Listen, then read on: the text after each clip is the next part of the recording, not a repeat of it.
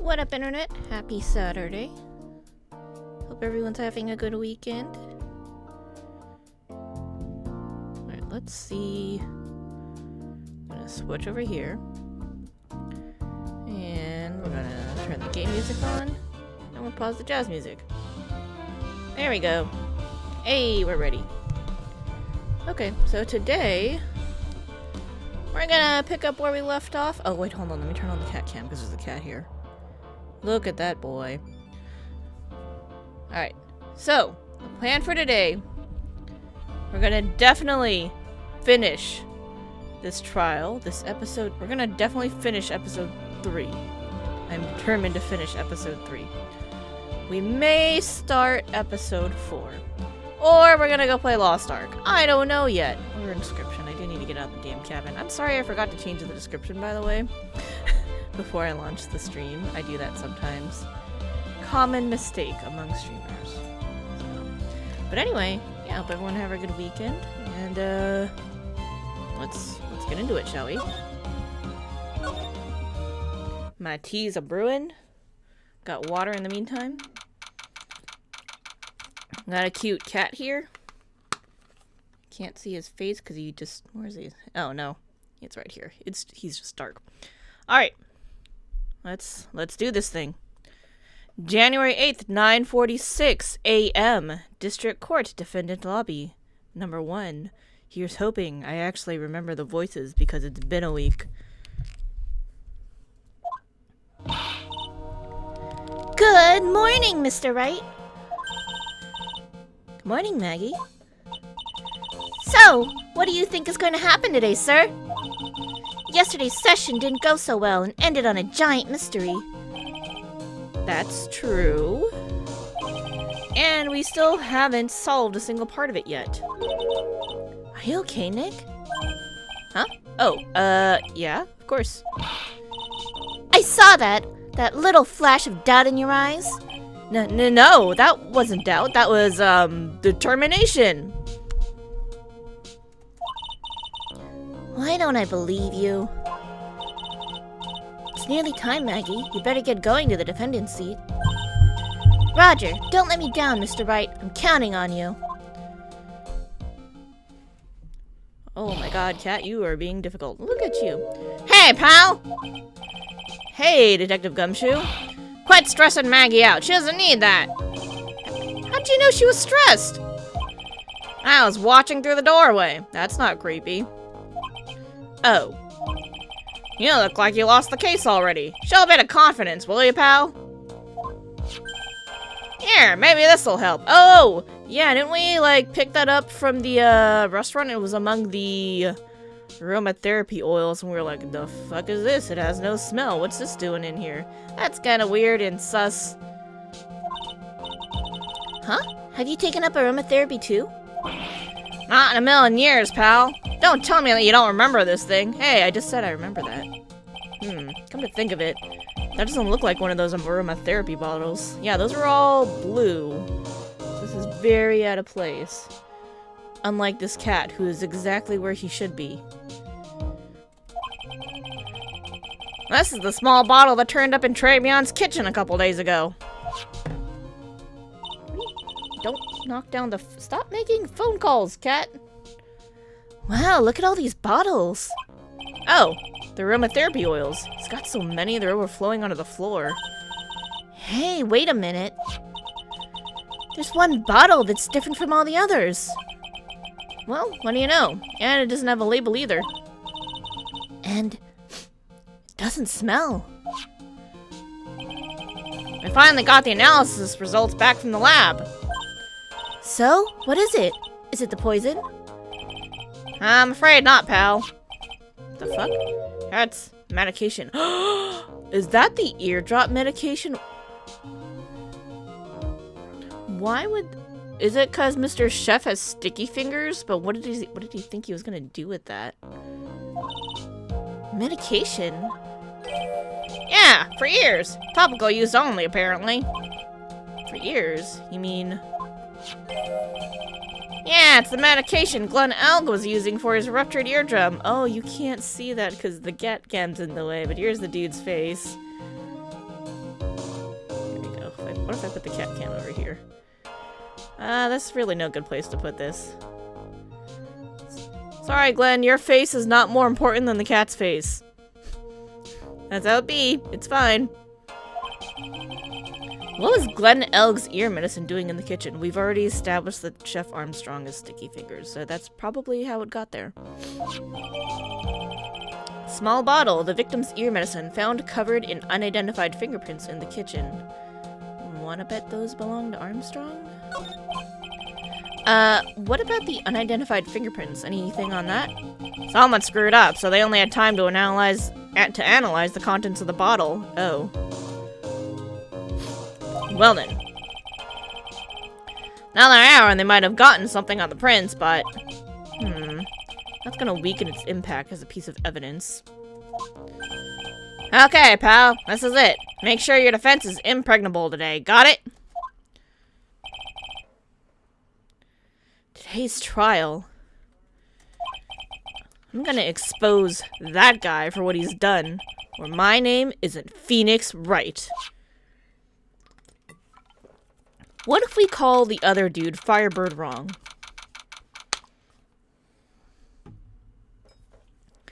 January 8th, 10 o'clock a.m., District Court, courtroom number 4.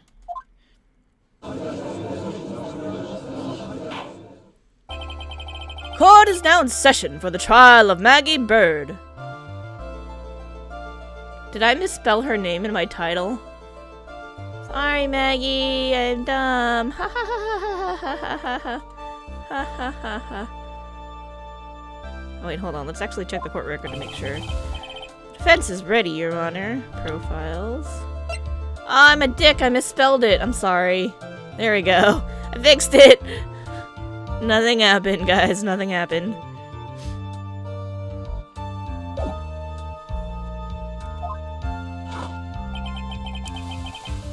Ready and waiting as always, Your Honor.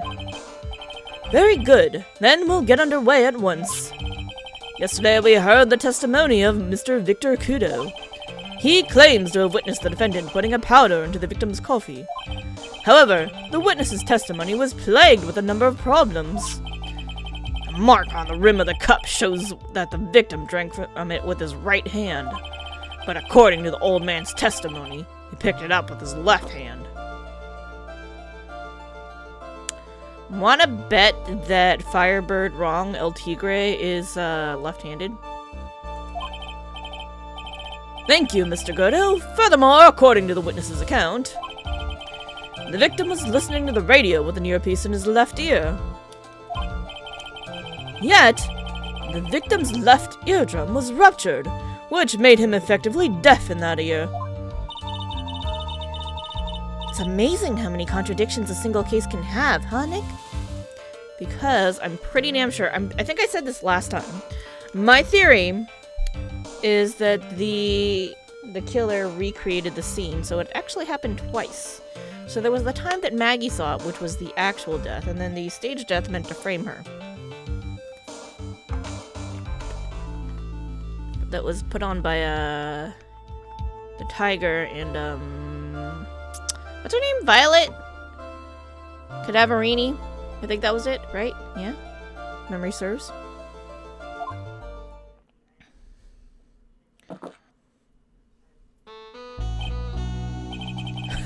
Allow me to enlighten you, Your Honor.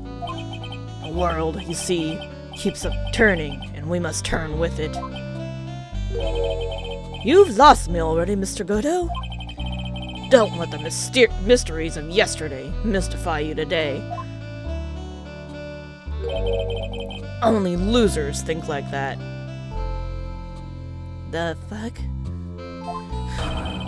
You've got to change with the times. And that's one of my rules.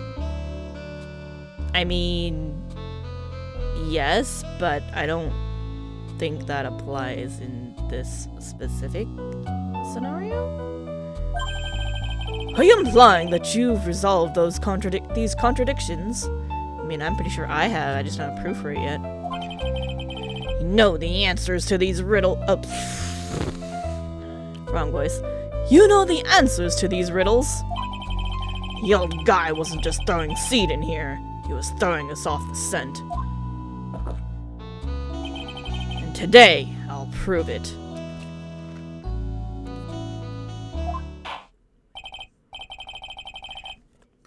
Very well. Let the first witness take the stand. I think my tea's finally ready. Let me pour my tea real quick.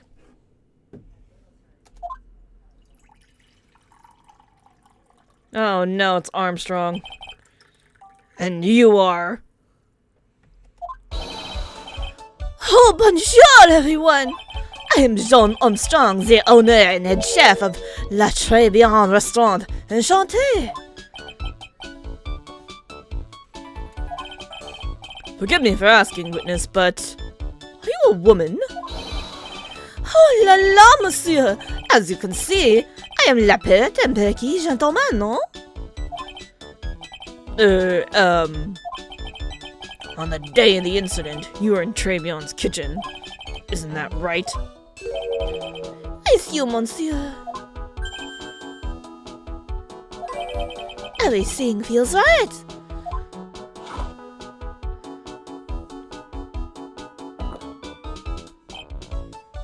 Ha! Wow, he's totally unfazed. Doesn't anything intimidate this guy? Very well. Your testimony, please, witness. Please tell the court what happened that day at Tribulation. Oui, volontiers. At Tribulation. When it all happened, there were just 2 customers in my restaurant.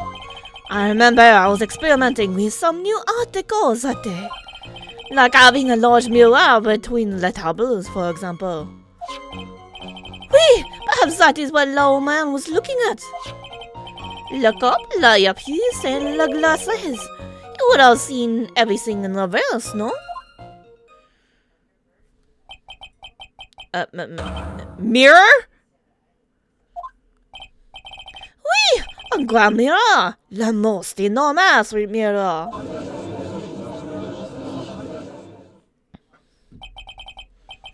And suddenly, the mystery disappears.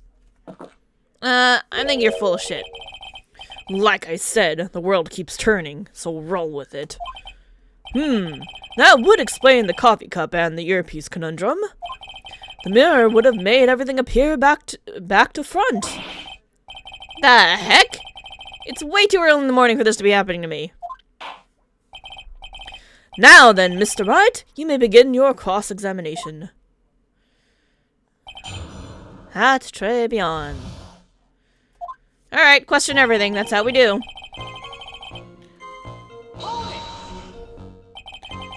And who were the 2 customers exactly?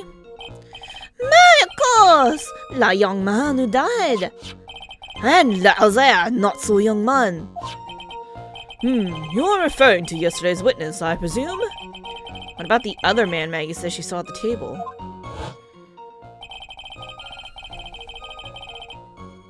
Something tells me Mr. Armstrong isn't planning to disclose his existence.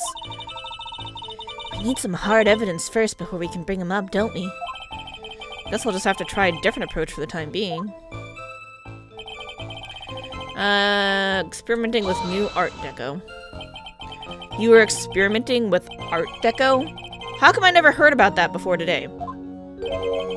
You're not familiar with the language of interior design, monsieur?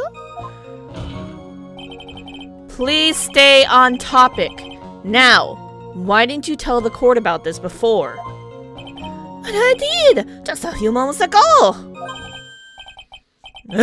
Excuse me, Mr. Armstrong. This deco you mentioned, are you referring to some sort of découture?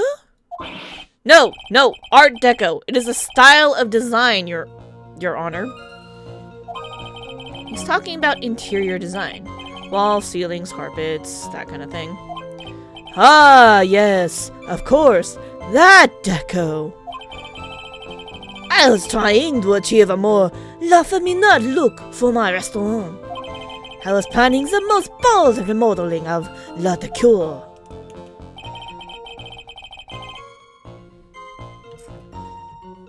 Like having a large mirror between the tables. How big of a mirror are we talking about here? Okay, you know what doesn't make sense to me? Hold on, real quick, before we continue this. So... Shit. No. Check. The victim was sitting here. Old man Kudo was sitting here. So the only place to put a mirror where it would have been flipped for him... probably would have been here. If he put it here, I don't think he would have seen it that well. Unless he's... well, I don't know. I don't know if this would have been easy to see. If this was a mirror. But I guess that would make it flipped. Is that what he's talking about? That he made this a mirror and this a mirror? Oh, what if he was... okay, if this was a mirror too, and then he was looking like that. Oh, you guys can't see my mouse.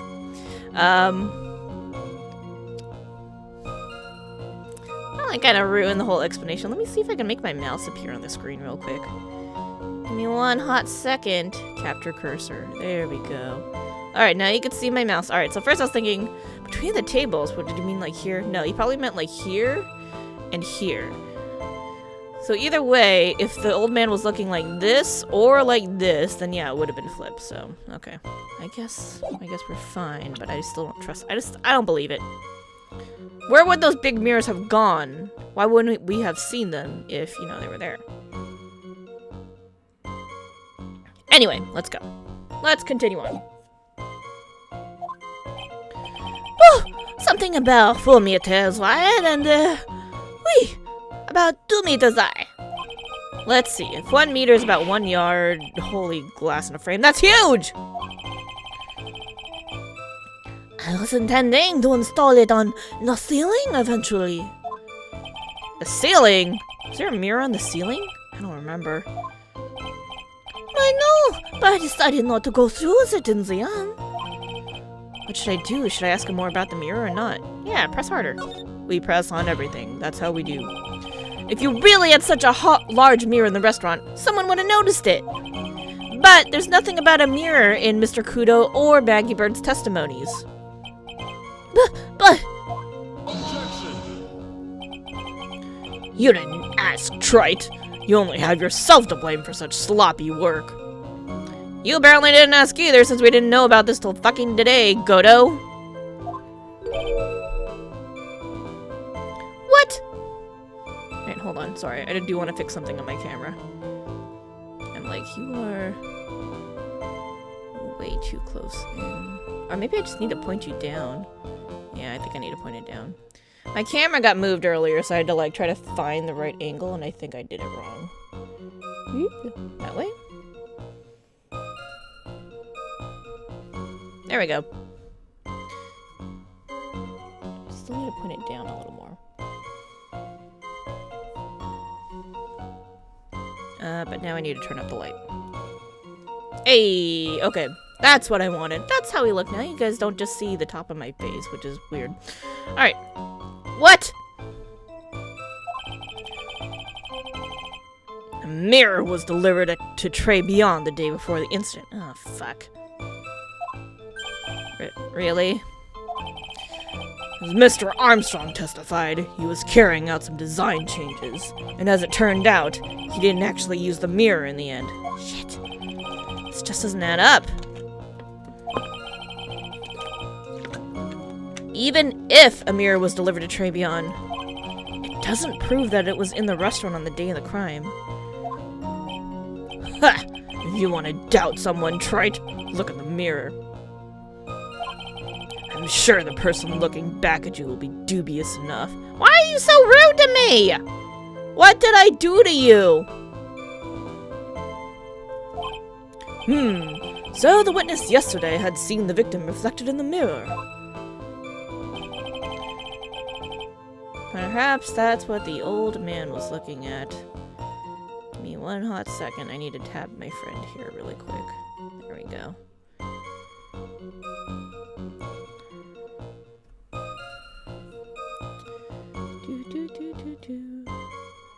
Okay. So perhaps that's what the old man was looking at, is what he's claiming. Normally, I'd expect people to know the difference between a reflection and a real object. Objection. Normally? How does normality come into this? That's lame, Trite, even for you. Huh? Are you trying to say that if something isn't normal, it isn't possible? Is that it? That's not what I'm saying. Where does that leave the porky-headed lawyer and the top-knot chick over there? And the ungodly cool guy with the mask over here. Is he... Well, Trite. Stroking his own ego. You can't do that. Ugh. Not the hair! I do not have a top knot. Maya, you kinda do, girl. I'm sorry to be the one to break it to you, but you kinda do. Mr. Godo is correct. A lack of normality is no basis for discounting an argument. Bien! Logic has won the day!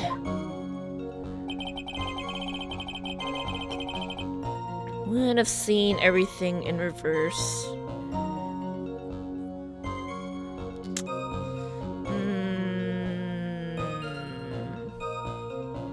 Yeah, I guess that's true. Press. Everything? You would have seen everything in reverse? Whee! Hey, Nick. We should take a second and think about what old CD said in his testimony. Pew, pew, pew. Broke the vase in his seat.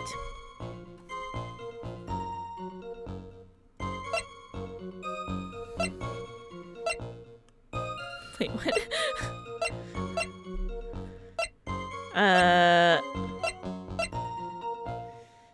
What old CD said was that he broke the vase. How did he phrase it again? Ah, boy was wearing the earpiece on the same side as the green lens of his specs. No question. You can lock me up if I'm wrong. It was in his left ear, without a doubt. And then he used the same hand to pick up the cup. His left hand. He saw everything described reflected in a mirror. And everything he said he saw on the left was actually on the right, huh? And that clears up all the problems with his testimony, I guess. Or does it? Except his left eardrum was ruptured. And that's the side where he wears his funny-ass glasses on. So that's wrong. It's kind of hard to believe everything's the fault of a mirror, but... Do you think old CD saw everything through a reflection? No. If he did, it would explain all the contradictions in his testimony. But that just makes the situation worse for Maggie. There's gotta be something in that old man's testimony. We've just gotta dig deeper. Alright, mirror. Old man was looking at earpiece and the glasses. Everything would be in reverse, but... No. This has to be... The glasses have to be on the left side, so... Alright, here we go. Ready? Objection! The coffee cup, the earpiece, and the HMD. Let's think back over Mr. Kudo's testimony for a second, shall we? The boy was wearing the earpiece on the same side as the green lens of his specs. No question. You can lock me up if I'm wrong. It was his left ear, without a doubt. So, to summarize, we were told both the HMD and the earpiece were on the victim's left side. Now, if Mr. Kudo saw that as a reflection in a mirror, it means both the HMD and the earpiece were actually on the victim's right side. Exactement! You see, monsieur, now that you think about it, it is not so hard, no? Unfortunately, that's where we run into a monumental contradiction with the facts. If Mr. Kudo really did see everything in a mirror, why is it that the HMD is now on the wrong side of his head? Order! Order! Mr. Wright is correct! If the witness genuinely observed the victim reflected in a mirror, then we would expect the victim's eyepiece to have been over his right eye. Objection!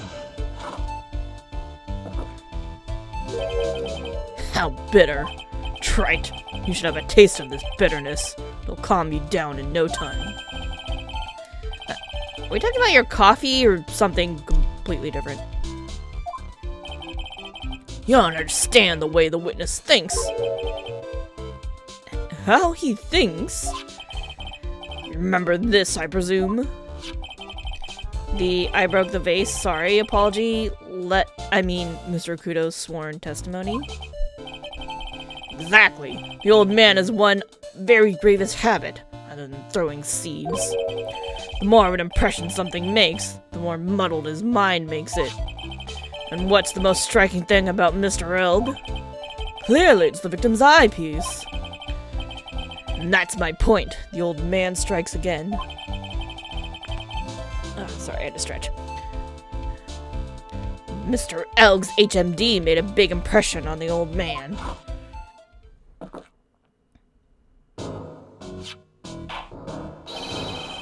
I saw the earpiece and those newfangled spectacles he was wearing. Oh yes, they were both on his left ear. Do you hear? His left ear. Ha! Well, trite. Ugh. That's the worst, but best impression of Kudo ever. Oh, I should have read it as Kudo's voice. Oh well, opportunity missed. Wow, I really thought he was old seedy for a moment there. Kudo's good. Enough! I must agree that yesterday's witness was irresponsibly rash in much of his testimony. Bad luck, Nick. Looks like the boil of a contradiction you found is just a rash. Mirror can't be beaten by a handful of seeds, nor can it lie. So, what exactly was the old man looking at? Fill us in, Mr. Armstrong. Go on, tell the court. We're all ears. Oui, I can explain. Please, you look at la panzo the restaurant. The mirror.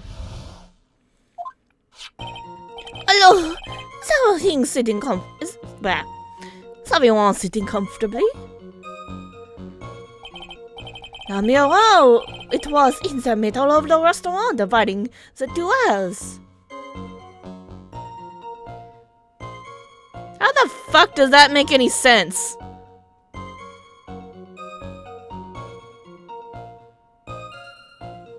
If it was here or here, it would have made sense. This makes no sense. There's only one seat from which you could have seen an image of la victim. Are you saying he was sitting in a different spot than he remembered? That was la seat at the table next to the la victims. That was where the old man was sitting. A terrible incident occurred, and the mirror, so it was not in the way. But naturally, I did not touch anything else.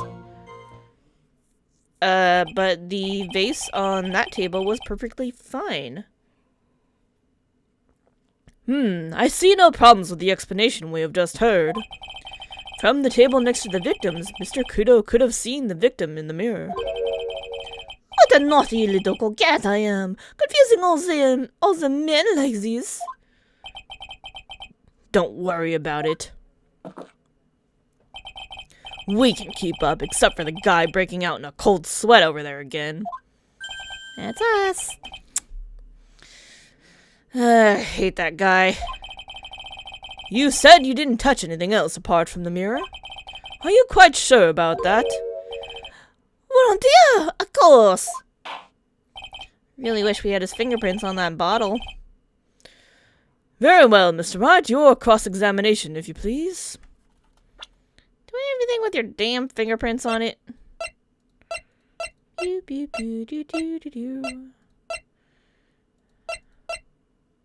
Crime photo? Haha! This face is totally fine, and the old man knocked it over. Alright, we're good.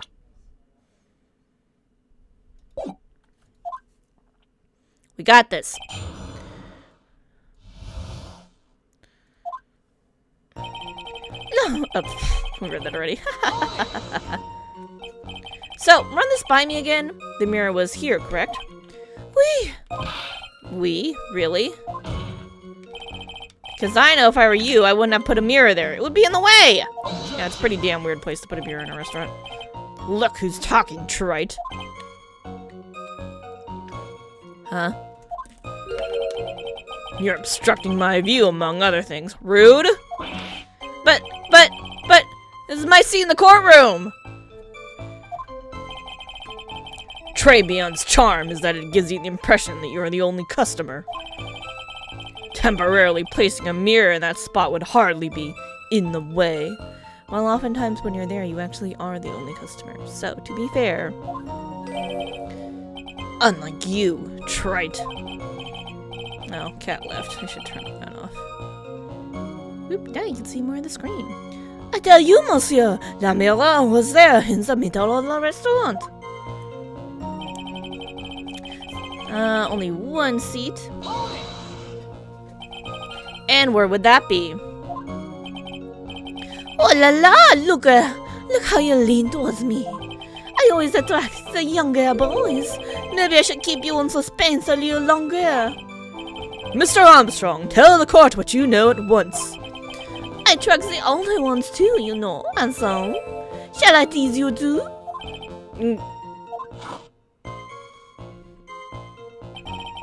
I'm already seeing a very hot someone, so I'm afraid you'll be waiting for a long time. I bet she has a mocha cream skin and cappuccino perfume. Yeah, I will tell you, there was only one seat from which you could have seen. Seat at the table next to the victims. So, why can you only see the victim from that particular seat? Mais, monsieur, it is obvious, no? If you look at la plans, you'll understand. La victim would have been reflected in la mirror like this, like so. If you were sitting at la table next to him, you would have seen everything, no? So that's the seat old Seedy was singing on that day, when the poisoning happened. The old man was sitting at the table next to the victim? Why does that seem kind of odd? We're gonna finish pressing because I want the dialogue. You move the mirror. Did you move the mirror while Mr. Kudo was calling the police? Oui, exactement. I carried it out of the restaurant then. You moved a huge mirror like that all by yourself? What can I say? I know how to pick things up, Ansel.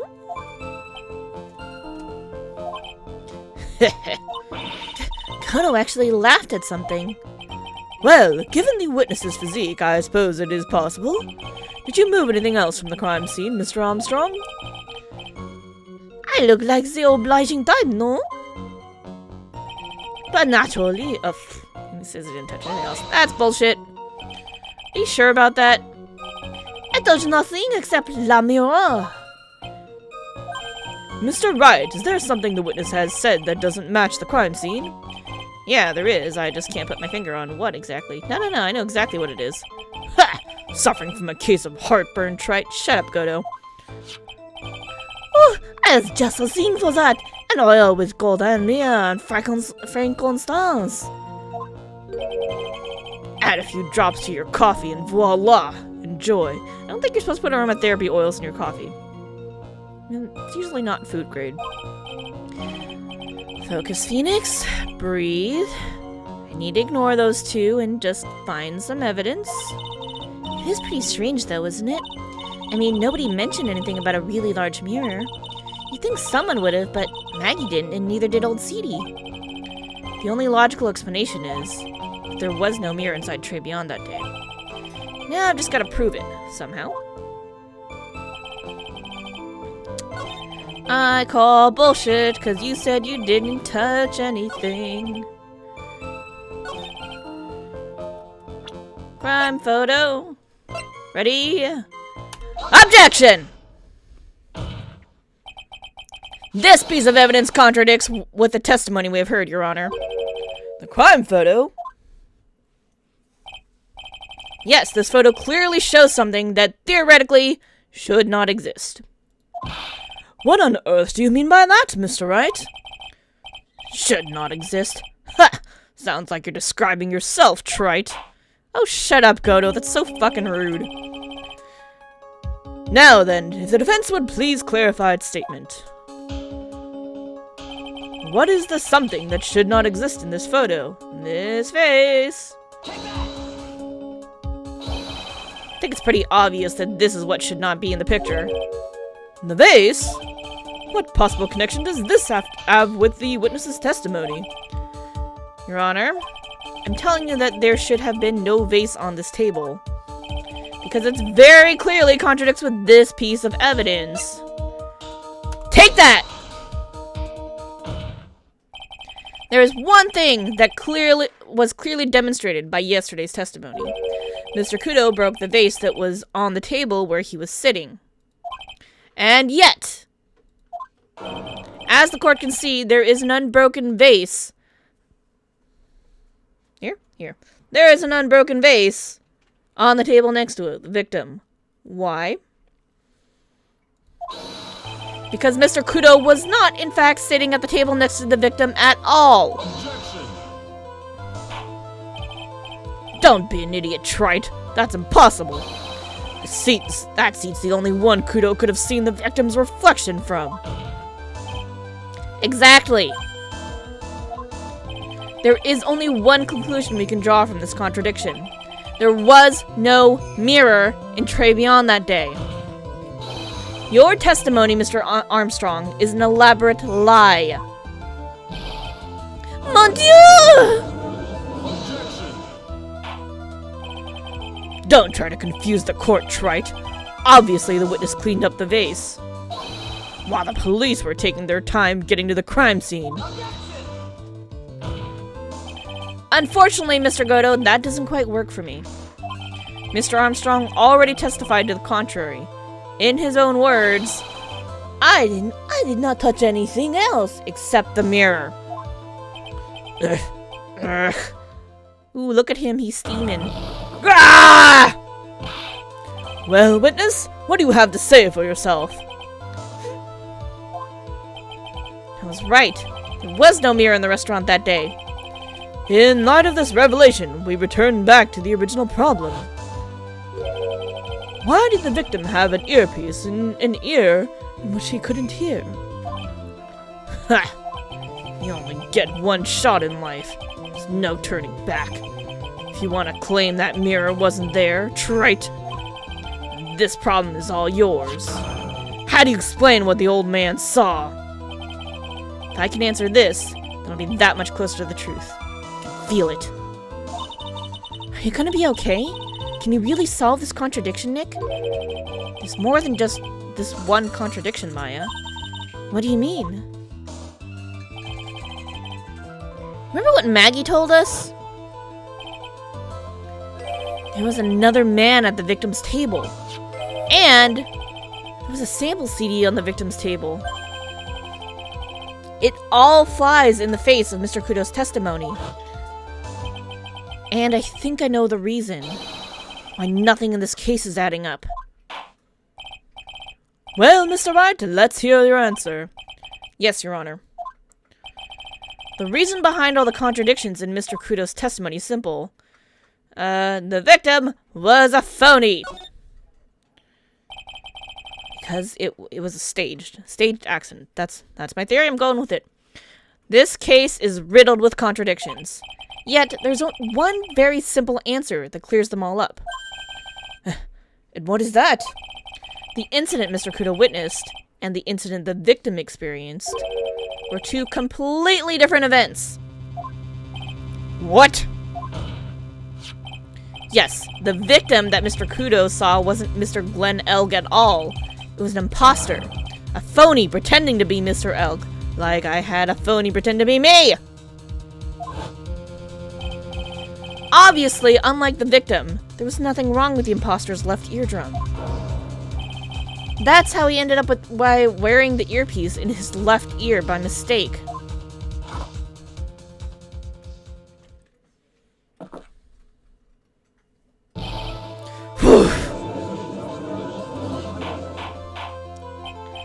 Order! Order in the court! Settle down or I'll clear the courtroom. Quiet, Gramps. Why don't you clear out of here, huh? You can't tell the judge to fucking leave, then we can't have a court case. I'm right! What did you say? Trite. Are you saying that what Mr. Kudo saw was a setup? Yes. Yes. Someone pretended to be Glenn Elg and acted out the whole coffee poisoning. It's now bugging me to have the mouse on the screen, so I'm gonna take it off. There we go. And for the express purpose of creating a witness out of one Mr. Victor Kudo. Get real, Trite. Why would anyone want to do that? Isn't it obvious? The thing Mr. Kudo was most insistent about in his testimony was... That serving girl brought him a Javicino, but she put something in it. That's the serving girl right there in the defendant's chair. I remember her well.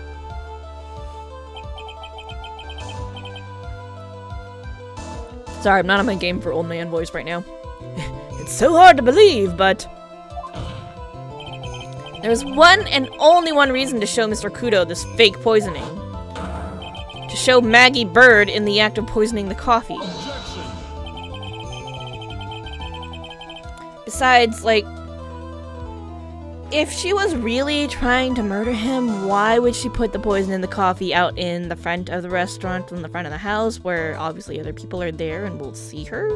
It's something that you would do in the kitchen. Are you insinuating that the waitress in the old man's story was a fake as well? It's true that there were no other customers in the restaurant at the time, but... It's also true that the chef was there. He would have noticed what was happening. That's right! Well, witness? If your restaurant really was the scene of such theatrics, you would have known about it, correct? Yeah, he's in on it because he owes the people fucking money. Oh la la! This is most I'm trying to say difficile because that's the French word, but he's saying difficult. difficult for me. No, it's quite simple. All you have to do is testify. You are under oath, after all. Was there, in fact, a phony at Tribulations that day? The defense demands that Mr. Armstrong tell the whole truth about what happened. The defense's request for additional testimony is accepted. You will accurately explain, in detail, the events in the restaurant that day. Oui.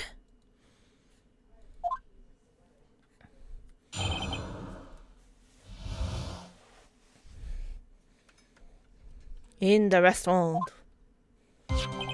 La victim, Monsieur L. He came to my restaurant alone.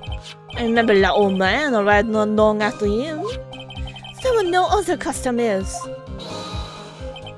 When he got word he won the lottery, Monel became very excited.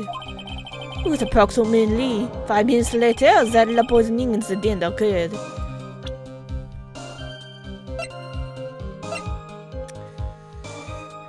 Alright, so you died between 1:30 and 2:30. But... Shit, no. Yeah, but the radio gets read off at 1:30. But the police were called at... What time were the police called? It was like almost 3 o'clock, wasn't it? No, there was no time for a phony to do la acting. Alright, the time here is very important. I think that's what we're going with. Just so we're clear, there was no mirror in the restaurant after all. Je vous demande pardon. Forgive me, Your Honor. I lied because I wanted this mess to be cleared up quickly. What you have just done is commit perjury, Mr. Armstrong. I will decide how to punish you later. Oui. For now, we will hear your cross-examination, Mr. Wright, if you please. You took that perjury charge a bit too well. But I'm guessing he'll be in more serious trouble after this cross-examination. I'm gonna get you! In the restaurant.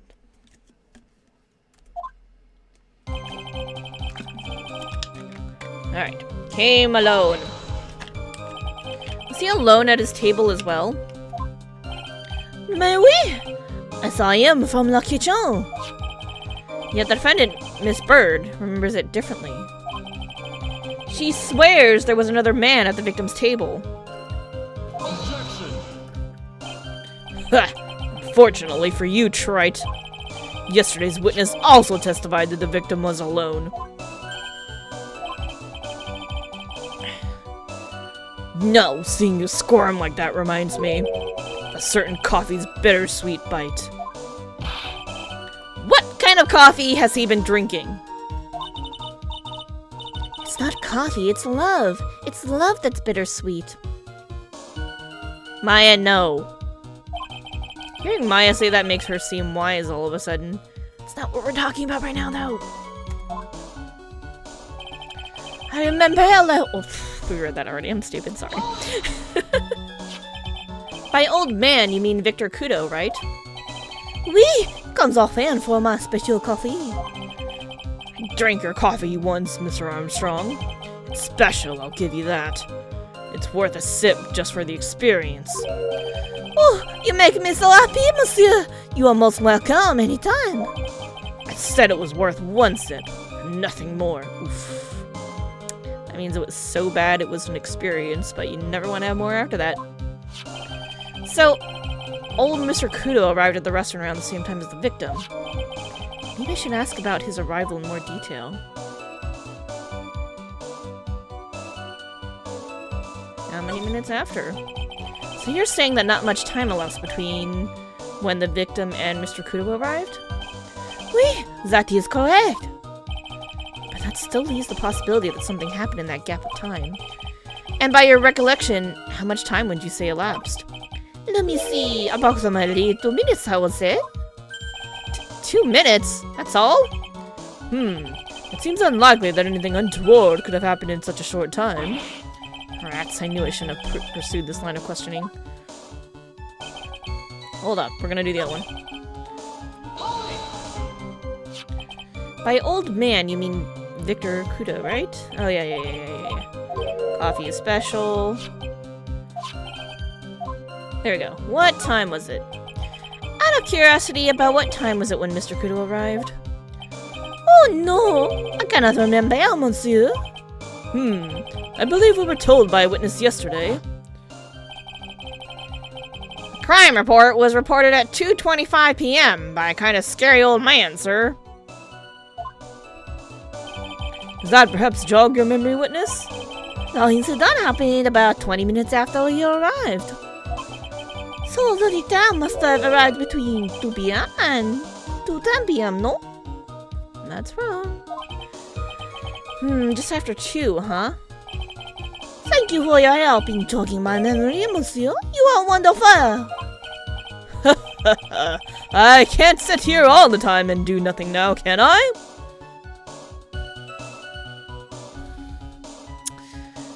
Judge, your job's kind of important. You're not supposed to be doing nothing, you know?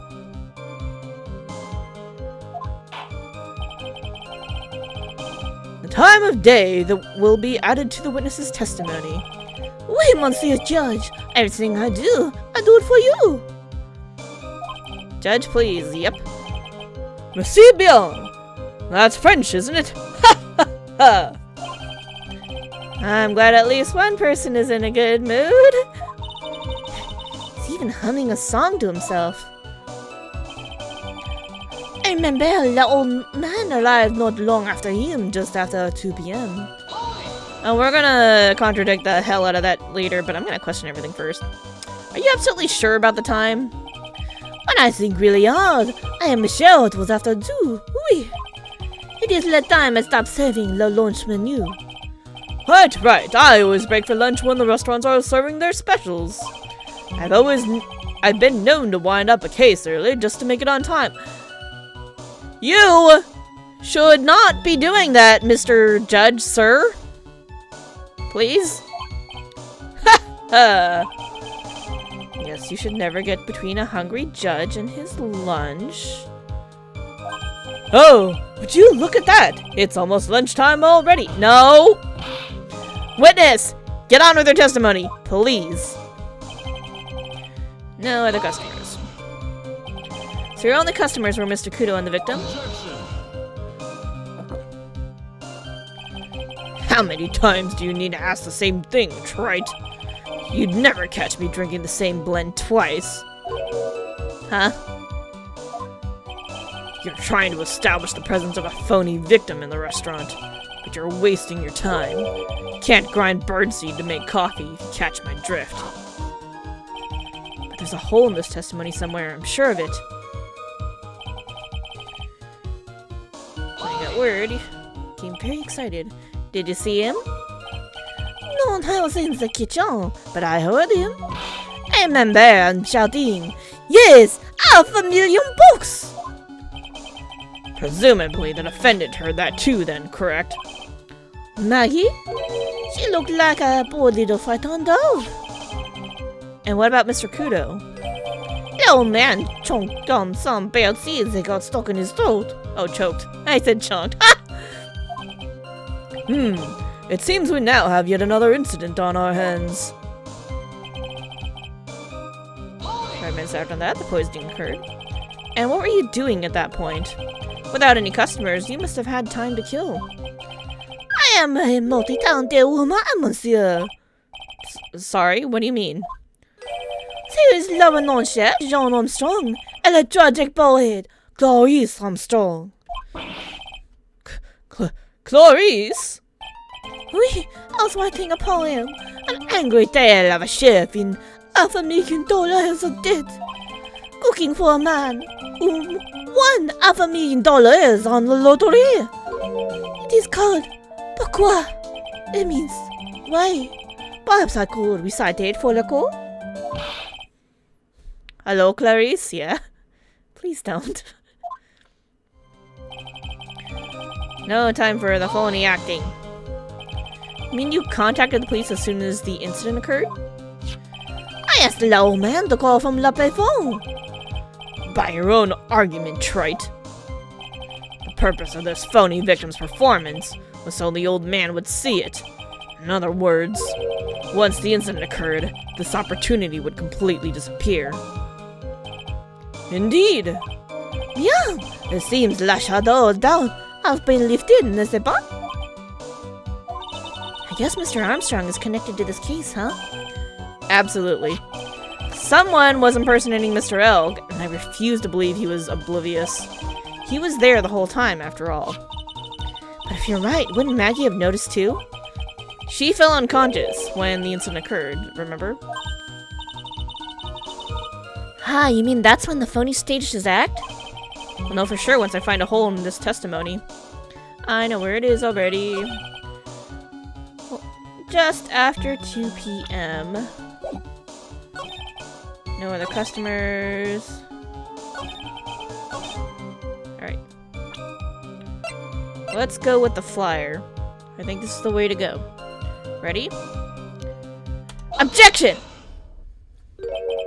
I'm afraid I finally got you, Mr. Armstrong. What? What do you mean? At the time in question, the victim was listening to the radio with his earpiece. The show he was listening to was Millionaire Radio. Each week, they announced the winning numbers of the $500,000 lottery ticket. Oui, that must be la show Moon Elg was listening to. I can't see any problem with this testimony, Mr. Wright. Oh, I wonder. You say the victim arrived at your restaurant after 2 p.m., correct? Oui, I'm sure of it. I remember it perfectly now. I know it was that time because I had just finished serving the lunch menu. Get to the point, Trite. You have one. That show is broadcast live at 1:30 p.m. And it claims to be the most thrilling 10 minutes of your life. It's on the air at 1:30? Now, supposedly, the victim made some noise when it was announced that he had won. And yet, I don't believe his cry of joy could have occurred after 2 p.m. Because the show had already finished more than 30 minutes earlier by that point in time. No! This victim we've been told about has done nothing but the impossible. Listening to the radio with a ruptured eardrum. Catching a show that was already over. There's only one conclusion you can draw from these facts. This victim was an imposter, acting out the poisoning 30 minutes after the real murder. Yes, there were 2 Glen Elgs in Tribulations that day. The real Glen Elg, now dead, having been poisoned by the real killer, and the phony Glen Elg acting out the events for Mr. Kudo to witness. It certainly seems that way. I mean, if that wasn't the case, how could you explain the time discrepancy? Quite a performance, Trite. You were almost on a roll. What the fuck is your problem, man? Sadly, you lack the rock-hard foundation of rhythm to build your song. What is this, Music Theory 101? Let's recap. According to your imaginative theory, it's now just after 2 p.m. The phony Elg is performing a play for the benefit of Mr. Kudo. Rock and roll, heh. How do you explain, then, where the real Glen Elg is? In the kitchen, dead. I don't believe I have to spell this out for the court. However, at that time, the real Glen Elg was already dead. That's certainly the obvious conclusion. Thank you, Trite.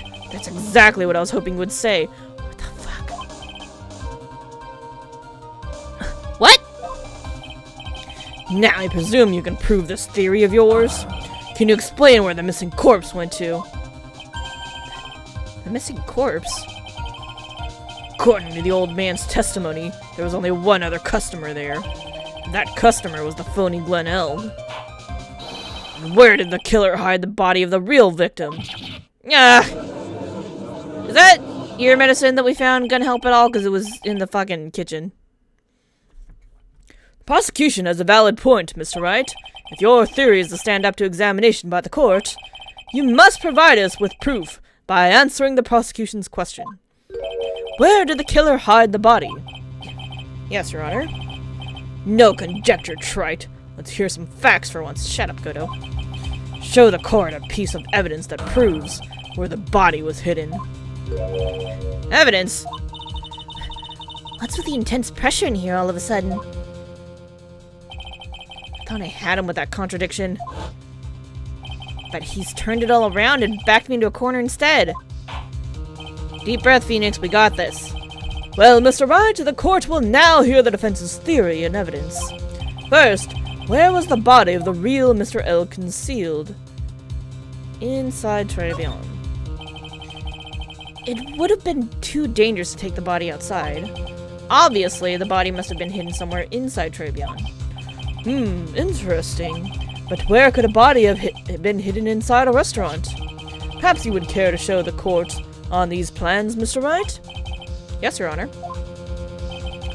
The exact location where the body was concealed inside Tribulations is here in the kitchen.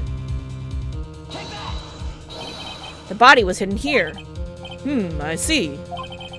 Nice supposition. But the real question is, can you back it up? Where's the evidence that proves the body was hidden in that location? Thank you, Gumshoe. I appreciate you. Take that! Mr. Armstrong, do you recognize this bottle? No! I'd never seen that ugly bottle before in my life. I only use la very best bottles, monsieur. The highest quality, only for me.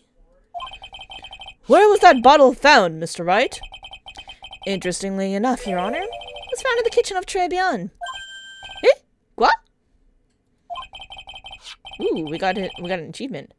But I only ever use these bottles for my aromatherapy oils. But this bottle doesn't contain aromatherapy oil, Mr. Armstrong. No, it contains a medication. What kind of medication? Oh, I'm sure everyone remembers, don't they? That Mr. Elg visited an big words. Otolaryngological... skipping over that clinic and was given medication that day?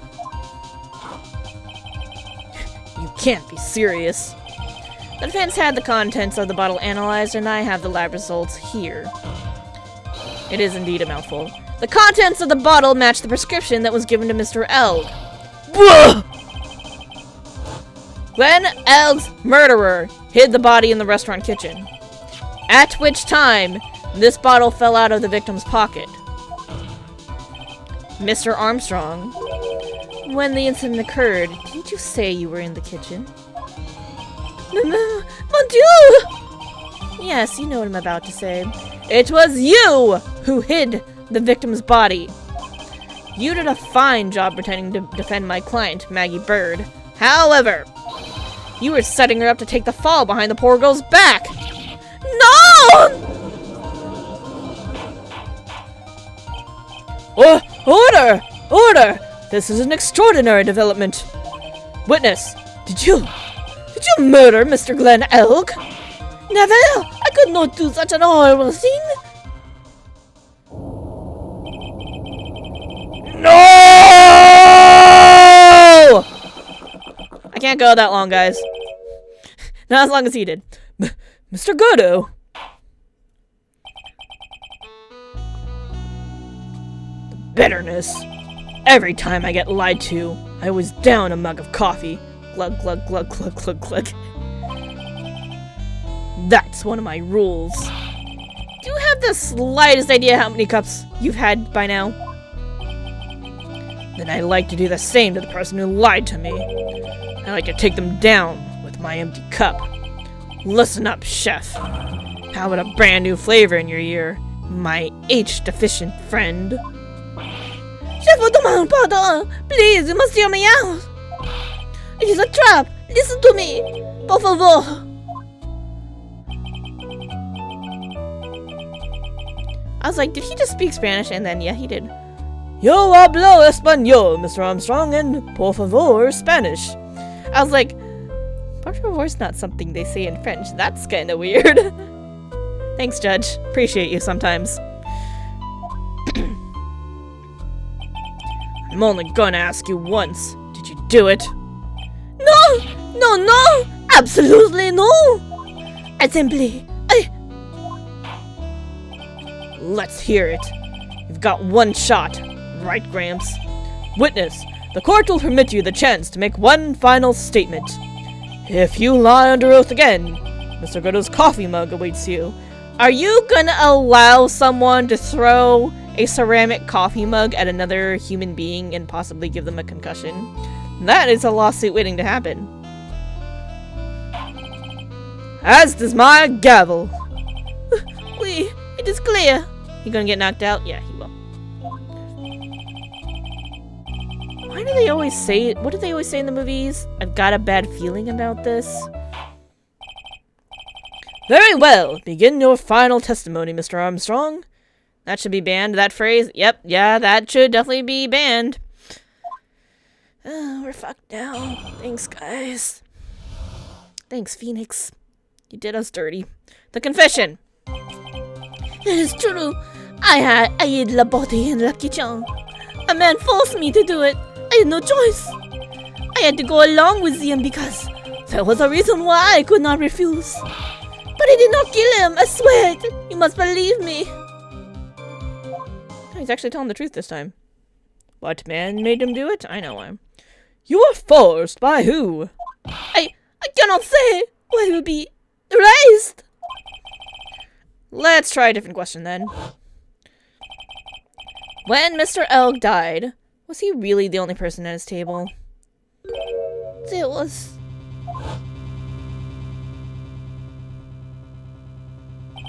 There was another man. I knew it! Maggie was telling the truth. You may cross-examine the witness now, Mr. Wright.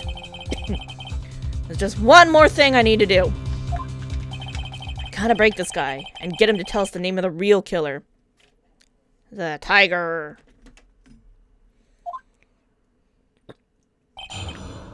Or as I shall now refer to him, Firebird Wrong. Because we're Phoenix Wright, so he's Firebird Wrong. He hid the body in the kitchen. Did you carry the body by yourself? Oui, I carried him. And I carried Maggie too. Maggie too? And she saw the victim collapse. She fainted. I could not leave her there. But why did you hide the bodies? Someone forced him. What man? Who was he? No, I cannot say. I fear for my life. He's really scared. You just have to put the words in his mouth, Nick. Yeah, you're right. If you won't tell me, I'll tell him. But why would you go along with this man? There's a reason why he couldn't refuse. And what reason would that be, Mr. Armstrong? You know, monsieur. Yes? Surely you cannot expect a young maiden to talk about such an embarrassment. A maiden? You're a bit old to get away with that. And a bit too male. Hey! Maya! We don't hate on people's gender identity here. If he wants to identify as a maiden, he can. Young maiden, I will leave that up to people to kind of decide. That's a separate thing. But if he wants to be a maiden, he can be a maiden. Get with the program, Maya. I can't finish the cross-examination without establishing his reason. So I'll just have to prove it with evidence. Didn't kill him. She needs to expand horizons? Yep. So you're claiming that all you did was hide the bodies, is that correct? Oui, that's right. If we are to believe you, Mr. Armstrong, you must tell the court everything. You must make clear the identity of the man who ordered you to do this. He's already confessed this much, he might as well stop dancing around the real issue. Yeah, but he really doesn't want to tell us who the killer is. And sock it to him, Nick. Yeah, that's not a bad idea. I like pressing everything, though. Oh, whoopsies, we started over. Let's skip that. Alright. Man forced him. There's a reason he couldn't refuse. Objection! You have a $500,000 debt, don't you? $500,000? Is that true, Mr. Armstrong? Oui, je suis désolé. I was weak, and I borrowed the money. This is Mr. Armstrong's Achilles heel. Hey, Achilles was a cool guy. And that's why you couldn't refuse anything asked of you by this man. Furio Tigre. It's a tiger. Phoenix, oh, sorry, Firebird wrong. A $500,000 loan from a black market loan shark. And you had no way of paying it back, did you? That's why you were forced to do anything this man told you. Oui, it is as you say. Mr. Armstrong. Let that hear. He told me he was going to use my restaurant for a business rendezvous. On la day in question, he was meeting la victim to demand that he repay his loan. I don't know why it happened like that. I just did what he told me to do. I had no choice. I carried la body and la inconscient Maggie out of the dining area and into the kitchen. After that, I just tried to forget what I had seen. I think we can now safely say that the man who forced your hand was Mr. Furio Tigre.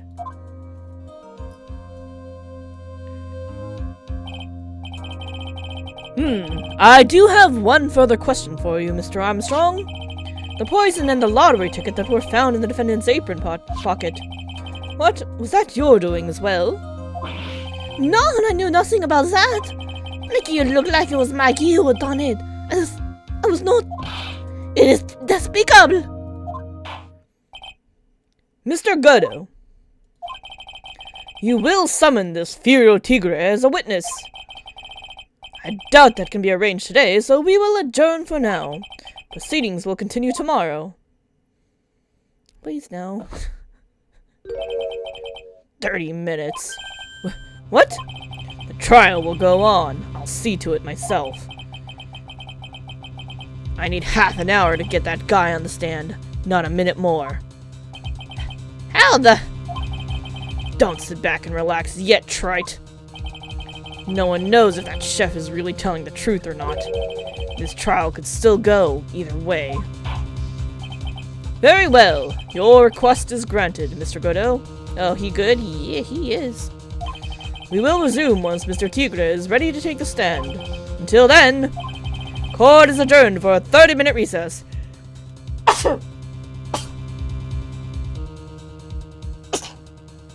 Sorry, I had to sneeze. I swear I'm fine. Unlike my cat, Momo has a cold and he's very sad. Thank you, thank you, thank you. Wait, I mean, stop cursing me! That's rude! You don't bless demons. Save your progress, yeah.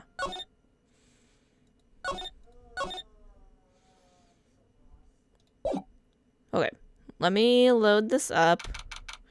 January 8th, 1:21 p.m. District Court, Defendant Lobby, number 1. Hold on just a quick second. I'm gonna go grab something from just right there, so...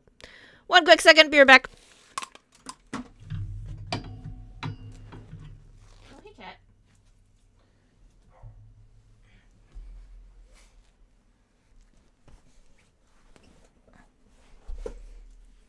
I'm really uncomfortable, so I just wanted to grab a pillow and then put it behind me. I don't know why, it was just sitting uncomfortably. Okay. So we're finally gonna see the tiger on the stand. We've almost got this case won now, Nick. Wish I could agree. Huh? When I cross-examined Mr. Armstrong just now, he said he was just doing what the tiger told him to do. But Godot picked up on it, remember? He pointed out that without proof, we don't know if what he testified is the truth. You mean, you think Mr. Armstrong was lying? I don't know, but if that's the line the prosecution takes, we could be in trouble. I get the feeling that we don't have the case-making evidence we're going to need. Shit. Hey, pal! Ooh, is it fingerprints? Detective Gumshoe. What are you so jumpy about, Detective? Your hair's standing on end. Hey, that's the pot calling the kettle black, little Miss Topknot. Here. It's not a top knot. Never mind about the hair. Just calm down, all right? I can't stand still when I don't have a job to do. I get kind of wound up. Ah! No kidding. You gotta have something you need me to do, pal. Anything. Well, hey, I'm gonna take a jog back down to the precinct. I can get some prints analyzed for you if you've got an hour. An hour? The trial will have reconvened by then. But Nick, we still don't have a really decisive piece of evidence, right? True. Without some kind of trump card to pull out of the bag, we're really stuck. You said he could get some fingerprint analysis done in an hour? You bet! In that case, would you mind checking the prints on this for me? I need you to check the ear medicine. If you're gonna be going back to the station anyway, could you find out whose prints are on this? Oh, hey! That's the small bottle I gave back to you this morning, right? Yeah, I think it's time we solved the last mystery of who the prints on it belong to. Sure thing, pal. Actually, that's been gnawing at me too. Small bottle given to Detective Gumshoe. Nice. Okay, I'll get this off to the lab right away. Just make sure you don't lose the case before I get back. This is pretty much the final showdown, I guess. It's time to separate the phonies from the real guys. You know, no pressure.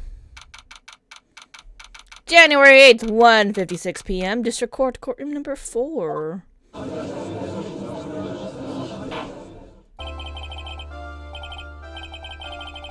Court will now reconvene. Mr. Godot, did you find this Fiordo Tigre? I even tamed him for you. It was a 3-cup job, no problem. Tamed him? The guy's name may be Furio Tigre, but come on! He's pretty lively. Be careful, he still bites. Very well, please show Mr. Tigre to the stand. is anyone gonna realize that he was imposter me? Witness, please state your name and occupation. Grah! Huh? Don't hide under the table, Maya. Unless there's room for me down there, too. Would you mind? What'd you say to me?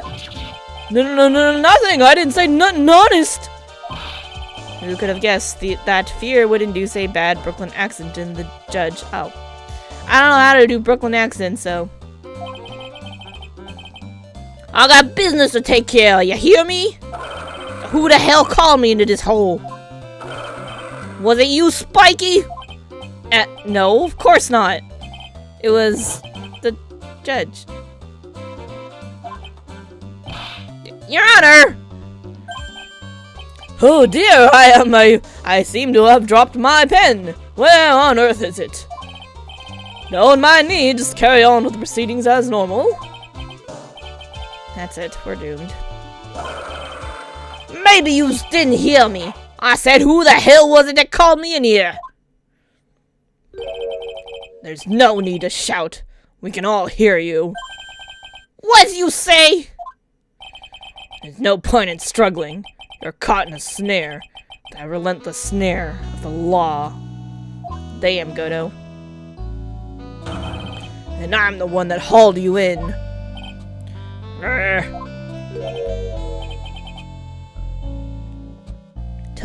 Too cool. Don't let him get the better of you, Nick.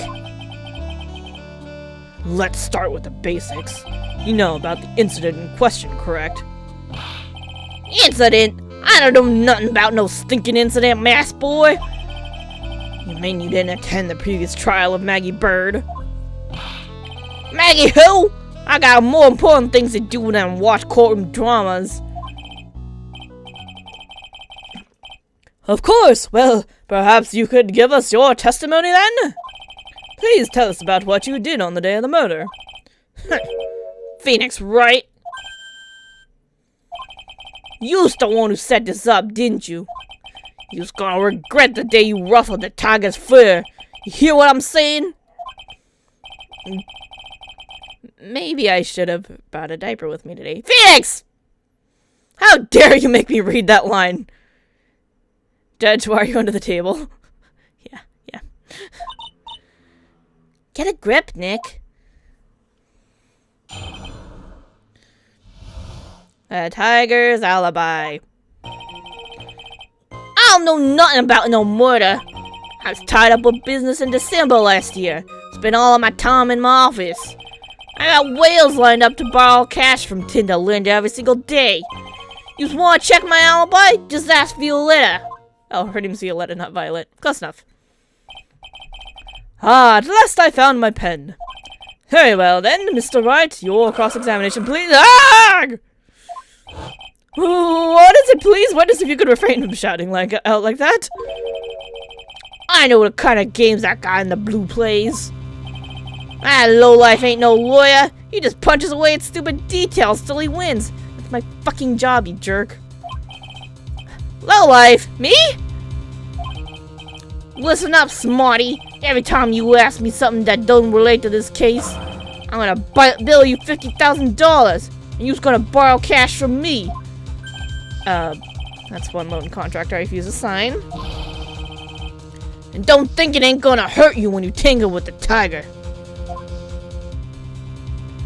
I mean, I get penalized. Ha! I love a good spectator sport. Just a minute! That's really not. This witness is, how can I put it, a hungry tiger roaming in the urban jungle. Get on his bad side, and he'll bite everyone's heads off. Yours too. Some difficult shit? Yeah. Very well, I have no choice but to impose a penalty system here. God damn it, stupid tiger. You better be listening. I say I got business to take care of. Big business. If I don't split now, I ain't gonna catch my bus. The court will impose a penalty for any irrelevant pressing of witness testimony. Fucking shit. Keep that in mind as you begin your cross-examination, Mr. Wright. Yes, Your Honor. You can do it, Nick. Come out from under the table already, would you? Maya. Tiger's alibi. Right, so time to save. Just in case we screw up. A lot, I mean. If we screw up like once or twice, it's like no big deal. Don't know nothing about no mortar. Tied up with business in December last year. Spent all his time in his office.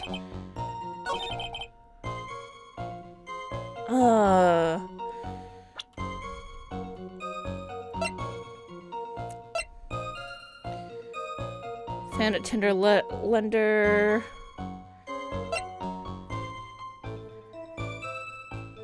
Should we ask who Violetta is? Barely bitter person.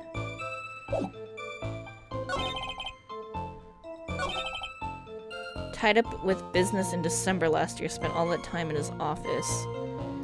I think this one might be a good one to press, so let's try it. Are you sure about that? We were talking about 1 month ago, you know? You see these teeth? That's how sharp my secretary is. Sharp? Is he talking about Viola Cadaverini? She writes everything in my scheduler. December, mainly in the office. That's what it says. That's where it was. That seems like a rather, sketchy schedule. There he goes again. What the tiger did all December isn't the issue. What's important is what he was doing on the day of the murder. So now what?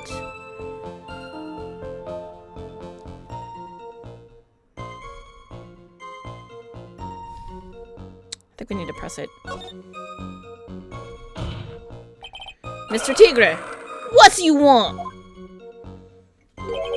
If you wouldn't mind going into a bit more detail. Fuck. This is a dead-end Triton, you know it. Remember the rules. No! It's essential that we establish the witness's alibi accurately. I agree. Phew, thank God. The victim was killed on December 3rd. Were you in the office that day too? Maybe you ain't listening. Of course I was. I haven't set foot outside. I had meetings all day with a bunch of cats wanting to do business with me. I ain't never seen that young kid before. I do believe the witness's last statement was important. We have a calendar to say otherwise. Mr. Godo, if you could please. Mr. Tigre, the court asks you to add that last statement to your testimony.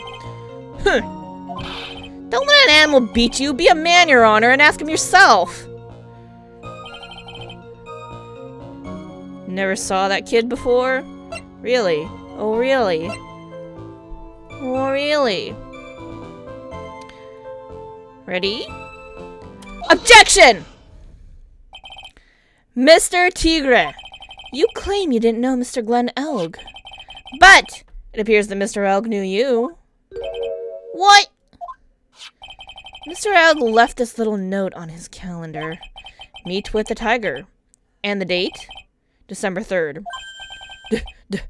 December 3rd? That's the day of the murder. So, Mr. Tigre, I submit that you did indeed know one Mr. Glenn Elg. Because on the very day of the incident, you met with him.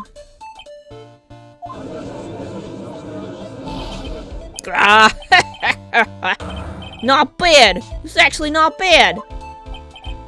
Sorry? I was just messing with you. See how good you were. Do you hear that, Nick? He said you're not bad. That's one compliment I can do without. Plus, he's lying through his teeth! Witness, please remember that you are under oath. Lies will not be tolerated. You call me a liar? Is that what you're doing? Ruh-oh, Shaggy. So you're saying that your claim to have never seen that kid before is the truth? I said I'm dead serious. You better believe that's the truth. Ha! Then I'd say that gives me time to enjoy another cup of pure black magic. Who the fuck is making him coffee? That is, while you testify for the court again, Mr. Tigre. Oh, yes, would you mind indulging the court, witness? He never actually met the victim? That's gotta be a lie right there. It's time I nailed this guy. The victim, Glenn Elg. I ain't no liar. I never met Glenn Elg. You know, some lame guy with that name, though, wanted to borrow cash from me. I set up a meeting with the guy. At my office, Tinderlinda. I waited around for him, but he ain't never showed. I ain't never been to that Tribulations joint, you see? I see. That all seems perfectly logical. You had arranged to meet with the victim, but he didn't show up. I've heard it's perfectly... Sorry. I've heard it's pretty hard to keep appointments when you're dead. Very well, you may begin your cross-examination, Mr. Wright. Yes, Your Honor. Didn't I tell you I got a big deal going down today? I ain't gonna make my bus now. I'm gonna have to take the express train. That bill's going straight to you, Wright? Ugh. The victim, Glenn Elg. Oops. Oh, wait. I gotta be careful about what I press still, I imagine. So we don't have to go all the way back if we fuck up a lot. Let's look at our evidence. What do we have? Computer virus made by Glenn Elg, potentially worth millions of dollars, and we found that inside of his, what's it called? His office. Ah, but we found these matches inside of Tenderlender. Can we use that? I don't know if we can use that, because, well, we use a lot of things that we really shouldn't be using, but here we go. Meeting at the office, Tenderlender. Never been to Tribulations. Alright. Let's try the matches, shall we? Objection! Mr. Tigre, is there something you'd like to tell the court about these matches? Matches? What are you talking about?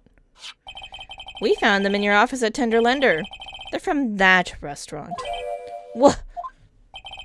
If you really never been to Tribulations before, what was a book of the restaurant's matches doing on your desk? You've been snooping around my stuff too now, wise guy. What are you, my ball and chain? Ain't no bra controlling me. Order! Order! Well, witness, I think it's time you started telling us the truth, don't you? Rah! Sorry, I'm terribly sorry. Forgive me. I ain't no pussycat. I don't go back on what I said. But okay, I was at that joint that day. What? Listen good, alright? Might have been there, but I still never met that kid. Well, well. Looks like an order just came in for another testimony. I'm this close to proving it was him. He did meet Glenn Elg that day. And he did put poison in his coffee. He must have. At Tribulations. I was supposed to meet with that kid at the restaurant that afternoon. When I opened the door to the joint, I saw one ugly scene. The guy was laid out over the table, stiff as concrete. Figured if the place wasn't hot already, it was gonna be, so I split. I heard the cop's sirens on my way out, and I went straight back to my office. I see. You didn't actually meet with him in the end, then? Well, Mr. Wright, your cross-examination, please. Yes, Your Honor. Hold it! If I wait around here any longer, I ain't even gonna make the normal express. No more stupid questions. Ha! No problem. Anytime Trite presses you on something irrelevant, I'll see he pays the penalty, son of a bitch. Mr. Godot, that's my job! Your job is to slam that little hammer of yours and call a guilty verdict. So do it. Yes, sir! Judge!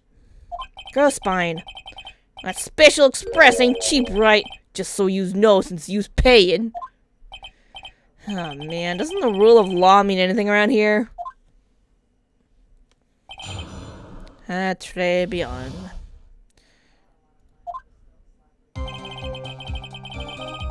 Alright, so he's saying he was supposed to meet in the afternoon. Kid didn't show. Opened the door, saw an ugly scene. Place wasn't hot already. Heard sirens on his way out and then head back to the office. Okay.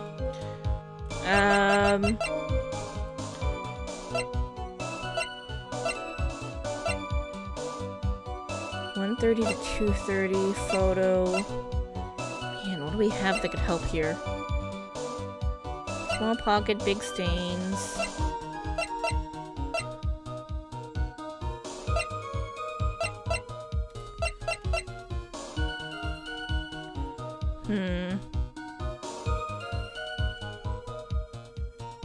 Man, what can we do here?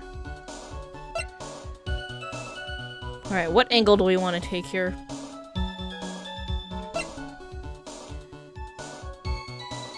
Potentially worth millions. He did pick this up, obviously. Is time the issue? We established that he was there briefly. Who's to say he was there longer? Meet what that tiger. Bag's empty. He was there, so he had to step in, right? Yeah. I mean, how do we prove that he went in, though?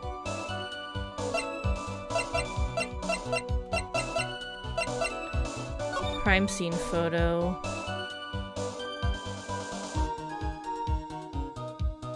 You can't see this from the door.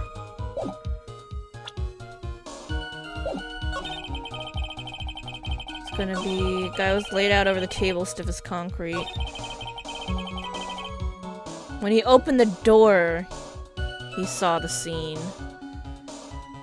I mean, he would have had to, like, go in to see it, though.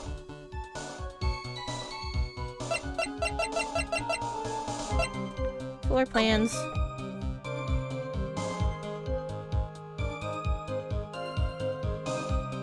If he opened the door...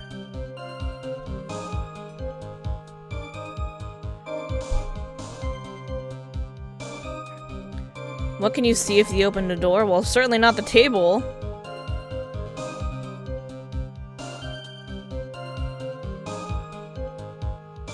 You can't see the table from there. You would just see the counter.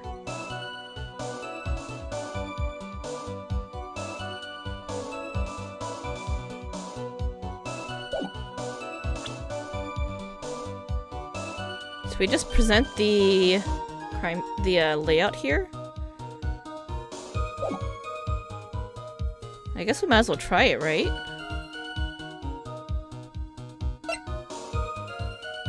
Alright, let's try this. Objection! You're something of a loan-collecting pro, aren't you, Mr. Tigre? No one escapes a tiger's clutches! Well, I'm something of a lie-detecting pro. And no one escapes the Phoenix's clutches. I think it's time we got something straight. What's this, trite? A new line of irrelevant questioning? These are the floor plans of the crime scene. You say you were standing at the entrance, Mr. Tigre. From there, your field of vision would have covered an area something like this. Indeed, the witness would have had a clear view of the victim's seat. No, there's a fucking wall there. Isn't that what I just said? I saw the back of the kid's head. Unfortunately for you, that is not possible. If the card would think back, you'll remember that between each of the tables is a tall partition. Why, that's true. Now, look at the plans again. The truth is painfully obvious. From the entrance, the field of vision of any customer walking in ends here. So, from the entrance of Tribulations, you couldn't have seen the victim's seat. But you did see the victim that day because you met with him. Wrong. Have you forgotten the old man's testimony yesterday? The victim was alone at his table. But the defense just proved that point to be moot. The victim witnessed by Mr. Kudo was not Glenn Elg, but a fake. What? In order to have Mr. Kudo falsely testify, the real killer posed as the victim he had just killed and acted out a charade. That will do. This trial has gone on long enough without the obvious question being answered. Who exactly was this real killer who impersonated the victim? You say the killer murdered Glenn Elg, and then impersonated his victim in a performance for Victor Kudo? In that case, Mr. Wright, reveal the identity of this criminal to the court. That dude standing in front of us? Here you go. Take that. Obviously, the killer is Firo Tigre. No one could have done it. No one else, sorry. No one else could have done it. What? Well, witness? Now that's cute. You think you can pin this on the tiger? Maybe you don't understand. The tiger is king of the jungle. So I dare you to say it again. Come on. You got the guts. You can't threaten me, Mr. Tigre. It's the defense. Go ahead and tell the witness, Mr. Wright. Mr. Wright! Sounds to me like it must be you, old man. He's got guts, I'll give you that. You just get the fuck out of under the table. Mr. Wright! Do not leave me to handle this alone. Perhaps I can end this embarrassment. Mr. Godo! Let's just go back over Mr. Kudo's testimony one more time. That old man didn't see just the victim. Oh, no, no, no. A serving girl brought him a cappuccino, but she put something in it. There's no question about it. She very conspicuously put some white powder in there. Was the victim he saw the real victim or not? That doesn't matter. The fact remains he saw the accused put the poison into the coffee. Yes, it was the waitress who poisoned the coffee. Very impressive, Mr. Godo. Waiting for my absence to launch your attack. God damn it, Phoenix. Stop making me look bad. Ha! Found your pen at last, Trite. It was in my bucket. But anyway, Mr. Kudo witnessed two people that day. He saw the victim, the supposed Mr. Glenn Elk, and the waitress from behind. Yes, your point, Mr. Wright. I think the conclusion is obvious. If this Glenn Elk was really the killer in disguise, then surely it's possible the waitress was also part of the show. What? You mean the waitress was an imposter as well? The defendant, Miss Bird, fell unconscious immediately after the incident. And someone used her fainting to hatch an elaborate plan to pin the murder on her. Who on earth was it? Who was this waitress that Mr. Kudo witnessed? The assistant. Take that! Sorry, secretary. That was the word I was trying to think of. Who is this woman? Her name is Viola Cadaverini. She's an employee of Tenderlender. You's making a big mistake! You know who Viola's grandfather is? Hello, Viola. Yeah. You better be going home in an armored truck tonight if you know what I mean. Stop shaking, Nick. Where was I? Yes, the defendant, Miss Bird, has stated the following. Well, when I took the coffee over to the victim's table, it's true there was another customer in the restaurant. She was sort of creepy. And she had a kind of cackling laugh.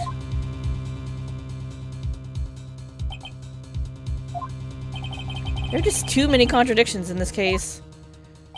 The second man at the victim's table, who nobody but Miss Bird seems to have seen. The earpiece worn by the victim in his left ear when that eardrum was ruptured. And the radio show he's supposedly listening to half an hour after it was over. There's only one logical explanation that clears up all of these contradictions. The whole incident took place twice. Once for real, and once for show. And Mr. Fio Tigre, the only person who could have committed the crime, is you.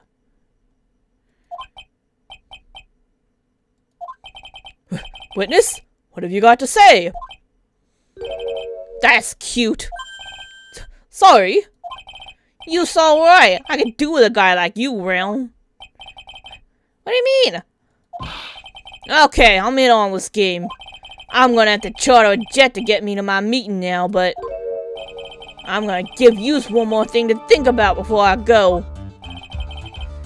Something to think about? You's got it all wrapped up nice, huh, Wright? But you's missed out on one real important thing. That can't be. I was in the joint that day, and I met the kid too.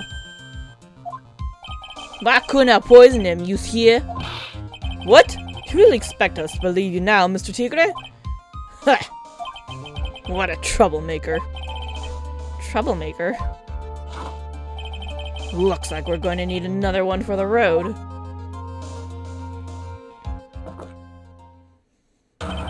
One more steaming cup of hot testimony. Indeed. Witness, you will explain yourself to the court. I will give you one more chance to testify. What happened that day at Tribulations between yourself and the victim? Ties to the victim. Yeah, I loaned out cash, about $100,000. That day, we was due to have a little chat. That kid had his paycheck date, see? So anyway, he tells me he's got no way to pay up. I'm about to flatten the guy when he starts screaming. Yeah, I won! $500,000! You got lucky, you know. Real lucky. That waitress hadn't done what she done, everything would've been over. Now, I see the principal amount you loaned to Mr. Elg was $50,000. Yeah, well, you've got a vig... Sorry.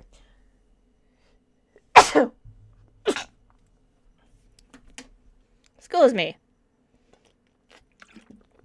You've got the vig to take into account. It just builds up fast, you know. That's faster than fast. $100,000 is twice as principal. Stop cursing at me. Oh, okay, thank you.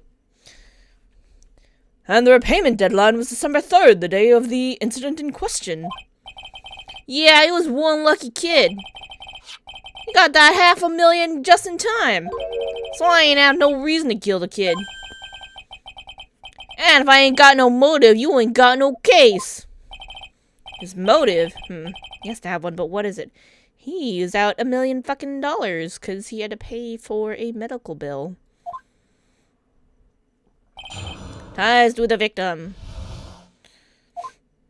Loaned $100K.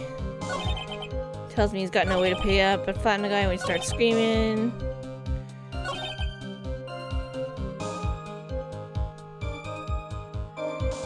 Everything would have been over. If that waitress hadn't done what she'd done, everything would have been over.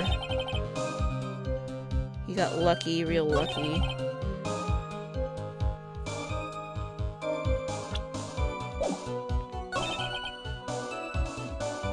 No, there's no way he had no way to pay up because...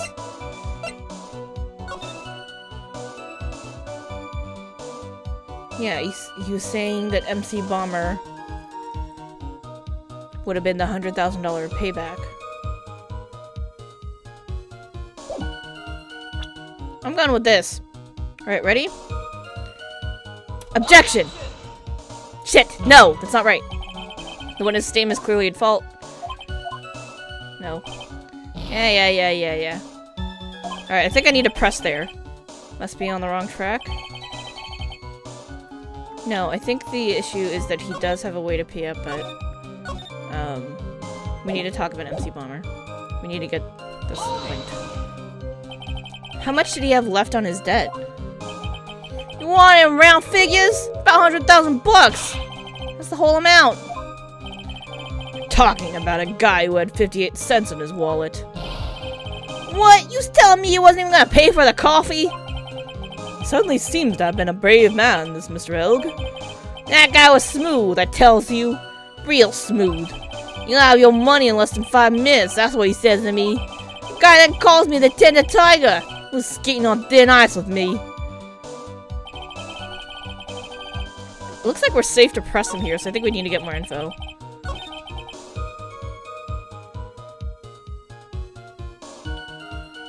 Alright. I think we're safe to press here, so let's press him. Do you have any way of paying the loan back? Fool was a gambler. Said he couldn't give it up till he landed a big win. So I agreed to help him. Help him? You?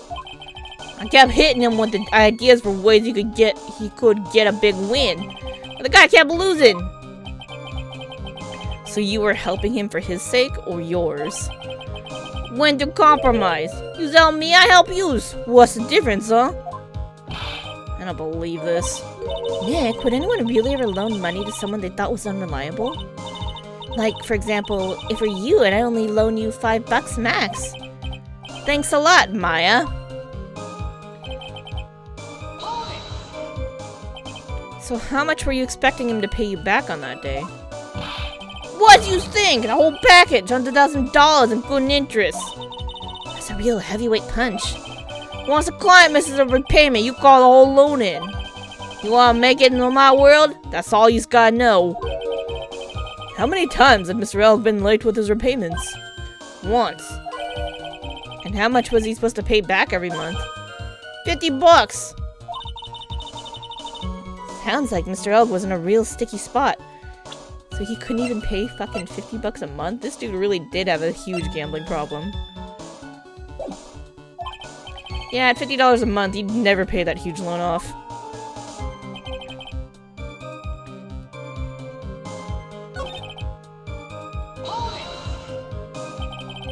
Was that because the guy who won the lottery was the last chance at a big win? And you can confirm that this is the ticket in question? That's it. The Millionaire Radio Show starts at 1:30 p.m. and runs for 10 minutes. That fixes the time you two met with some accuracy. And the whole scene was acted out again 30 minutes later.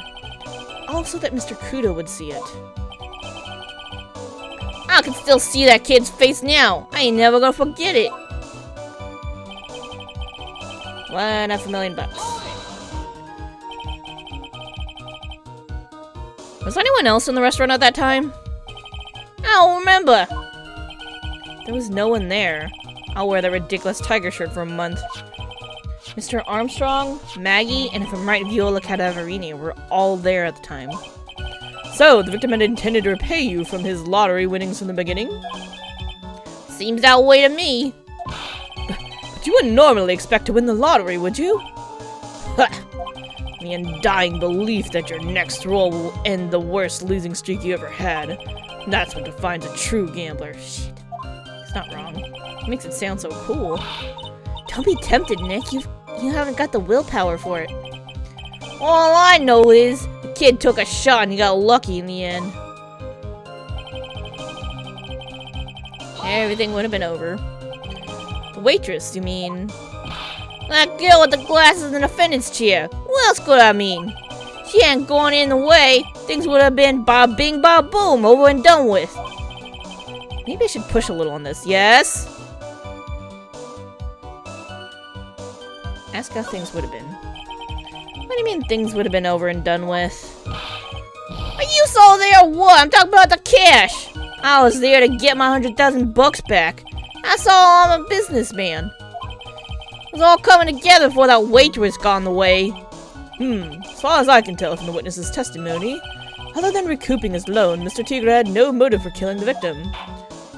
Witness, you will amend your testimony to reflect what you just said. Tiger's motive, huh? Didn't have no other reason to kill the guy? Why go after 100,000 when you could go after 500,000? We want to press him more. Are you saying you had no other motives that day? Yeah, so what? Then, why didn't you take the lottery ticket when you left? Why'd you think? Because of 4 Eyes over there. Because of Maggie? How about you go ask 4 Eyes about that $500,000 ticket? She wanted it so bad, she poisoned Elle's coffee. A likely theory. Your word hasn't held water lately, Mr. Tigre. Let's not forget this witness was actually at the scene, Trite. Well, I don't exactly agree with some of the deals I sent down. I couldn't be there when the cops showed up, so I split. I see. Your Honor. The witness's last few statements are worth a good 2 cups of coffee. Well, Mr. Wright, are you happy with the testimony, or would you like it amended? Let's always have it amended. I'm not gonna get anywhere with the testimony as it stands. Your Honor, the defense would like the testimony amended. Very well. Witness, you will amend your testimony to reflect your recent statements, please. Business with that kid was over.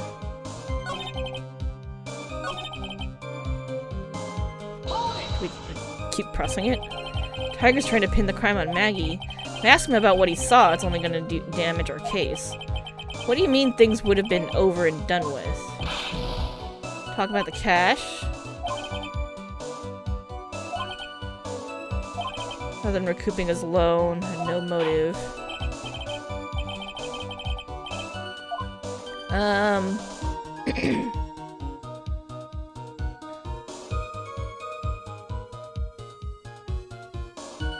That was if we try to amend it again.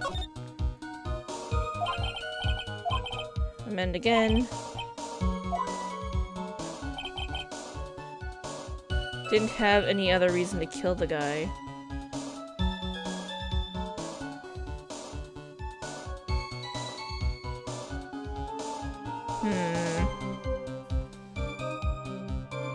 Is now a good time to bring up MC Bomber?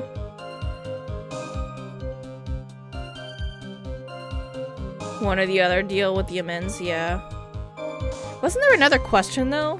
Hold on, let me ask about the other question. There was the other thing that we could have asked.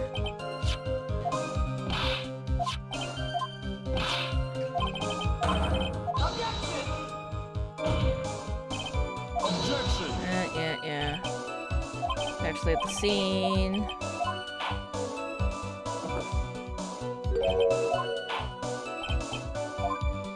No, leave it. Okay.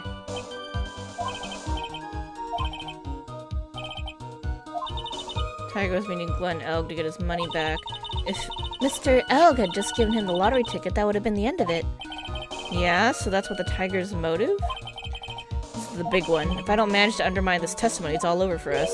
Why would he have to poison Mr. Elg? And why did he loan him the money in the first place when he knew he couldn't repay him? Okay, I think it's sports paper time.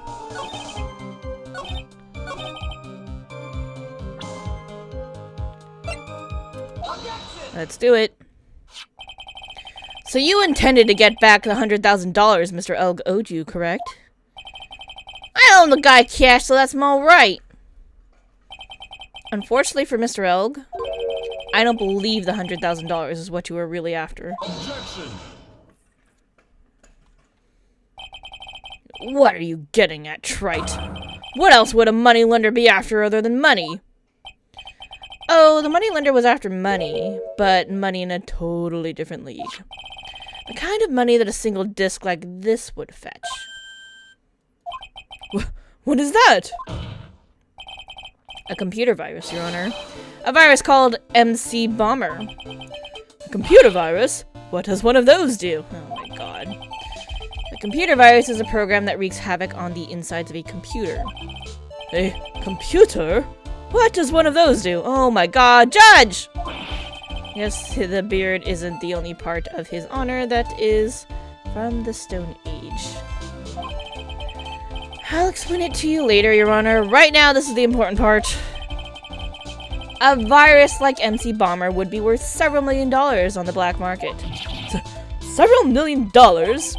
Lending money with no hope of ever seeing repayment would normally be bad for business. But in this case, the very fact that Glen Elg had no way to repay the money is crucial. What? Glen Elg was a programmer, a highly skilled programmer.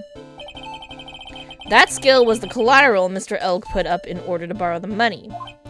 Objection!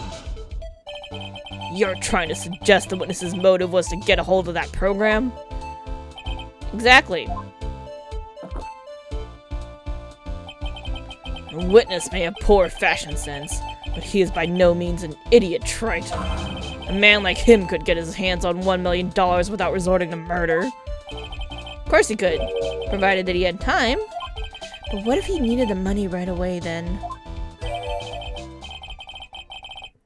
When the pressure's on, the luxury of choice tends to disappear. It seems you have a logical conclusion for this theory, Mr. Wright. Would you care to share it with us? Why did Mr. Tigre need money to the tune of $1 million? Because he had to pay for a medical bill? Payment was due last year. Take that.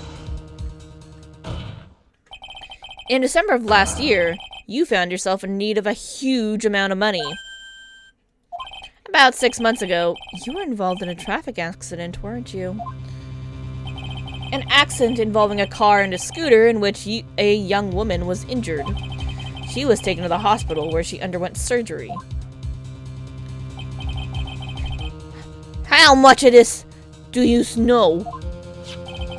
These medical papers document the treatment of the young woman in question. According to these, her operation cost $1 million. And yet, when the payment was due last month, you somehow managed to pay it in full. $1 million? Presumptuous sum. Someone should sue these HMOs. Separate issue, but not wrong. Ha! No one would pay a bill like that. The medical association got wind of it, the hospital would end up as dead as a morgue. But Mr. Tigre had no choice but to pay, because his very life depended on it.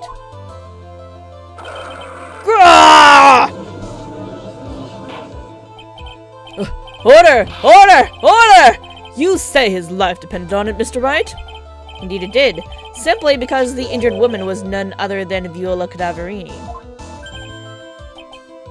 Did you say Cadaverini? Bruto Cadaverini, mob boss in charge of all underworld activities in the city, and doting grandfather to his precious Violetta, also known as Viola Cadaverini. Blah! Your life was in danger unless you paid compensation to the boss, correct? Makes sense. You were desperate to acquire the $1 million Bruto Cadaverini demanded of you. So desperate, in fact, that you decided to sacrifice Glen Elg's life to pay your debt.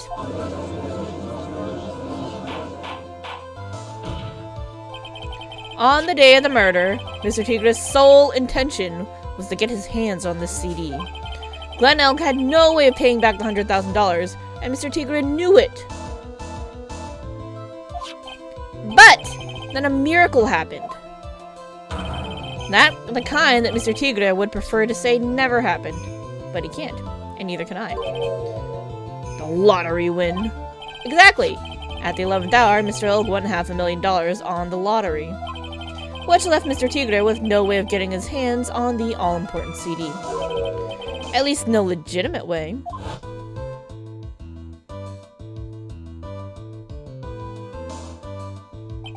So he resorted to illegitimate means. That's crazy! But true. He murdered Glen Elg and then made his next move, to frame Maggie Bird for that crime. Mr. Tigre poses Glen Elg, while Viola Cadaverini played the role of Miss Bird. And then they reenacted the whole thing in order to establish a witness. The witness being the one we all heard testify yesterday, Mr. Victor Kudo. Like I said, Trite, that's crazy. No one could pull off a stunt like that. For starters, there's no way the chef would have been kept in the dark about it. But Mr. Armstrong was in on it from the very beginning. Have you forgotten already, Mr. Godot? Mr. Armstrong owed the witness money too. $500,000, in fact. He had no choice but to go along with Mr. Tigre's plan.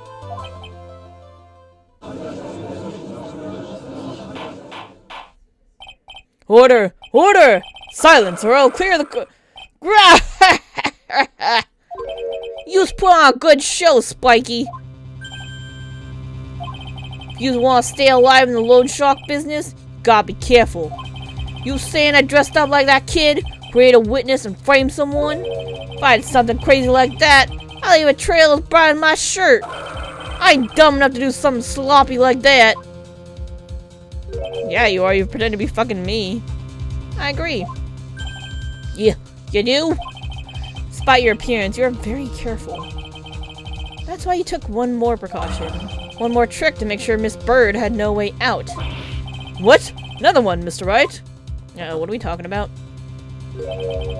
Interesting. Why don't you fill us all in, Trite? Oh, shit. Ah! Clicked out of the window, sorry. One hot second. There we go. What was this trick you say Mr. Tigre performed to frame the accused? Oh, Lord.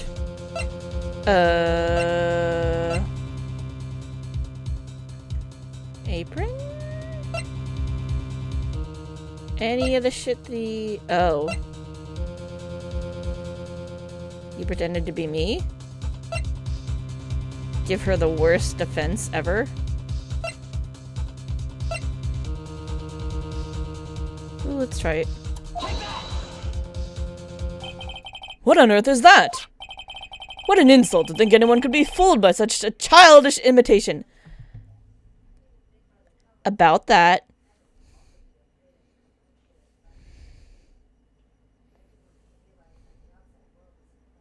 You. Consider yourself insulted, Your Honor. Mr. Tigre! You didn't just pose as the victim on the day in question. A month ago, in this very court, you posed as me! What? That's the truth. But the witness looks nothing like you, Mr. Wright. That's what I'm fucking saying! Although, now that I think about it, it was you, wasn't it? No doubt it was you, standing here in this very court, a mere month ago. The Phoenix Wright who put up the most disreputable, shabby defense I had ever seen. Grr. Grr. Can you prove that, Gramps? You're the fucking witness! Prove the attorney who represented the accused here a month ago was this man. Are you prepared to take the stand and testify that it was him?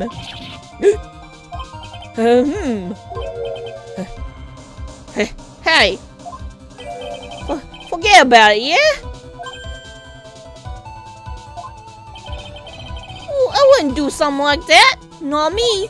You made a mistake, right? It was someone else, huh? Have you no pride, sir?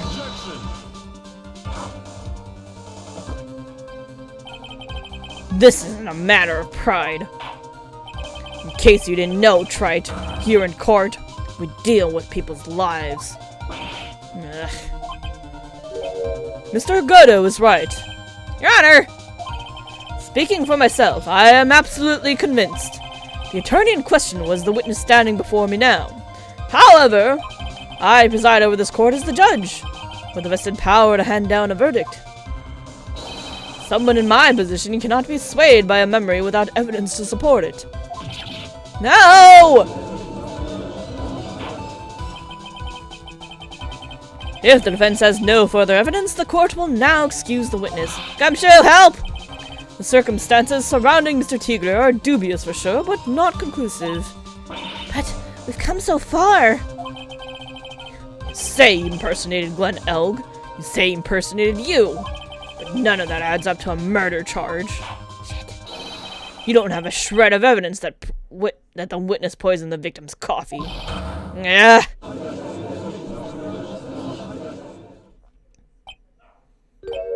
Ha! Ugh. Sucks to be you, Wright. Don't mess with the tiger or you gonna get mauled, you got that? All we managed to do here was chase him around a bit.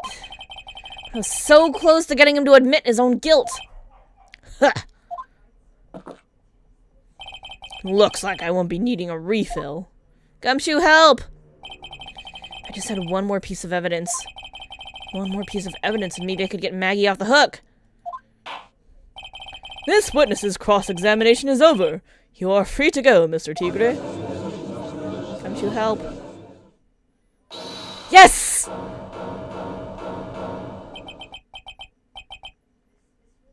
Your Honor, sir! Wait! Gumshoe to the rescue! Let's go! Detective! Detective Gumshoe!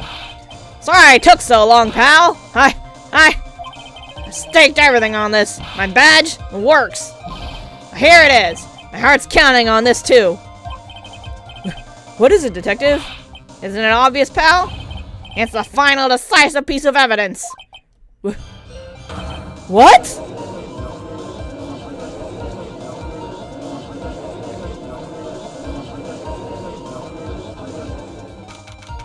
January 8th, 2:48 p.m. District Court, Defendant Lobby number 1. Sorry it took so long, pal, but I finally got the results from the lab. Results? About the prints, pal, in this medicine bottle. Oh, so do you know who the prints belong to now? You think I'm some kind of hack detective? Of course I know. So, tell us. For the tigers, right? I knew it. You bet. Clear as crystal all over the bottle. They're Furio Tiger's paw prints, all right. That's great. We've got him now, Nick. What's wrong with you? You've hardly said a word since Detective Gumshoe got here.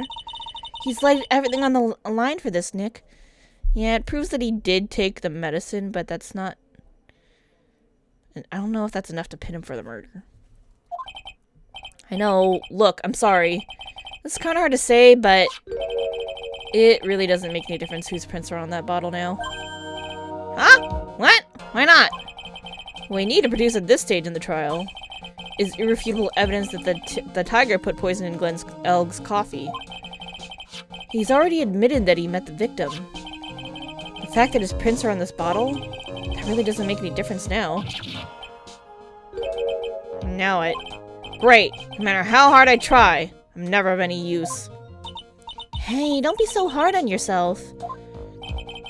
This is our last chance to help Maggie. I've been working on some useless piece of evidence the whole time. Shit, that's my bad, I'm sorry. It's alright. I'm a real loser. It's not breaking news to me, pal. Detective Gumshoe? Maggie! You've been working on something for me? Sorry I let you down, Maggie. I know you didn't do it. I'm a detective. I'm supposed to be able to prove stuff like that. I'm really sorry. I'll get out of your hair now. Detective Gumshoe, wait! He's gone. Isn't there anything we can do now, Nick? Wish there was. Gumshoe worked so hard to get that evidence. If only there was some way I could use it. The victim's ear medicine covered in Furio Tigre's fingerprints. January 8th, 3:04 p.m. District Court, Courtroom number 4.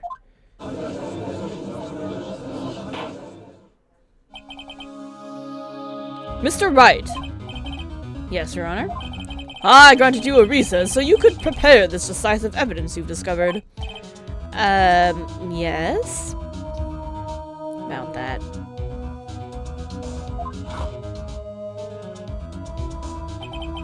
Don't keep us all in suspense, Trite. Show us. Naturally. We can assume it's evidence that will actually stand up in court, can't we? Oh, think Phoenix. Don't let Gumshoe's hard work go to waste.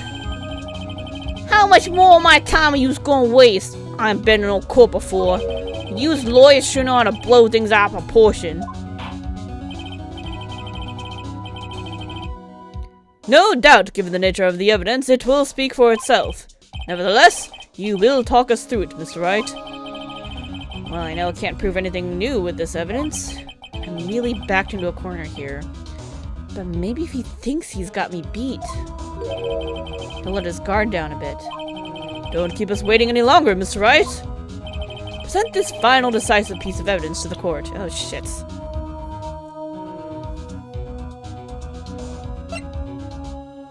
Why does it take so much of my...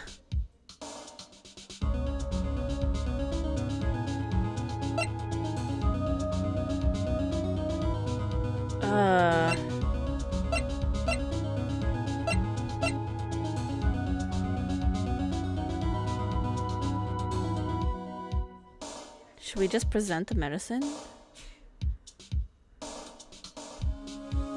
Oh my god, what if this is bad? It is the thing that I got, yeah. We'll do it for Gumshoe. This is the defense's final piece of evidence. Isn't that the victim's? Your Honor, naturally the court is already aware of the contents of this bottle. However, interesting new information has come to light. We have clearly identified some fingerprints on it. Fingerprints belonging to you, Mr. Tigre.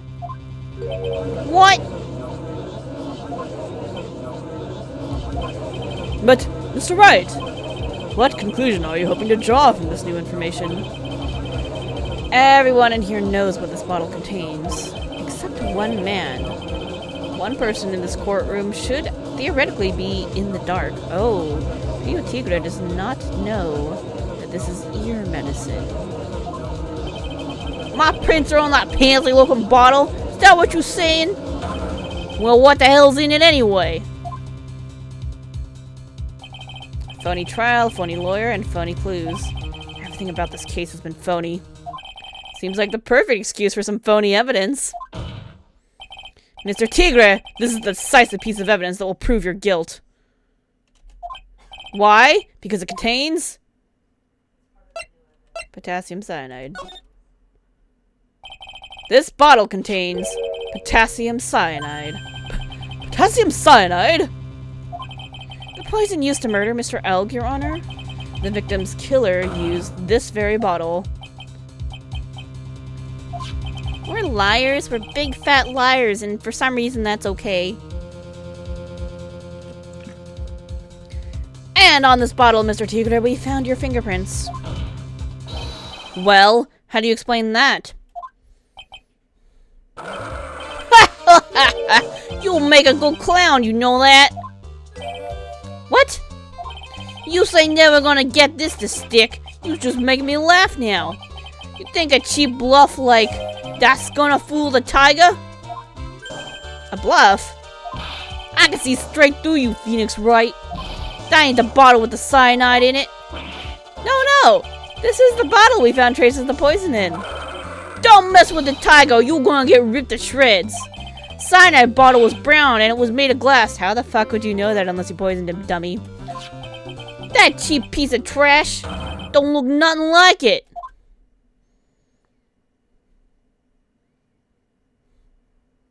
Oh, Tiger. You know...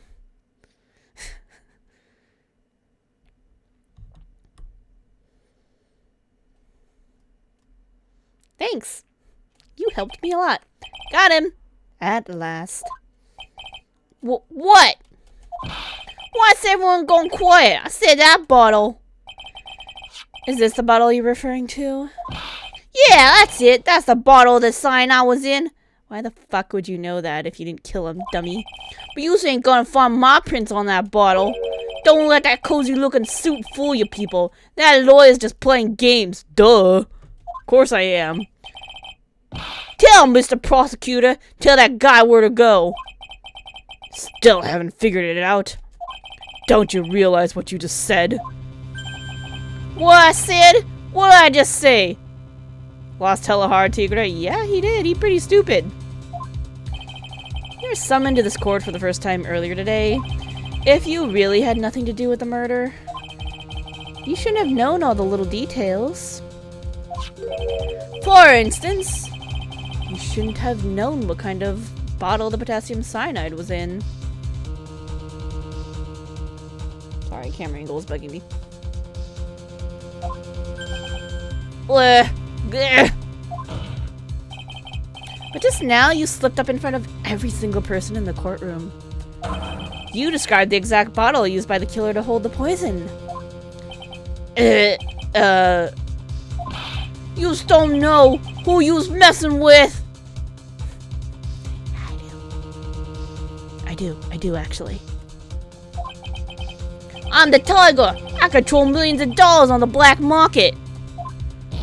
You think I'm gonna let some jumped up suit get the better of me? Sure, the last piece of evidence was phony. But that's just what you deserve. A phony trial with a phony lawyer. It was all played out by you, the biggest phony of all. Ah!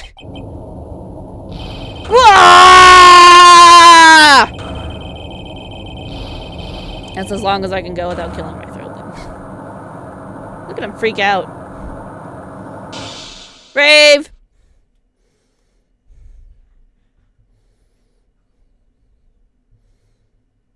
It's all dark in here. What's going on? It looks like a blackout. That's Godo. Well done, Trite.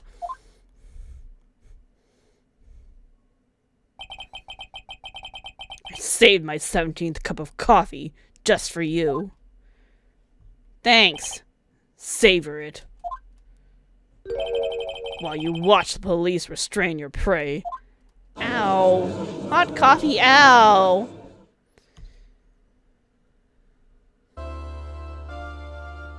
Ouch a second time, yep. Mr. Wright, you caught a tiger by his toe, but if this one hollers, he won't be let go. Okay, Judgy.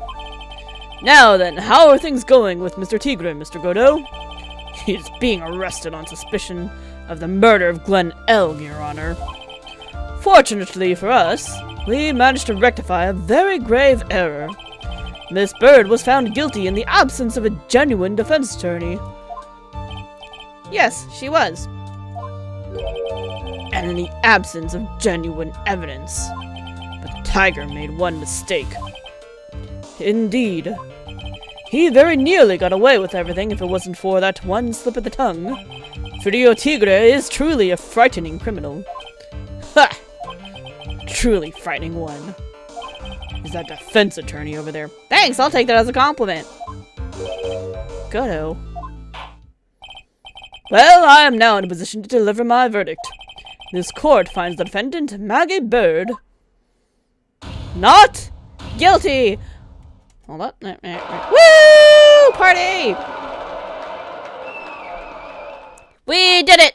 Good job, us. That is all. This court is adjourned.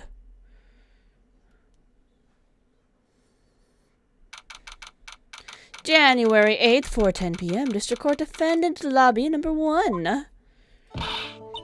Mr. Wright, I'm at a loss for words. Thank you, sir. Congratulations, Maggie. I was so mad when Mr. Wright landed me in all that trouble a month ago, but now I feel like I can forgive him. It wasn't me! We just established that! Hey, that wasn't me, Maggie. That was the tiger. Look, Nick, in the doorway. Detective Gumshoe. Oh, guess I'll be heading off then. See you around, pal. Wait!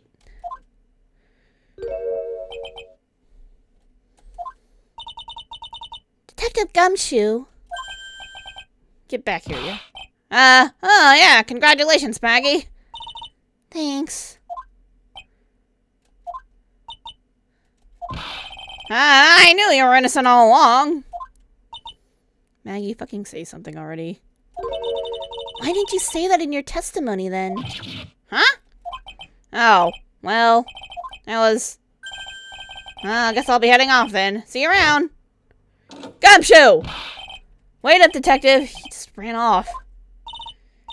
Maggie, why are you being so hard on him? He busted his butt for you. It's thanks to him that we got the medication bottle. That wasn't even of any use! But it's only because Mr. Wright used it so cleverly. Detective Gumshoe was just running around in circles. Poor guy. Looks like she still isn't ready to forgive him. Can't you put in a good word for him, Nick? Yeah, Maya's right. I should help Gumshoe out. It's clear he needs it. Maggie? You know, Detective Gumshoe's been really worried about you through all this.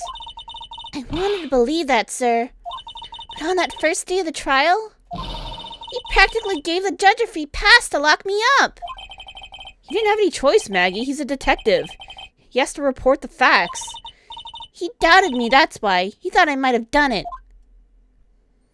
Stop being a brat, Maggie. I've got to prove to her that Gumshoe really cares about her. I know. I'll give her a little present to celebrate her freedom. This lunch that I was like, what do I do with this now? Please don't make me eat it again. Here you are, present to celebrate your freedom. That's... Present from Detective Gumshoe, made with a ton of love. He said you lost weight and he was worried about you. Detective Gumshoe!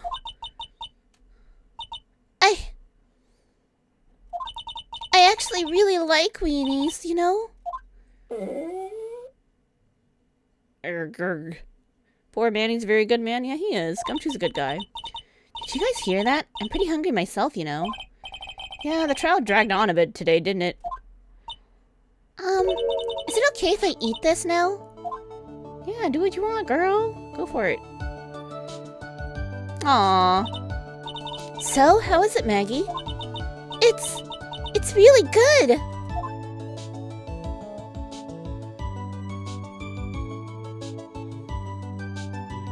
So, the case of the phony versus genuine comes to an end. The false allegations surrounding Maggie have all been cleared up. And, who knows? Maybe a whole new chapter of her life is about to start. Yes, I ship her and Gumshoe. Please do. Bento box. Yep. Destroyed. Episode 3, Recipe for Turnabout, the end. This episode revolved around food. Edgeworth! What are you doing, buddy? Brand new episode has been added. Saving content. Yeah, we're gonna save. Alright, first of all, we're gonna save. And then, I'm gonna play you guys some music. And we're gonna take a short ad break so I can go to the bathroom and then start a new pot of tea. And then once I have the hot water boiled, we'll be right back to start the next case. So I'm gonna play a 1-minute ad. You're not missing anything, it's just music. Enjoy. We'll be right back. Oh wait, hold on, I should put the BRB screen on, huh? Okay, hold on, let's do that. Let's do... break. We'll be right back. We'll turn the cat cam off because there's no cat there. Face cam on. Okay, we'll be right back. Gonna play that 1-minute ad and we will resume afterwards.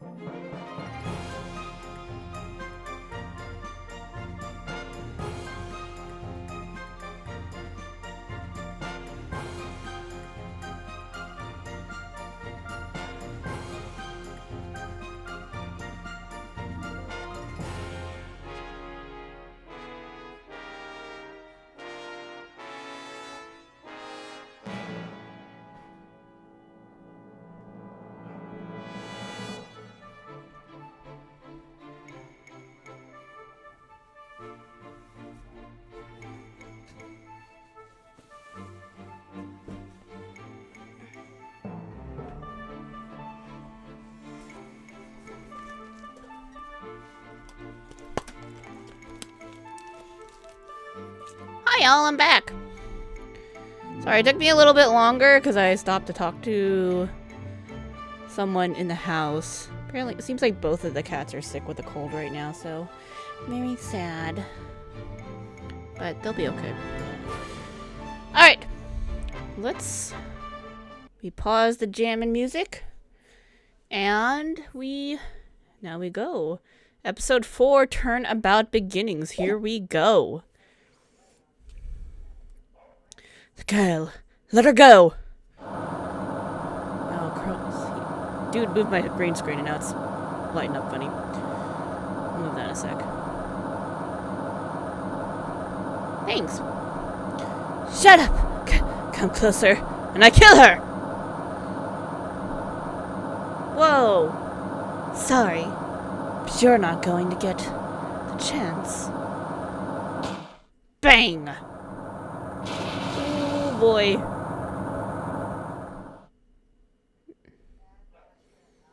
A murder.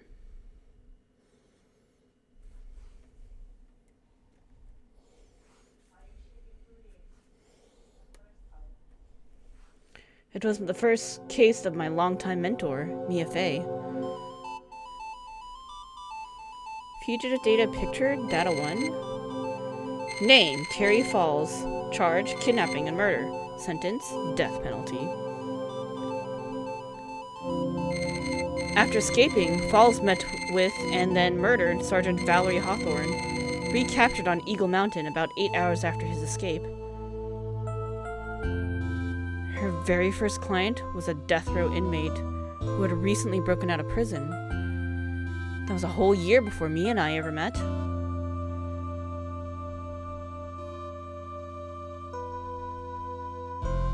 Six years earlier, Mia Fey, first trial. February 16th, 9:24 a.m. District Court. Defendant's lobby number 4. Hold on, let me move the green screen because it's bugging me. It got moved while I was on break, and now I need to move it back.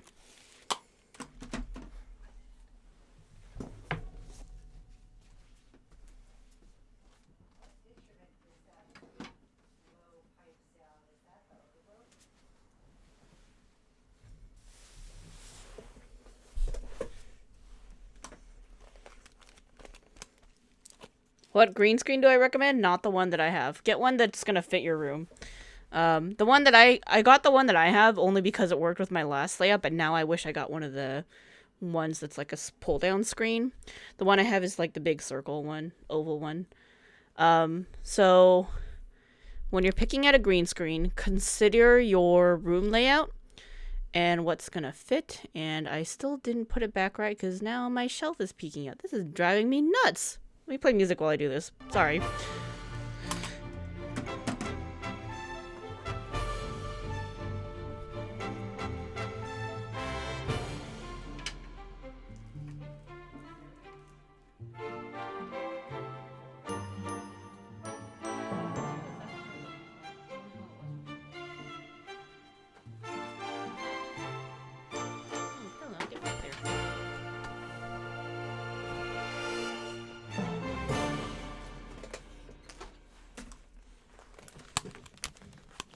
Aha, I got someone else moving it for me. Okay, yeah, but when you're looking at green screens, just think about your layout and how you want to set it up, and then that will help you direct you to what type of green screen you should get. That's not quite right. Yeah, like, think like that.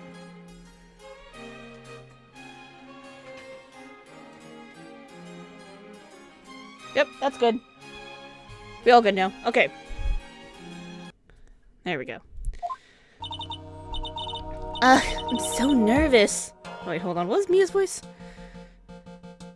I'm so nervous. I feel like I'm gonna die. I never should have accepted this case. Eek! Good morning. Don't be so jumpy, Mia. I didn't do nothing! I swear! I didn't kill nobody! Harry Falls, my first client, sentenced to death 5 years ago, and now a prison escapee. It's kind of interesting that we're getting Mia's cases after all this time, because something's still not right there. Anyway,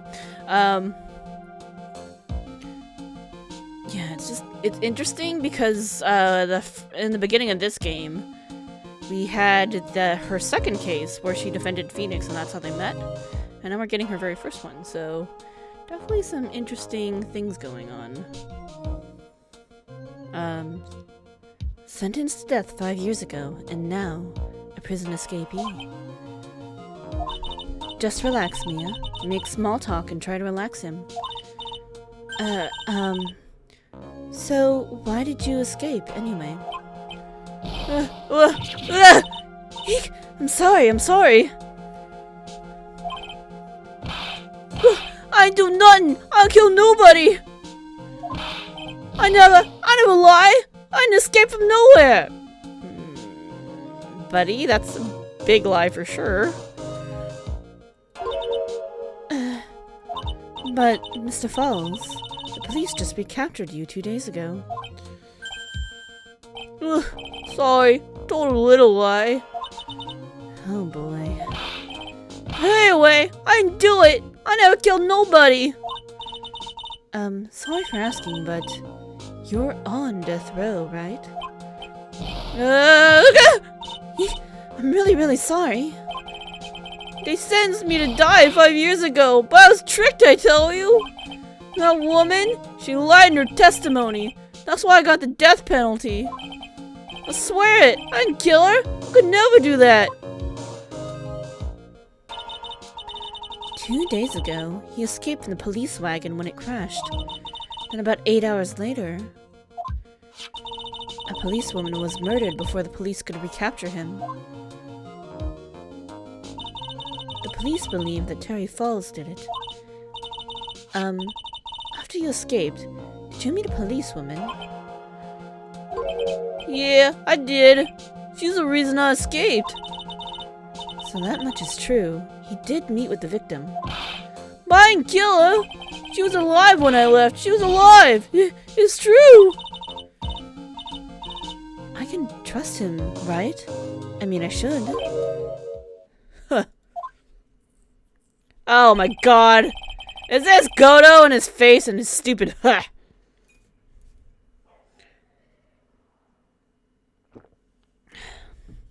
You're not gonna figure out the truth by just staring at the guy. Why are you here? Came to see how our little kitten was doing all alone in the big scary lion's den. Thought maybe you'd like someone to play with. Is he actually a defense attorney and that's why he never showed up at the... Why none of the prosecutors really knew about him? I'm like, what is going on? What is showing up in...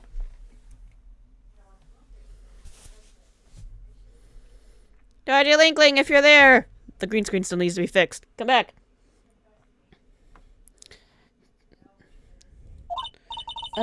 Where is Mr. Grossberg? Godo, who to L? Yeah, I don't know. Yeah, oh, prosecutors. That's how the prosecutors are. Yeah. Ha! That old man is probably still in bed. Bet he's clutching an empty bottle and mumbling in his sleep. Armando!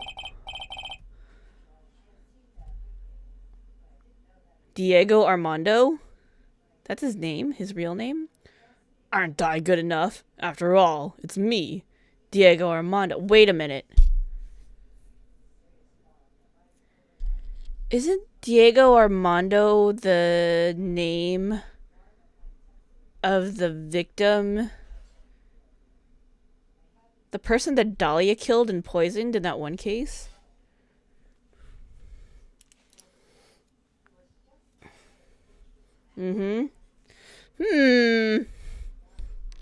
Godo, did you come back from the dead? What the fuck? What's going on here? I didn't say. So, Diego Armando, the finest attorney at Grossberg Law Offices, is here for me? Remember back in the day when you saw that name, like... Wait, hold up. No. You got it all wrong. Today you're the finest. After all, it took an amazing amount of guts to take this case. Imagine. An escaped death row convict for a first client. Yeah, thanks. Sure wish I could get out of it, though. Ha! Relax. I just heard some good news.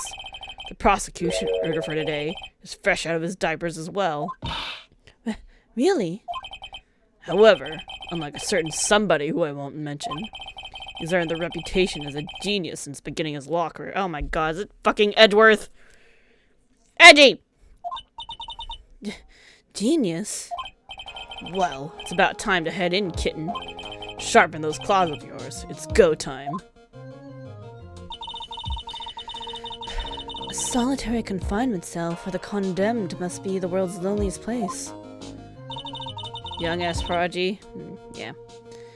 And that's what my client ran away from. Every other lawyer gave up on him, but not me. When I saw those overflowing eyes, heard that simple, childlike voice. Hold on, let me message him. Dargil Inkling. I'm gonna tag you in chat because I don't know if you can hear me. Come back and fix the thing.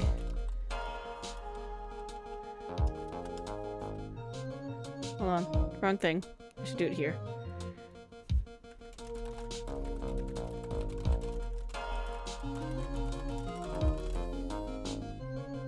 Okay.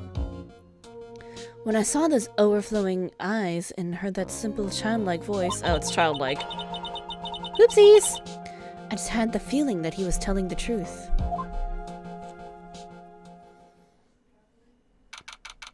February 16th, 10 o'clock a.m., District Court, courtroom number 4. Whoa! Court is now in session for the trial of Terry Falls. I don't know how to talk like a Canadian, otherwise I would definitely 100% give this guy a Canadian accent. He just looks like it. The defense is ready, Your Honor. Oh shoot, how did we do Edward's voice? Hella Canadian? Yeah, he looks hella Canadian. Oh my god, I've been doing good over so long, and I think I forgot how to do Edgeworth. Alright, let me pour my tea while I think about this.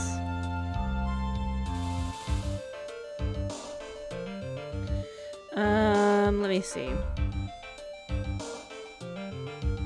He's kind of broody, right? Prosecution has been ready for a while, Your Honor. Oh, there we go. I just remembered how to do it. Okay. I understand the lawyers for both sides are newcomers. Kind of broody, yes. Yes, Your Honor. I'm Mia Fey. Miles Edgeworth, Your Honor. So, you're the new prosecutor everyone's talking about, eh? Hey, say you joined the prosecutor's office at quite an early age. At 20, Your Honor. Guess our little kitten hasn't earned yourself much of a reputation yet, huh?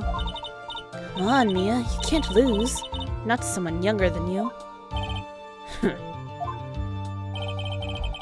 Young people running a trial, I'm not too sure how I feel about that. Now then, defendant in this case is currently a felon on death row. 2 days ago, he escaped from a police wagon, is that correct? Precisely. But the defendant is not on trial for escaping prison. On the day that the defendant escaped, a policewoman was murdered. So we're here to determine if Mr. Falls was responsible for her death? There we go. You got it, kitten. The way he speaks now versus the way he speaks in the present is really, really different. So it's like makes the voice feel inappropriate. Well then, Mr. Edgeworth, let's hear your opening statement.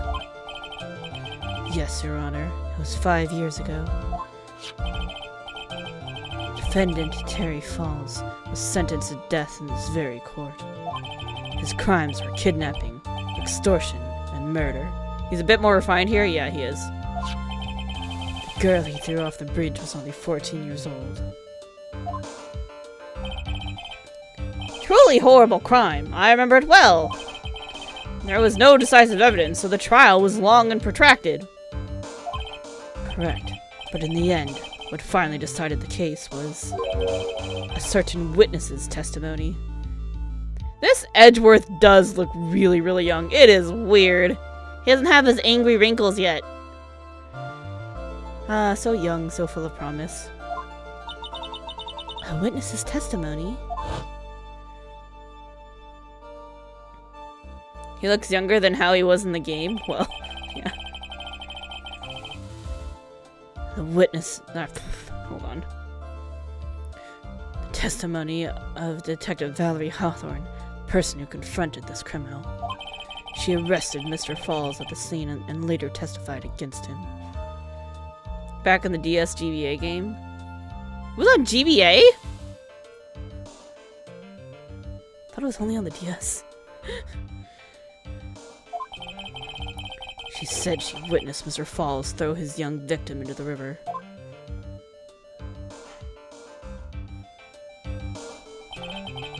For those who are not aware, Eagle River is well known for its powerful current. Originally, yeah, then it was ported over the DS. Oh, I didn't know that.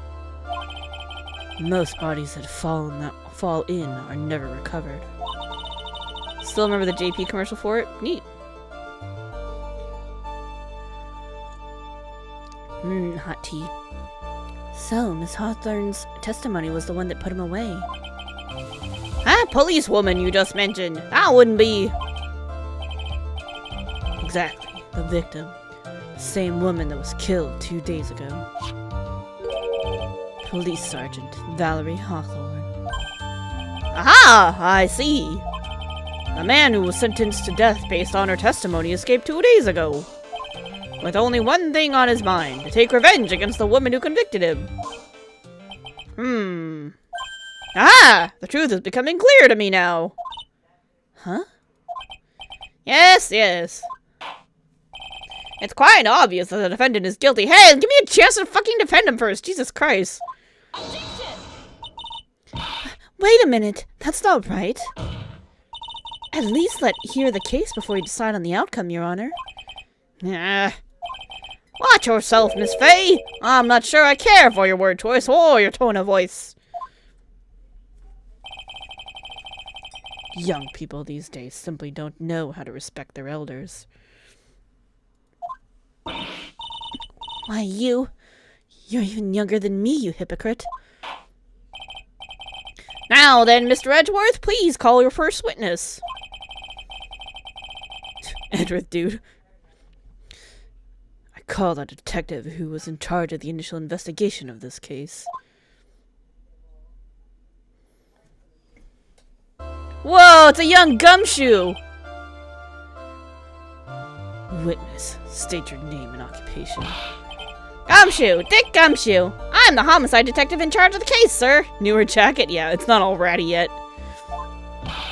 I finally got promoted to the detective division half a year ago. Oh, he still has a paycheck, like a real one. Oh. That's gonna change, young Gumshoe. I don't believe anyone asked you about that. Hey, ma'am, you got any idea how much work it takes?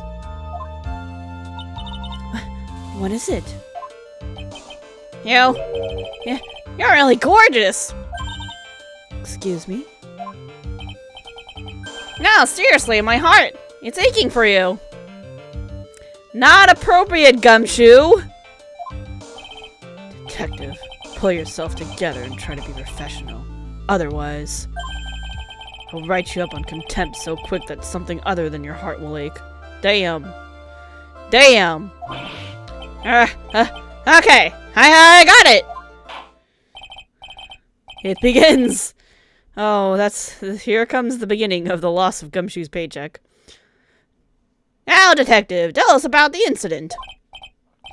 Yes, sir, right away. The victim was Sergeant Valerie Hawthorne, a veteran on the police force. She was stabbed in the back with a knife and died from excessive blood loss. That much is already stated in the autopsy report. The court would like to hear more details about the incident itself. Yes, sir, I gotcha. Okay, let's take a look at this aerial map of the area here. This is a sketch of Dusky Bridge, an old suspension bridge. Okay. And the river that runs under there is Eagle River. The victim and the defendant met there, on top of the bridge.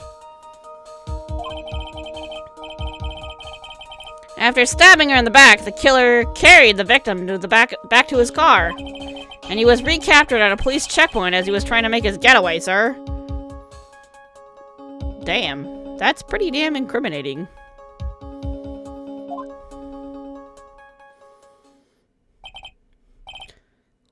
I see. Dusky Bridge map added to the court record. Bridge located 40 feet above Eagle River. Was the victim's blood found on the bridge? Proof of my profession. It's brand new and sparkles in the light. Stabbed with a knife in the back. Died from blood loss between 4 and 5 p.m.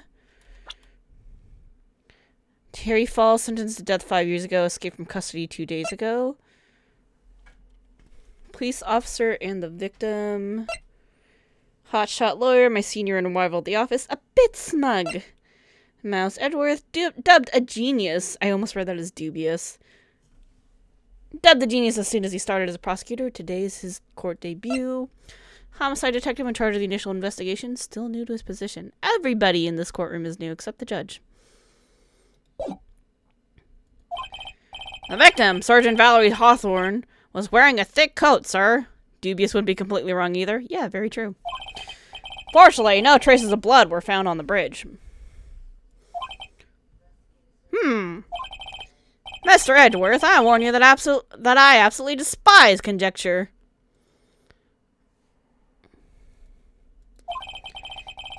There is no blood on the bridge, then you have no proof that they even met there. Your Honor. If you would listen to the testimony we have prepared, I'm sure you'll be convinced. The two of them most certainly did meet on the bridge that day.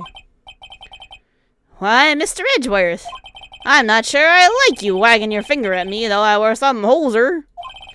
Detective, proceed with your testimony.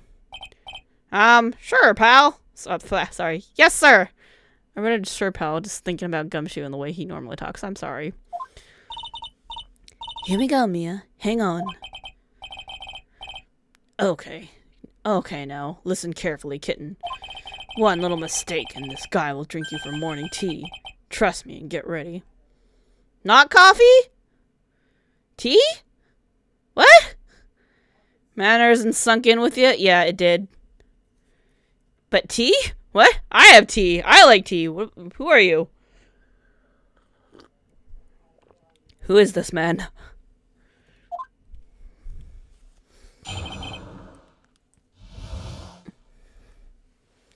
Summary of the incident. On the day of the incident, an unknown person phoned the surgeon and asked to meet. Sergeant Hawthorne went to Dusty Bridge at the designated time and met with Mr. Falls. Not supposed to address the player? Yeah. And that's where she was brutally murdered, sir. The criminal stuffed her body into his car trunk and tried to make a getaway. Why would he not just toss the body over the bridge if he really did kill her? Because that would be a cleaner getaway, because the fucking water would just wash her body away. Mr. Falls was arrested at a police checkpoint we set up at the base of the mountain.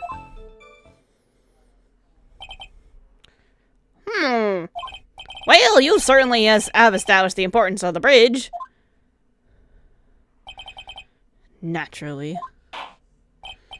Now, would the defense please hurry up and proceed with the cross-examination? Yes, Your Honor. Cross-examination. Coming right up. Hey, settle down there, kitten. If you keep trembling like that, you're gonna make me spill my coffee. Okay. He's finally drinking coffee. That's fine. Everything's fine now. I'm not trembling. It's just cold in here. Courtroom can be a cold battlefield, all right. Especially for a beginner.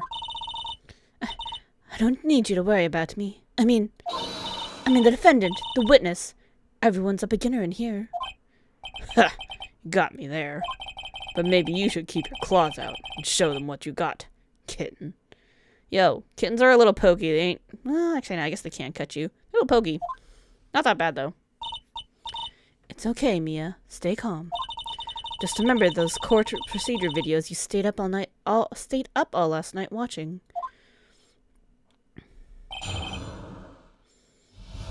Summary of the incident. Alright, press everything! This unknown person. You have no idea who it might be, right? Courtroom procedure videos. What about him? Sorry, but I'm afraid I do. What? The one who called Sergeant Hawthorne was the defendant, Terry Falls.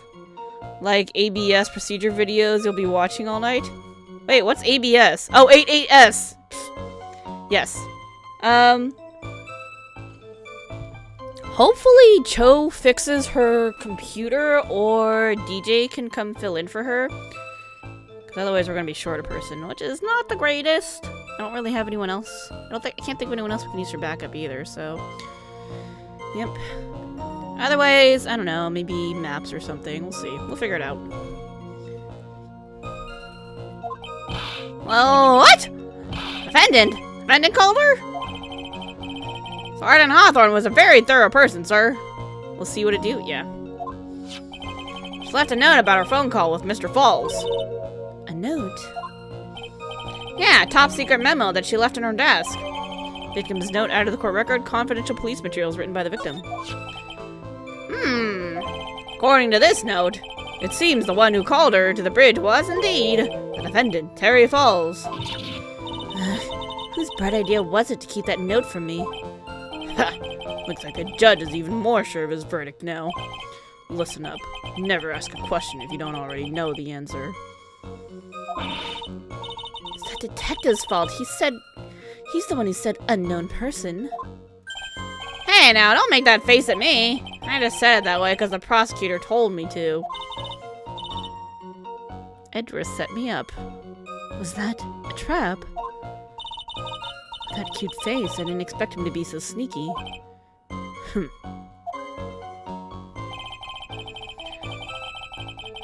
Went to the bridge. Hold on, I need to read this note now. February 14th, 1:21 p.m. Falls, 4:30 p.m. at that bridge. Wear white scarf for identification. Talk to Dahlia! Tell her this time the whole truth must come out. Did Dahlia kill someone else and frame the shit out of them?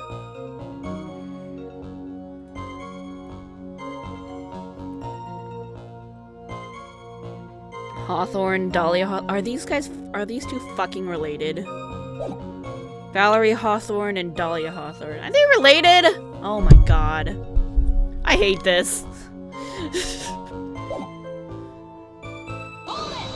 Question everything.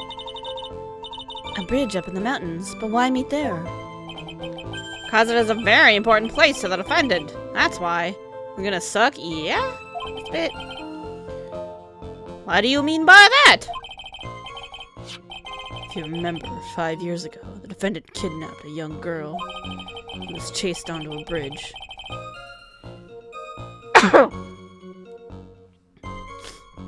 Excuse me. And it was there that he killed this hostage. And the place where all of this occurred is, of course, Dusky Bridge. Thank you. Thank you. Appreciate your cursing. The very place where Sergeant Hawthorne arrested and handcuffed Mr. Falls. Returning to the scene of the crime. How nostalgic. That's where she was brutally murdered. Was the body of the victim discovered right away? Yeah, we were really on the ball. We found the criminal within 1 hour of the murder. The green screen's driving me nuts because it's not picking things up right. He was great. We even got to say, "Don't move. We've got you surrounded." Wait a second. Isn't there something weird about that?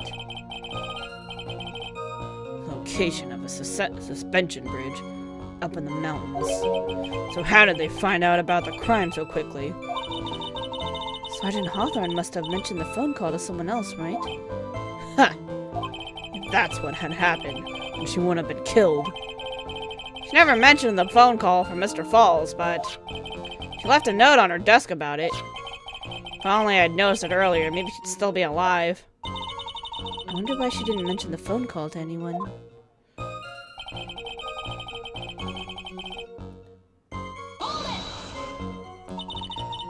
Mr. Falls had a car then? Well, that bridge is way up in the mountains, ma'am. The defendant and the victim both went up there by car. I mean, how else, right? What? You mean the defendant drove his own car? Oh, no, of course not. It was stolen. He stole it from a young couple that had been waiting at a red light. Ooh. Grand Theft Auto. Car thieves. I'm not sure how I feel about car thieves. Is this guy sure about how he feels about anything? This is a photo of the stolen car's trunk. Naturally, that's the body of Valerie Hawthorne in there. Whoa! That doesn't look too comfortable. Crime photo added to the court record, a photo of the trunk of Fall's car. The victim, she was stabbed in the back, correct?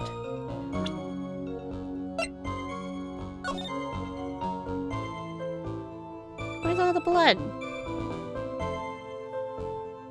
Yeah, that's definitely a broken lock there.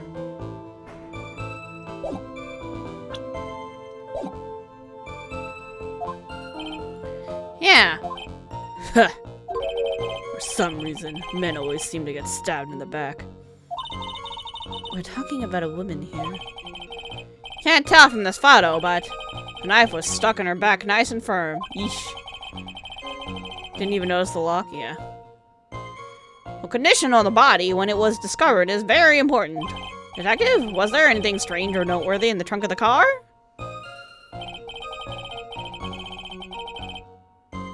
Here's a photo of the trunk. Here's a photo of the trunk, but I don't see anything strange, do you? Anyway. I mean, why is the lock broken? What did the defendant have to say about this photo? If he stole the car, he would have had the keys. Why would he need to break the fucking lock on the trunk open? What he always says, ma'am. I didn't do it. I didn't. Wait, hold on. He said he's childlike. I don't know. I didn't do it. I didn't do nothing. That's all he says. Nothing. I wouldn't say he didn't do nothing. It's at the very least, we know he stole the car. It's just what he always says, Your Honor. And then he always says, sorry. Told a little lie. Something like that. Well, in any case, it seems he was caught and arrested. Precisely. At the police checkpoint. That certainly is some impressive police work. Well, no, actually it was way too close for comfort. We set up that checkpoint just after 5 p.m. We figured that Miss Falls might just try to run. Mr. Falls. What do you mean it was too close for comfort? Two of them managed to... Sorry, hold on.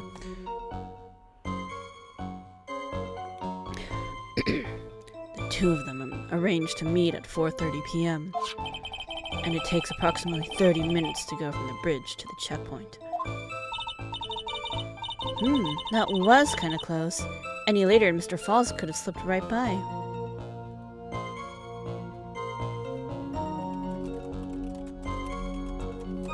Sorry, I was replying to someone. Listen up, kitten. There's a big trap waiting for you in that testimony. A trap? Walk into it carelessly, and it'll leave more than just a flesh wound. Fun, huh? No, it's not! Well, if you want to have any chance at all, you'd better get some more information. If you're gonna get caught in a trap, it's best to get caught early. You can always look for contradictions afterwards. The ever-famous contradictions. I sure hope I can find some of those. Photo!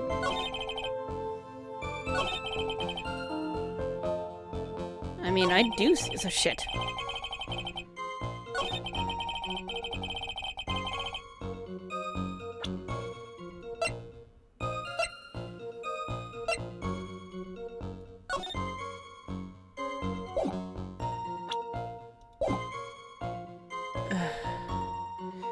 Should I point out the white scarf first?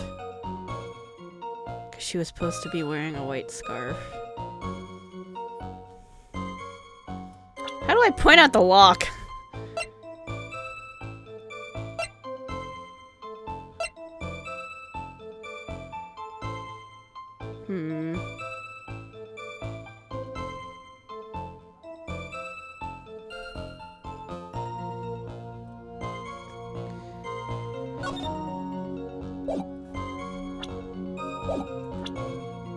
We'll save a little bit.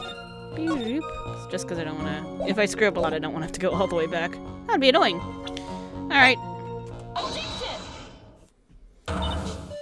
Witness. I feel like it's neither an either-or type of thing, yeah. What is it? You have something to say, Miss Faye? I'm sorry, I totally forgot what I was going to say. This is the first time I've ever had to actually address someone like that. Yeah, you should have practiced before coming to court. Honestly, Miss Faye, I'm not sure I like this. Say there, little kitten. Want a piece of my coffee candy? Candy? Well, you're still too young to be drinking real coffee. Come on, Mia, shake it off. You're a lawyer. Detective? Yeah. Yes, ma'am? This photo. You said that there was nothing peculiar about it. Is that correct? Yeah, that's what I said.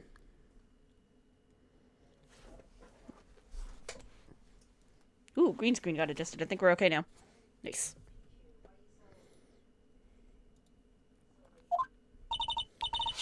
Well, then I suggest you take another look at the note written by the victim. Note? It very clearly says, wear white scarf for identification. The caller must have forgotten what the victim looked like, and thus, the special request. I have one very simple question for you, Detective.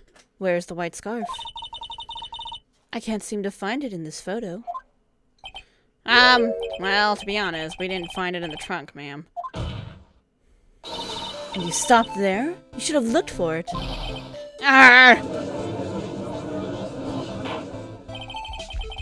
That caller told her to where to identify herself, so I'd expect she did just that. Well, Mr. Edgeworth, what do you have to say about this? I see the defense is a little lacking. The scarf you are searching so desperately for. Is it this one, perchance? Where'd you find that, sir? On Dusky Bridge. I was there first and decided to conduct my own investigation. Why are you hiding evidence? That's my job, just kidding. Why? Why didn't you tell me? I made a decision to keep all pieces of evidence in my personal satchel. It's the safest place I know. That hotshot sure has flair for the dramatic. It's not exactly white, as the caller requested, but as you can see, it's close enough for what it was intended for. Looks like it spent some time in the mud. Not surprising, it was drizzling on the mountain that day. Prosecutor Edgeworth, he was intentionally hiding the scarf the whole time. The court will accept this scarf into evidence. Scarf out of the court record, worn by the victim at the time of incident, found on Dusky Bridge. Now, if the attorney for the defense is finished embarrassing herself, I'd like to move on with the testimony. That is all right with you, isn't it, Miss Faye? Boy, would I like to wrap this scarf around his smarmy little neck. Very good. Now, if we're done with this mud-covered scarf business, the prosecution moves to establish conclusively, and with hard evidence, that Miss Hawthorne and Mr. Falls did indeed meet on the bridge that day. Further, we will show exactly what occurred there. That sounds quite promising. I can't wait to hear all about it. Everything is moving on his whim. Don't forget, kitten. There's a reason why everyone considers this kid a genius. A genius, huh? Events on Dusky Bridge. Actually, there's an eyewitness who was there when the incident took place. This photo was accidentally taken by the witness. Yeah, that is indeed the scarf. It shows the Vic wearing the scarf, sir. It was drizzling that day. Unfortunately, it's a little hard to see what's going on. Anyway, the criminal shoved the victim down from behind and stabbed her in the back. That must have been when the scarf fell off. Looking at this photo, you really get the sense that this bridge is very high up. It is about a 40-foot drop from the bridge to the Eagle River down below. Mr. Edgeworth, who took this photo anyway? Let's just say that it was a well-intentioned third party. Aha! Potential witness! So why isn't this person in the courtroom? Well, they said they absolutely did not want to testify. Person in question is very delicate, Your Honor. Oh my god, it's fucking Dahlia! Besides, as long as we have this photo, we see no reason to compel them to testify. I'm not sure how I feel about that.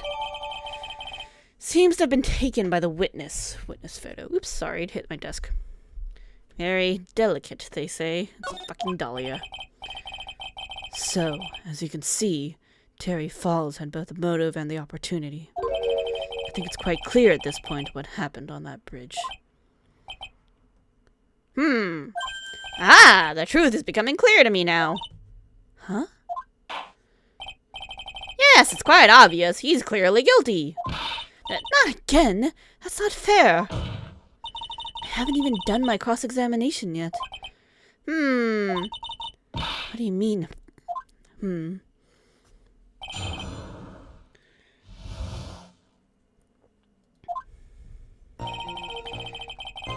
Eyewitness who took the photo. Who is this eyewitness? She's a college student. A female college student? That's right. Meaning she's female and a college student, ma'am. She doesn't do well in front of other people, so I came to testify for her. Maybe so, but as the attorney for the defense, I have the right to cross-examine her. For the time being, we're not relying on the witness's statements. That is all. What is that supposed to mean? The prosecution has other, more decisive evidence. Our case doesn't rest on the vague testimony of a female college student. Female college student, eh? I mean, she's female and a college student, sir. You already said that, Gumshoe. If you absolutely must hear her testimony, you'll have to give us a good reason why. Please tell us about the more decisive evidence in question. Photo was accidentally taken by the witness. The victim is wearing a scarf in this photo, all right.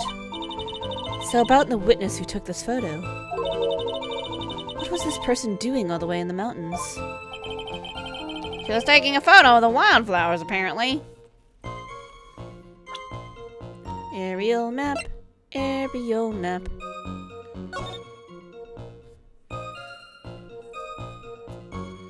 So, judging by how they were set up, Terry is... Oh shit, my mouse is not visible. Let's fix that real quick. Alright. So Terry would be here, and then she would have been here. And then Dahlia would have been here.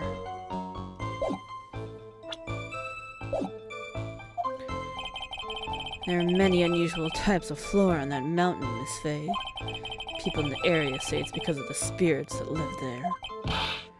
The spirits? Now that you mention it, this photo. This cloudy fog-like thing. Is it a ghost? I don't believe it. The hell are you looking at?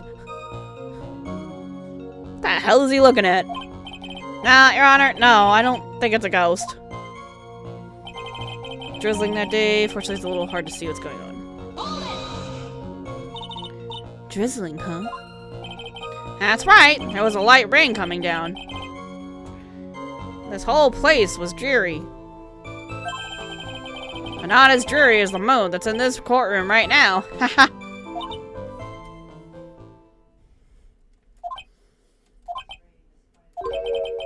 Looks like a cold front just moved in. In any case, the point is that the area was quite damp. There was even some fog. I even slipped and fell while I was on the bridge. It was really something. Criminal shoved the victim down from behind and stabbed her in the back. Is that part of the witness's testimony as well? Of course it is. He pushed the victim hard in the back and she fell down right on her stomach. I remember that happening once myself. It was really brutal. I'm trying to figure out what kind of accent this dude is supposed to have, because that is a really funky way to spell brutal. Like poodle. Poodle. Yeah, I don't know how to do Canadian accents though, so it's fine. Are you talking about seeing someone get pushed, or were you the one getting pushed? Or does it mean that you pushed someone down like that once? There's mind-boggling tales in the way he said brutal. I wonder if he's Canadian. Oh, he's definitely Canadian. That's why he looks Canadian, because he do be Canadian. Nice. Ha! Save your nasty look for the right person. Huh? Take a look. Poor baby. The court record seems to have wet itself. Hey! Watch where you spill your coffee. The court record, huh? That must have been when the scarf fell off. Criminal shoved the victim down from behind and stabbed her in the back.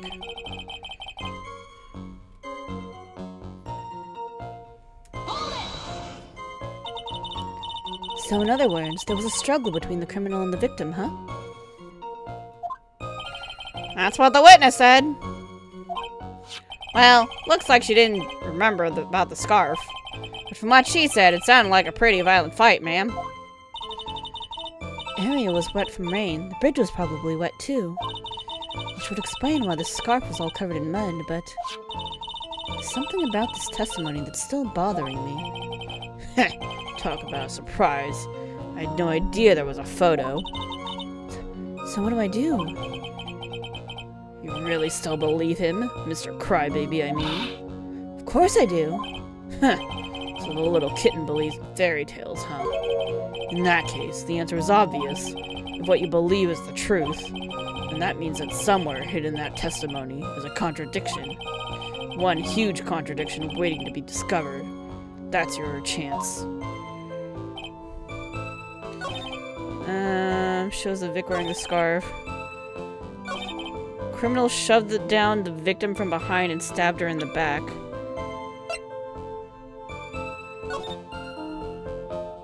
Wait, from behind?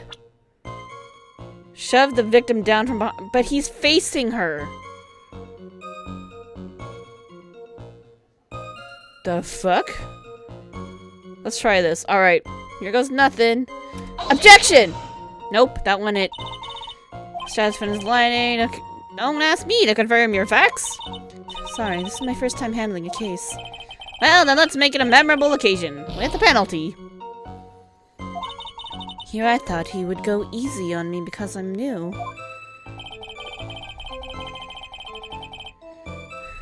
Yeah, he clearly couldn't have shoved her from behind because he was facing her. Wait, did I present the right thing? I thought I presented the witness photo, which shows him facing her.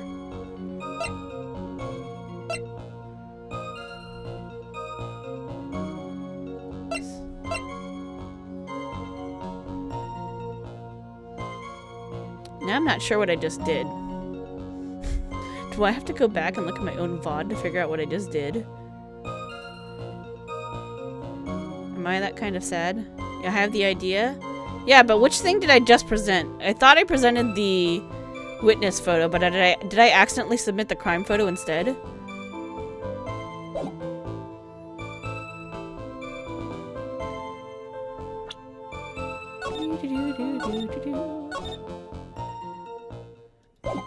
I pressed the witness photo, but you didn't submit the crime photo. Okay.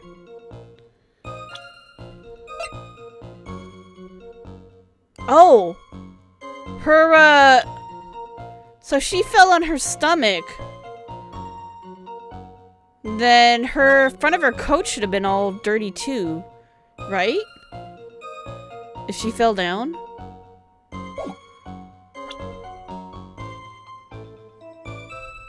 Yeah, I think that's the right thing. Alright, let's do that. So at the time of the crime, there was a light drizzle coming down, correct? Yeah, and fog too! Just a generally soggy atmosphere.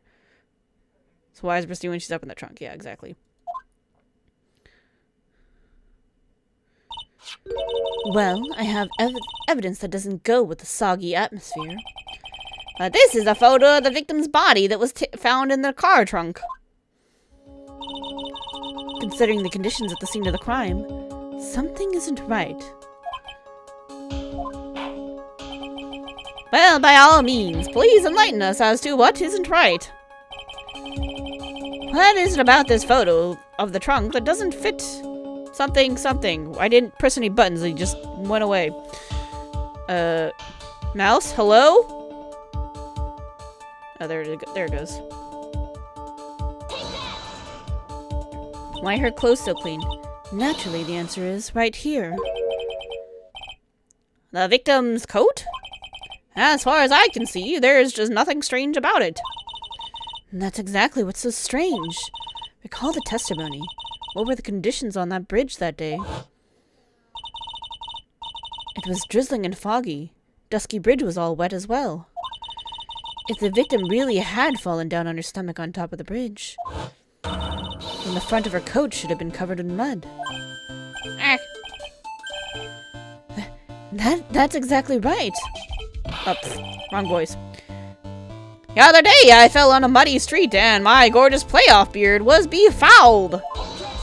I do admit that the crime scene was quite wet that day.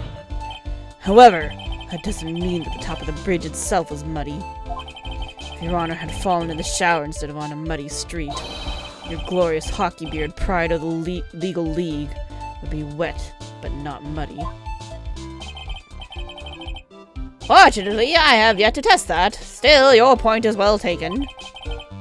Can you prove that the surface of the bridge was muddy that day? Yeah, you fucking scarf you handed over. The surface of the bridge, huh? Ha! A real man wouldn't stand for a taunt like this. Neither would a real woman. Of course I can. Here's the evidence that proves the surface of the bridge is muddy. The scarf you found, dum-dum. The evidence is the scarf. Ah! It should be obvious. If the scarf fell onto the bridge and got this muddy, it means that the bridge was obviously covered in mud. Ugh! No, I can't be outwitted by this novice bimbo. Rude! Edgeworth! That's quite impolite of you. Hey, same to you, buddy. Miss Faye's assertion makes perfect sense to me. I do admit there appears to be a contradiction between the condition of the victim's coat and her scarf. However, the real question is, why is there a contradiction? Huh? For every contradiction, there exists an explanation. Let's look at what the explanation in this case may be, shall we? Alright. It's not like he's really giving me a choice here. Ha! You're doing pretty well for a little kitten. Mr. Armando. No matter what he says, a contradiction always comes down to a lie. It's either the victim discovered in the trunk, the witness's photo showing the defendant and the victim, or the witness's testimony that stated she saw the moment of the murder. Just relax and think it over. It's pretty simple, isn't it? The false evidence. It's one of those three. Witness testimony. What you said just now. I'm not sure I like that. That wasn't me, Your Honor. It was the coffee aficionado over here that said it. This court is not in the habit of accepting false evidence, you know. Blame it on him, Your Honor. He's the one trying to slip false evidence into the court. But we won't let him. We'll expose his evidence as the flimsy scam it really is. Yes. The false evidence in this case is the... Well, photo don't lie. Body was obviously in the trunk, so that's the testimony. It is a no-brainer. Obviously, it's the witness that's suspicious. During his earlier testimony, the detective pointed out a crucial fact. The criminal shoved the victim down from behind and stabbed her in the back. Now, is that testimony exactly what the witness claims to have seen? Yeah, that's what the witness told us. And Edgeworth won't let us talk to him? Yep. And that testimony is filled with holes. After all, the victim's coat isn't dirty at all. That's true. It's not just true, it's the truth. If there was a truly decisive witness in this case, I'm certain that boy Wend over there would have called them in the first place. And Edgeworth won't let us talk to her. Your Honor, the defense requests to cross-examine the eyewitness. The testimony presented so far is not only vague, but contradictory as well.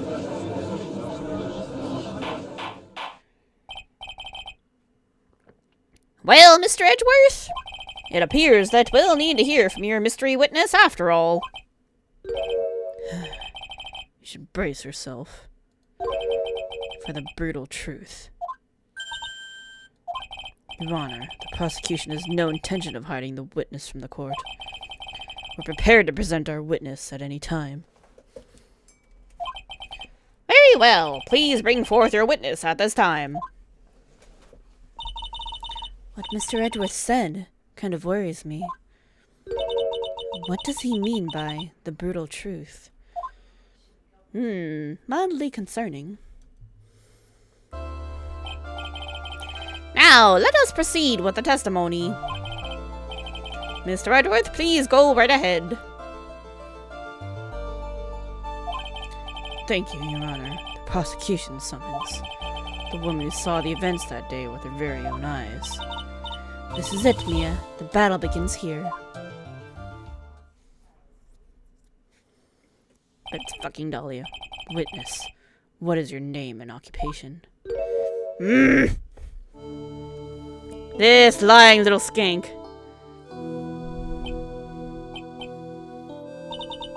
Everyone is so silent that I can hear their hearts going pitter-patter. Yep, this one. Oh. When I look at you, how can I put it? You look as scrumptious as a double-double in a dozen donut holes. I feel like I want to hurry up and hand down a verdict just to have a bite. That's gross, man. Yo, consent, judge. Hey, not so fast. Yeah, very ew. As I said before, this witness is very sensitive and delicate. I would ask the court to please exercise care when addressing her. Yes, indeed. Thank you, Mr. Edgeworth. You are a true gentleman. Miss Faye, you could learn a lot from this man. If he's such a gentleman, he sure doesn't act like one to me. Sir? Yes? Yes, my dear? This is my first time, so I'm sure I'll make a lot of mistakes. Anyway, I just wanted to say I'm sorry for all the trouble I might cause. Not at all. It's no trouble at all. Now then, may we please have your name and occupation? My name is, Melissa Foster. You fucking liar! Dahlia Hawthorne. I'm a college student, a freshman in the literature department. You were on the scene when the unfortunate event occurred, correct? And you were the one who took the photo? Is that accurate? How can you be so mean? Now see here, what are you doing shoving that into her face like that? Huh? But it's just a photograph. It's not like it's something dangerous. Next time I'll be forced to penalize you. I hate this. Oh, I don't like the turn this has taken. Is she staring at me? And you would be... Huh? I'm the defense attorney. My name is Mia Fey. I see. So you are... Oh, I think I just remembered something, but I don't know. I'll keep it to myself for now. Now then, young lady, could you please give us your testimony? Yes, Your Honor. I'll do my best. The witness's photograph. I was using my camera to take some pictures of wildflowers. Then I noticed there were two people standing up on the suspension bridge. Suddenly they just started fighting. That's when I hurried and took the photo that shows the crucial moment. And right after that, I called the police. That's pretty sus. By the way, where were you standing when the incident occurred? I believe the map would be of help here. I was standing right over here. I was standing in a beautiful field, surrounded by tall cliffs. So, you took the photo from that location, eh? I brought the camera I was using at the time, just like Mr. Edgeworth asked me to. Hold up. Oops. Forgot she was using an alias. Oh, I guess. So she came first and then he came. That's what she's saying, because this is the edge of the cliff that she was behind. Okay. Photo makes more sense now. Stepped out for a moment and you forgot she was using an alias? Yeah. Fucking liar. Ho ho ho! What a cute camera! Just like its owner. Camera to the court record. Melissa Foster took this witness's photo, but with this, a small but powerful model. Blah, I can talk. Alright then, Miss Fey, time for your cross-examination. But I warn you, make the witness cry again, and you'll feel the wrath of my gavel. Damn it.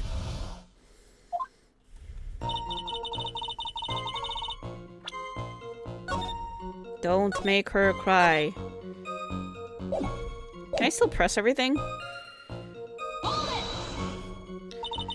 Did you say wildflowers? Yes, the mountain is famous for its beautiful spring wildflowers. But it's only February. Well, I couldn't wait for spring to come. Oh, I know just how you feel. It's just like when I first started growing this glorious beard of mine. I just couldn't wait, so I wore a dyed blonde Santa beard until mine grew in properly. What? Would you mind if we got back to the facts of the case, Your Honor? Two people standing on the bridge. Was there anything strange about the two of them? I'm a bad girl. I know I am. It looked like they were having a really serious conversation up there. So I decided to watch them, like some kind of peeping Tom. No, not at all. Everyone's like that. I love watching other people fight too. In fact, I can't get enough of it. Well, he does like hockey. Actually, that's why I took this job in the first place. Too much info, Your Honor. Yeah, he is a hockey player. In any case, it's perfectly natural for you to have kept watching them. Especially dressed as they were. Yeah, he likes hockey. Well, Anyway, I was watching them very closely. Just started fighting. Do you have any idea what they were fighting about? No, I have no idea. Why do you ask that? Oh, I just thought maybe that you overheard what they said.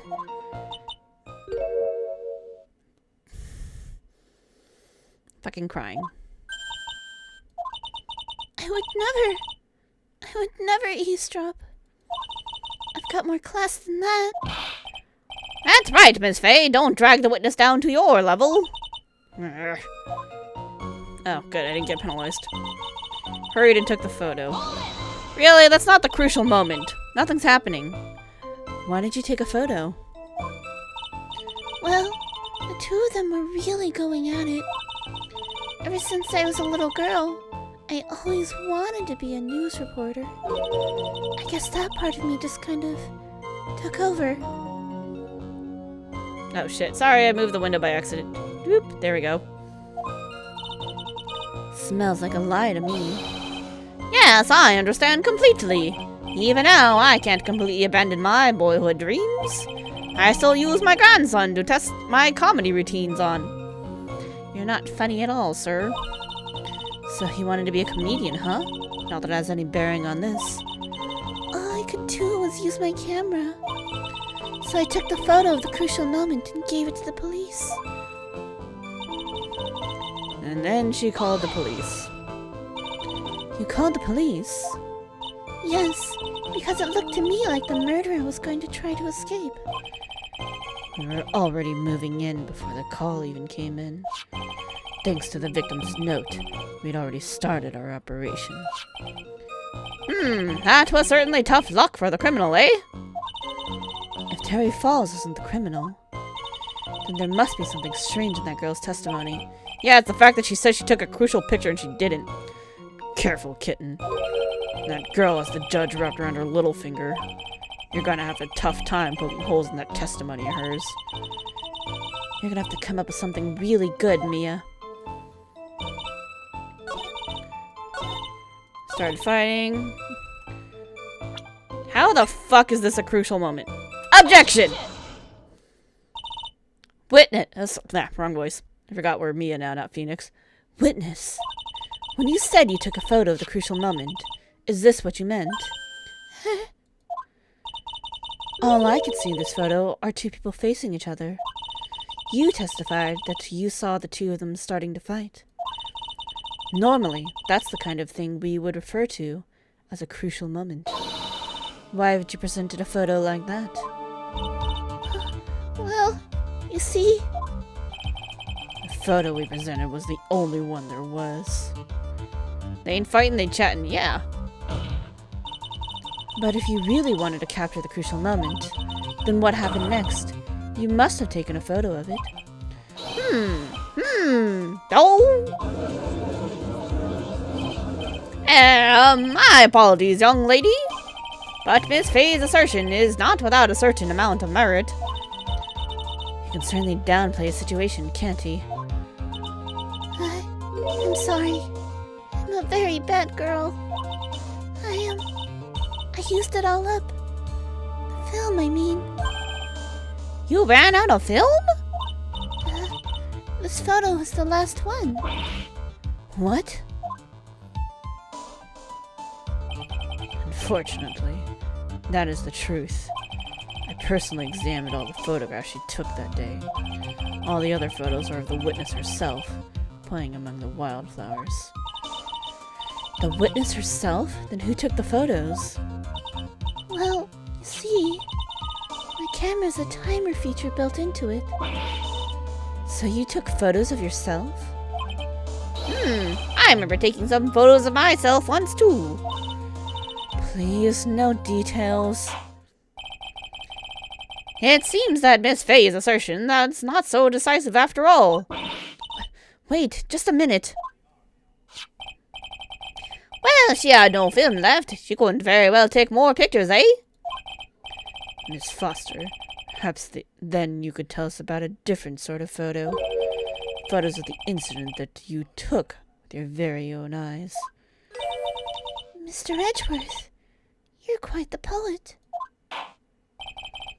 Very well, then. Let's get back to the cross-examination. Let's hear your thoughts on the fight that you witnessed. Yes, Mr. Judge.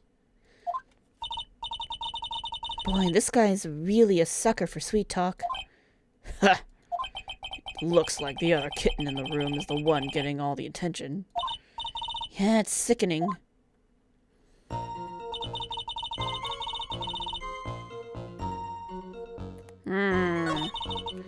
Two people standing on the bridge started fighting. The victim turned around and tried to run away, but she only got about 10 yards before she was stabbed in the back.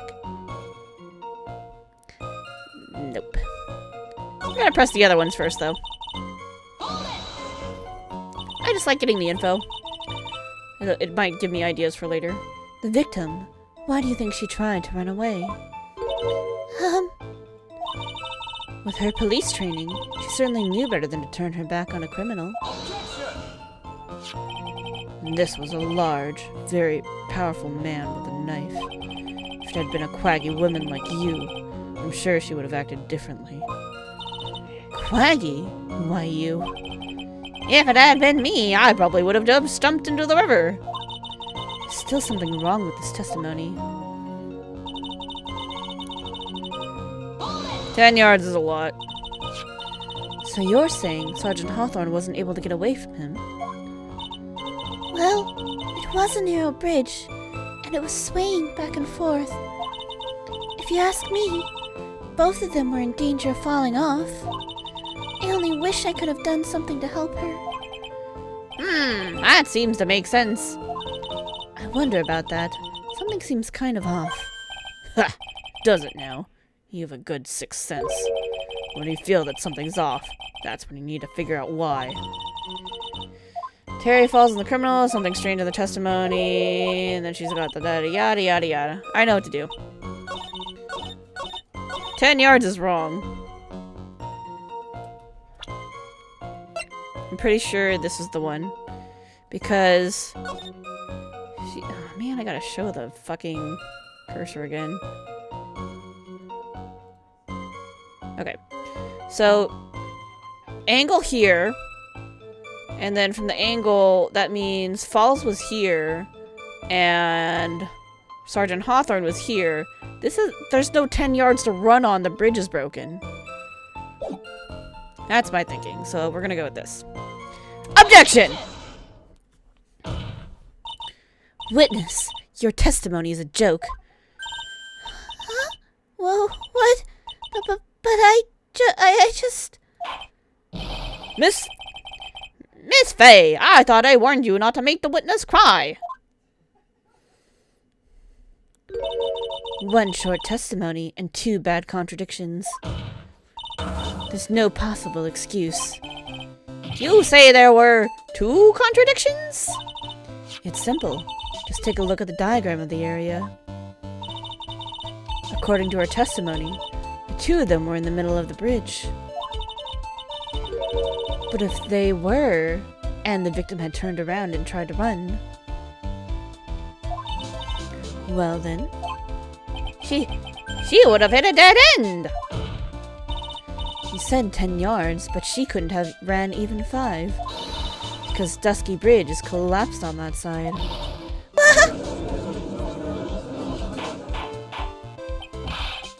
What does all this mean? It's very simple, Your Honor. This charming little witness told a charming little lie. That's all there is to it.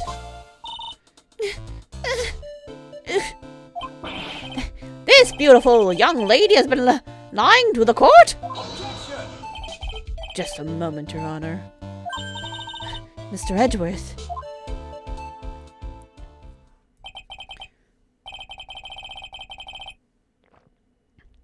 Your Honor, allow me to personally apologize for the confusion. What do you mean? There's one major mistake in this diagram. What did you say? Shit, dropped something. What are you referring to? It's all because this diagram was made after the incident occurred. It's a very old bridge. Couldn't find any official blueprints of it. So you're saying? I'm saying that even though this bridge is currently in disrepair, there's no evidence that can prove that the bridge was broken during the incident. That's ridiculous! Can't actually tell the condition of the bridge from this photo. I apologize to the court for not being more clear when I presented the evidence. Oh my god, so slimy! Ha! This guy is good. Huh? What do you mean? Planned it from the beginning. He's a genius, alright. That diagram of the bridge was his insurance policy. Shit! What? That coward. Well, Miss Faye, it seems you've once again made a reckless accusation. I'm so sorry. I should have been more careful myself. No, it wasn't your fault at all. Now then, shall we go on with the trial? I'd like to establish once and for all what it was the witness actually saw. Indeed. All right, young lady. May I ask you to please proceed with your testimony? But it's so hard to go on. We're all on your side, Miss Foster. There's no need to worry. Just tell us what you saw. Yes, sir. Running from the crime. After he stabbed her in the back, he quickly picked her up in his arms, and he carried her over to the car. I suppose that was the only way he could make sure the body stayed hidden. He couldn't just leave the body on top of the bridge. Oh, I'm sorry. I'm only supposed to talk about what I saw. Witnessing such violence must have been difficult. Yes, sir. I'm still shaken up. He accepts his testimony as it is. We're finished. Don't say that. Oh well, maybe I'll stop off at my favorite cafe on the way home. They make a really great mocha latte. This trial isn't over yet. Ha! That's what I like to hear. All right, Miss Faye, your cross-examination, if you please. The contradiction is staring you right in the face, Mia. Go on the attack.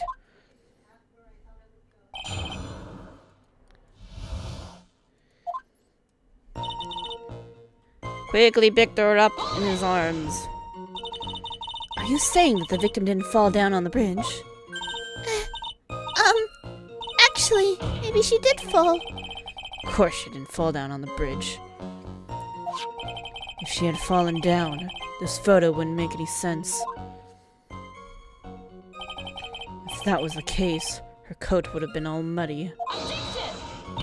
If you don't mind, I was asking the witness. No need to be so rude. Well, young lady. Of course she didn't fall down. The man in the prison uniform grabbed her before she could. You fucking liars. Ha!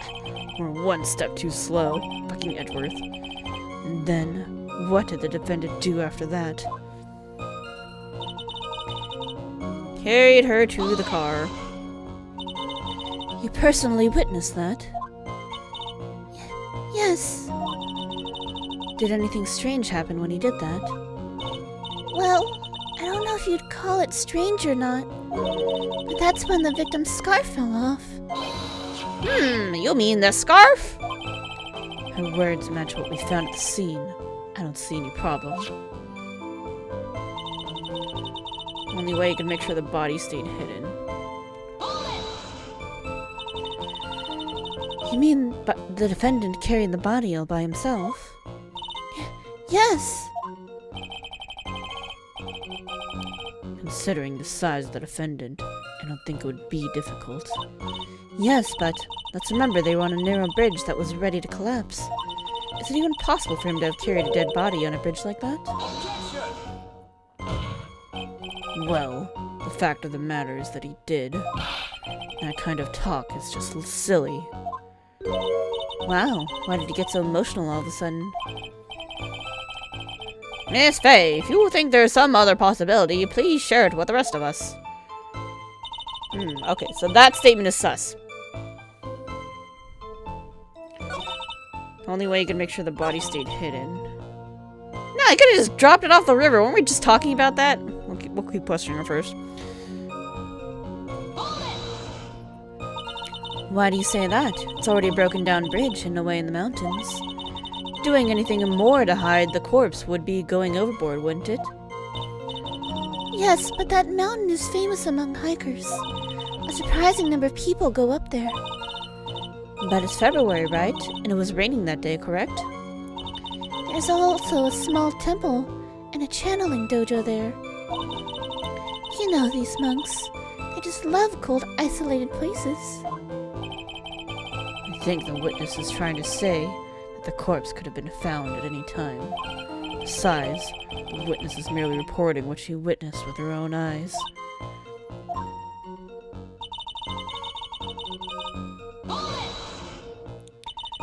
And you're absolutely certain that it was my client who was carrying the body?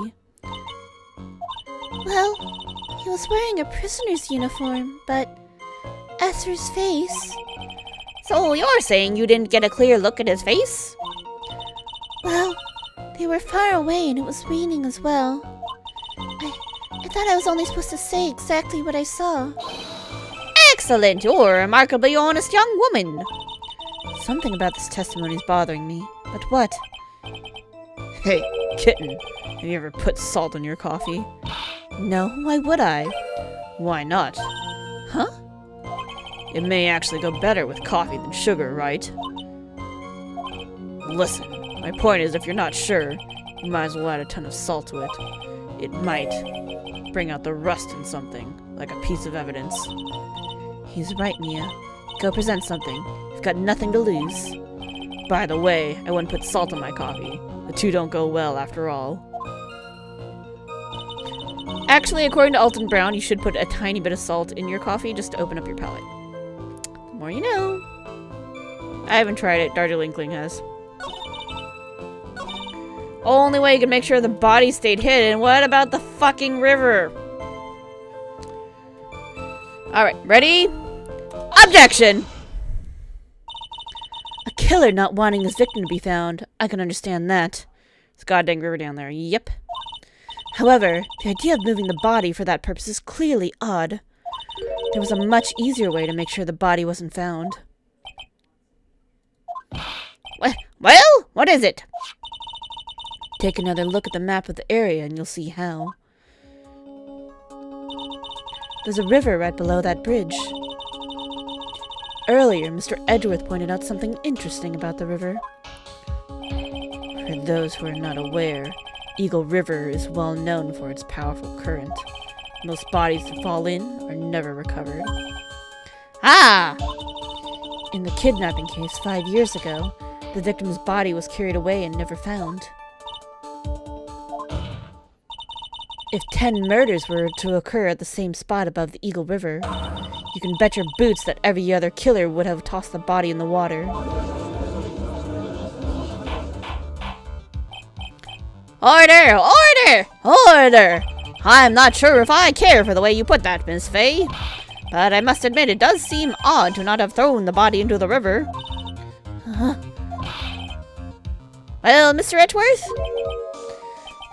How sad.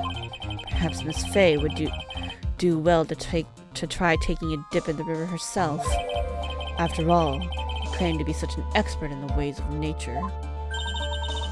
What are you talking about? My point is that no matter how odd you may find the killer's method of body disposal, the fact is that this is what the killer did. None of your arguments have anything to do with what the witness saw.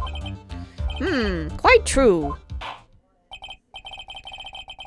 Miss Faye, it seems that your assertion is without merit, after all. But what the witness claims to have seen is totally ridiculous. Surely you can't deny that the body was found in the trunk of the car. That's certainly consistent with what the witness has told us. Ugh.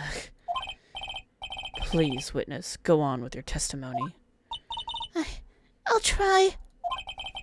All you have to do is tell us what you saw. Otherwise, the mean lady might yell at you again. Who is he talking about? Edward, stop being a dick. All right, I'll do my best.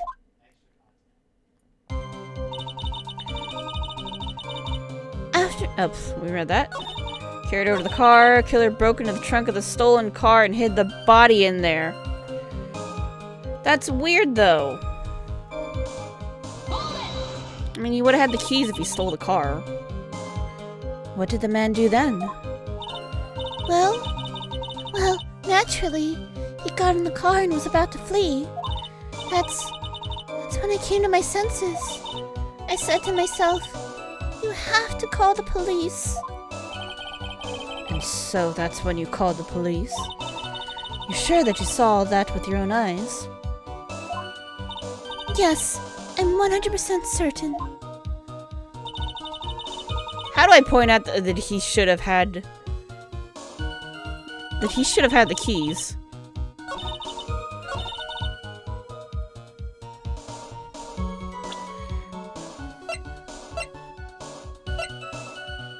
Trunk of Fall's car.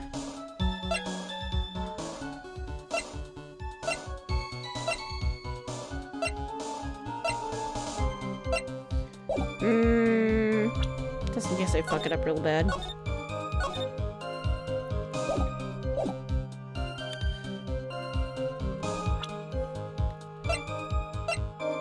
He should have had the key, right? Alright, here we go. Objection! Nope, that wasn't it. I know it's save scumming, I just don't want to sit through the whole thing.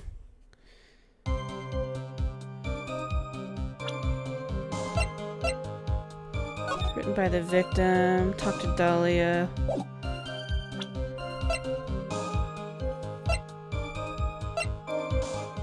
Has a timer function. Damn. So it's not the crime photo. Killer broke into the trunk of the stolen car and hid the body in there. Oh wait, what about profiles? Escaped from custody 2 days ago. Police officer and the victim, the key witness in the case against Falls.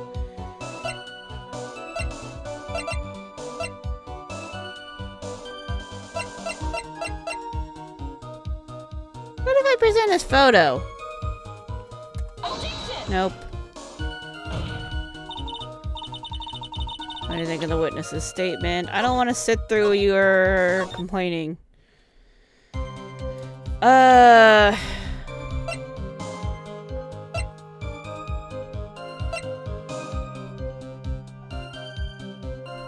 It's definitely something to do with this statement because it's new. But what?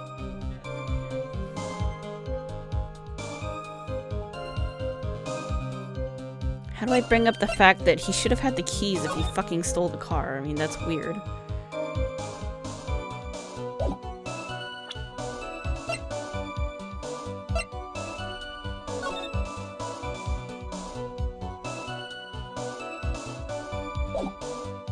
Wait, what?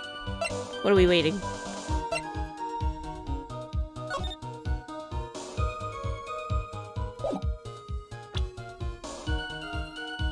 Trunk of the stolen car and hid the body in there.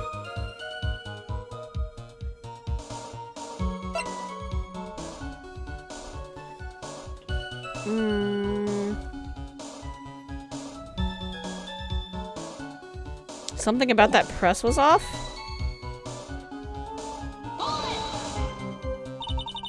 What did the man do then? Got in the car, was about to flee. So she called the police.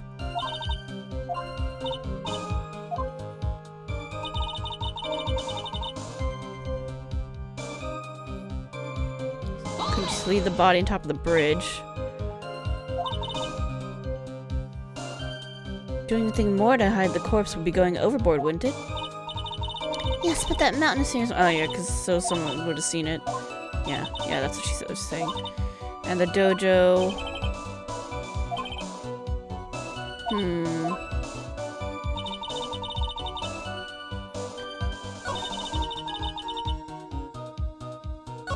Wait. How could you have fucking seen that? There's no way she would have seen that. Oh yeah, you realized it too. Alright. Objection! Well, Miss Foster, looks like you've done it this time. Done what? Made a crucial mistake. A crucial mistake? Like what, Miss Faye? The killer broke into the trunk of the stolen car and hid the body in there. You're saying you saw that, right? With your very own eyes? Yes. And?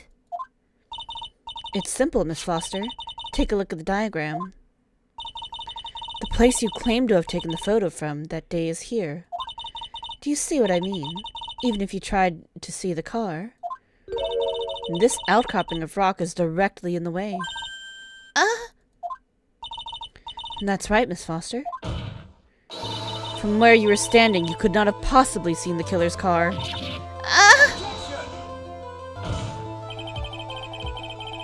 I admit the diagram shows a large outcropping of rock. However, it isn't so tall that it would stop her from seeing the car. That's right. It's not high at all. I was able to see his car just fine. I'm so sorry, but that just doesn't wash. I believe it was the witness who presented this as evidence to the court, yes? This is the location that the photo was taken from. Your own photo tells the whole story. You can clearly see the left side of the bridge, but the outcropping that is being referred to is really more like a cliff. Ah! Your view should have been completely cut off by this cliff, but still you claim to have been able to see the killer's car. No! Order! Order in the court! What is the meaning of all this ballyhoo? Your Honor, don't jump to any hasty conclusions. The fact that the escapee fled in a stolen car was reported on the news. After witnessing a murder, I'm sure you can appreciate the witness was very upset. She must have heard about the stolen car and convinced herself that she saw it. But she was repeatedly warned before starting her testimony. She was told to testify only about what she saw with her own eyes. Oh! Mr. Judge? What is it? I think I must have remembered things wrong. Hey, wait a minute. You can't just say that. Miss Faye, no one on the face of the planet is perfect. Yes, indeed. Quite true. You know what they say. To err is human, to forgive divine. I'm inclined to give the benefit of the doubt to our witness here. What? That's not fair. Save the tears for later, kitten. Mr. Armando. Don't look back until the trial is over. Now's the time to go forward. But that wasn't fair. Okay, kitten. You need to relax. And you need to remember. Yep, with so many holes, the judge still takes her side.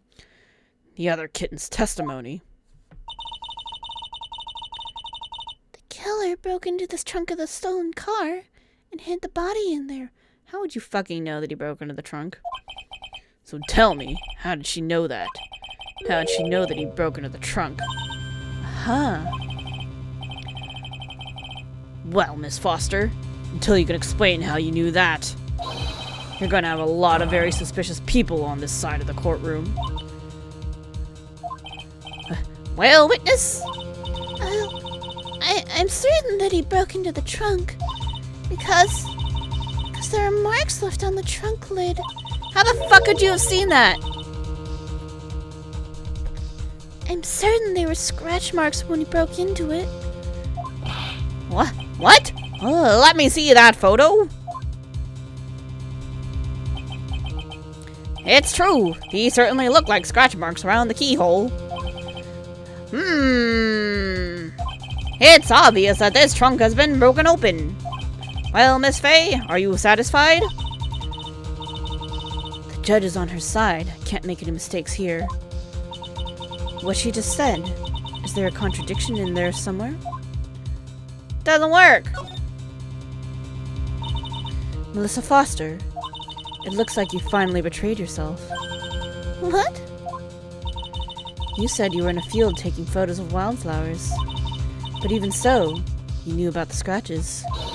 The question is when? When did you get a chance to see those scratches? Finally. I finally got her. Ha! I'm getting pretty tired of waiting over here. And perhaps it would be faster if Miss Faye explained herself. Your Honor, there's only one possible explanation. The reason the witness had seen the scratches was... She had put the corpse in herself. She's the owner of the car. No.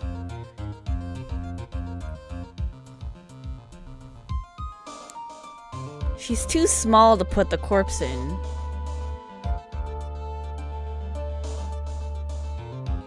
Oh, but maybe that's the one. It's definitely not the last one. She's fucking not the owner of the car. How would she have been passing by? Oh, do we take this risk and fucking accuse her that she put the body in a car? I think we do. You put the body in. There's only one way that witness would have had the chance to see those scratches. Yeah. Yes? What is it? Naturally. When she opened the trunk and stuffed the corpse in herself. The person who really hid the body in the trunk of that car was... Melissa Foster. It was you that did it, wasn't it? That's ridiculous. I could never. It was the man in the prism garb. He's the one that... I don't think so, Miss Foster. If Mr. Falls had been the one that put the corpse in the trunk, he would have simply used the car key. There was no need to break it open. But he stole the car. Duh, and he stole the keys too! Otherwise it wouldn't have been running, dummy. He stole it from a young couple that had been waiting at a red light, which means that the key would have still been in the ignition. Oh, I see. Thank you for telling us about the scratches, Miss Foster. Without that, we never would have uncovered the truth. That it couldn't have been Mr. Falls that put the body in the trunk. No! Preposterous. He even suggests that the witness put the body in there. If that were true, then how do you explain the photo that she took? The corpse could only have been put in the trunk when the incident occurred. And we already know that at the time, she was taking photographs. I think I figured it out. So she probably dressed up as... What's her name? Valerie? Whatever. Victim? She probably dressed up as the victim. Met with the defendant and then let him drive off. And she took that photo because her camera has a timer on it. Ah, the pieces fall into place. Now's your chance, Mia. Finish this thing. On the contrary, I'm not so certain about that anymore, Mr. Edgeworth. Nice and up in a bow? Yep. There's no need to think too deeply about it. What I'm saying is the shutter for this may not have been... pushed by Miss Foster herself. Because it's got a timer function. Let's take another look at this camera and see what features it has, shall we? There's a timer built into it. Even a mini tripod. Why, it's almost as if she had bought this camera just to take this picture. What are you trying to say then, Miss Faye? That when the crime occurred, Miss Foster wasn't in the field as she claimed? Well, if she really did use the camera's auto timer, then the answer is yes, she was somewhere else. Exactly, she was not in the field. Will the defense please explain further? Listen, this is a crucial point. Where was Miss Foster when the incident occurred? In answering that question, Lost will make clear Miss Foster's true identity. Well then, please answer this question. Where was Melissa Foster when the incident on the bridge occurred? She was in the victim spot. Naturally, the witness was right here. But that's where the victim, Miss Hawthorne, was standing. Order! Order! Order! Miss Fay, what on earth? Your Honor, if I may. After parting with the victim on the bridge, the defendant fled by car. But this would mean that there was no time to put the victim in the trunk. In other words, if someone put the body in the trunk, it could only have been before the defendant met the victim. How asinine. Of course Mr. Falls met with the victim. The only person with the opportunity to put the victim in the trunk was the same man that killed her, Terry Falls. You still don't understand, do you, Mr. Edgeworth? By the time the witness's photo was taken, the victim was already dead. The person in the photo was not Valerie Hawthorne. What? I've never heard anything more ridiculous in my entire life. Then who exactly is the victim in this photo? It's obvious, isn't it? It's your own witness. What? It's the only possible explanation. The woman that Mr. Falls met on the bridge that day was not Valerie Hawthorne. It was you, Melissa Foster. Me? Let's remember that it was raining and foggy on the mountain that day. Mr. Falls himself believed that the woman in front of him was Valerie Hawthorne. But the defendant knew Valerie Hawthorne very well. After all, she was the woman whose testimony helped him get convicted. But since then, my client has spent 5 hard years in federal penitentiary, and he couldn't remember exactly what she looked like anymore. You're just making this up as you go along. Where's your proof? I've got it all right here. This piece of evidence will blow this case wide open. Scarf! At the time of the incident, Mr. Falls had forgotten what Valerie Hawthorne looked like.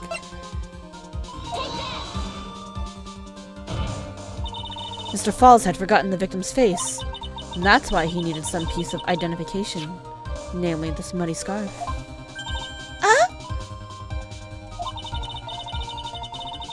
It was Mr. Falls who requested that she wear this scarf to identify herself. That's already been proven by the note the victim left. In other words, as long as you were wearing a scarf like he asked, anyone could have pretended to be Valerie Hawthorne.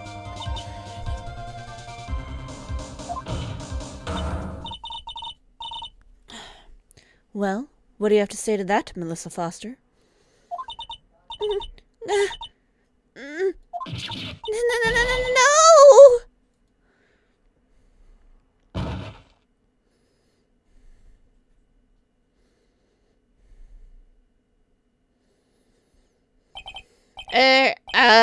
Where's Miss Foster? She's collecting herself in the lobby. It's It's obvious that Melissa Foster did it. She hid the body in the trunk and disguised herself as the victim. She set up the camera to snap a fake photo of them together. The only question is, why did she do it? Well, isn't that obvious? She's the real culprit. Ha! Well, we'll have to wait for Miss Foster to compose herself before we start again. Until then, this court is in recess. The defense and the prosecution are both to wait in their respective lobbies. Yes, Your Honor. Understood. Very well, this court is in recess. To be continued. Now we're definitely gonna save. I'm gonna BRB again to take a quick. We're gonna take a quick 1 minute break, so I'm gonna run to the bathroom. I will leave you with music again. All right, BRB.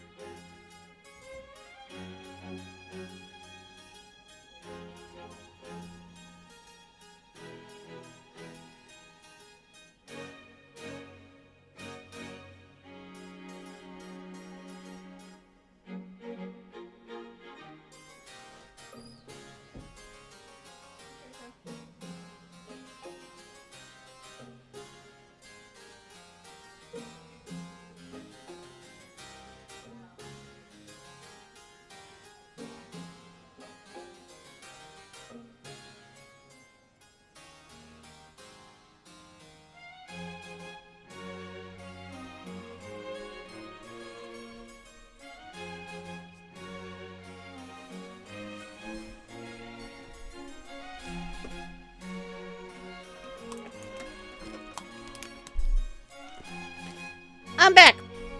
Music, great. Alright, let's see here. It is... Why, hello there, cat. How's it going? Hey, Chirico. Being a cute cat on the stream, on the interwebs. Alright. So here's what I'm thinking. Because it is 10:41, I kind of want to play a little bit of Lost Ark, if you guys don't mind. So we'll stop here for Phoenix Wright, because my voice is getting tired. It's hard. Since Godot has kind of a scratchy voice, it's a little bit more difficult. So, I think what we're going to do is we're going to switch games. So let's go to... It's hard to voice act an entire game. Yeah, it is. It really is. You can only... So my limit on this I found is like 4 to 5 hours. On the good days. So let's go to the break screen.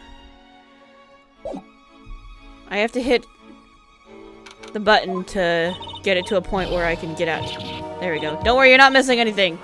Because I'm exiting to the title screen right now. So it's going to pick up from where we saved. Let me make sure that I did it right. Yeah, 1, 2, trial. Okay, cool. Alright, so go to the title screen. And then we're going to exit Phoenix Wright. We're going to load up some... We're going to play some Lost Ark. So let me switch the title here. Switch our game.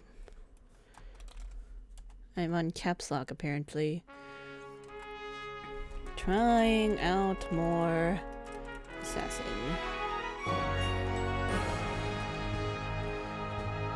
Come hang out.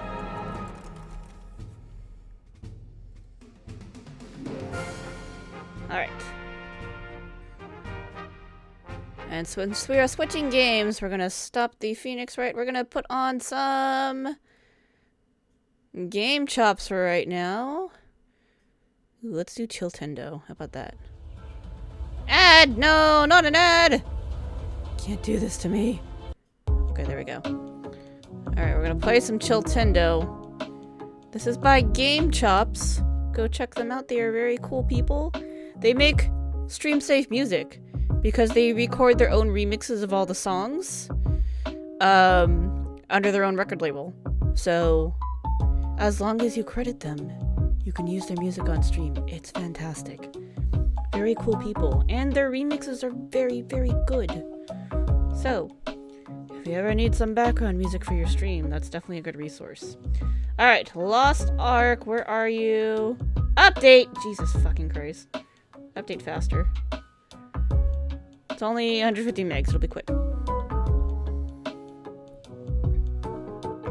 Game loading.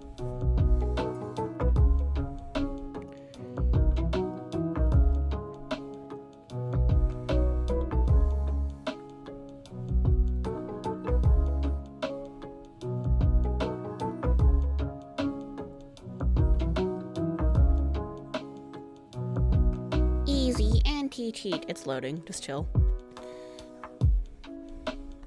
This game takes a long time to boot up. Oh, wait, hold on. You guys don't need to look at me, because you can look at this cat. Do see how cute he is. He's a good boy. You guys can hang out. We can watch the cat cam and pet this child while we are waiting for the game to load up. That's what we're currently doing.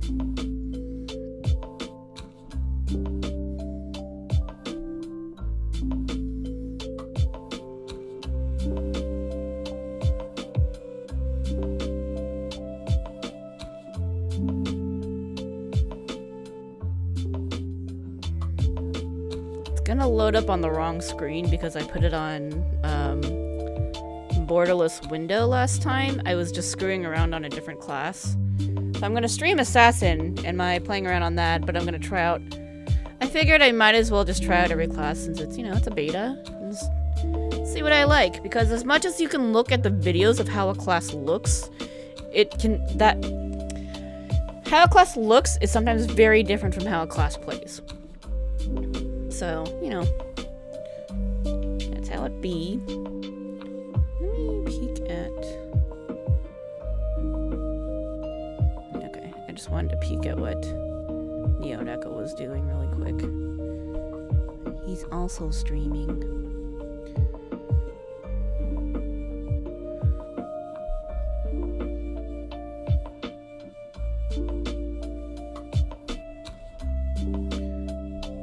Come on, game, load faster.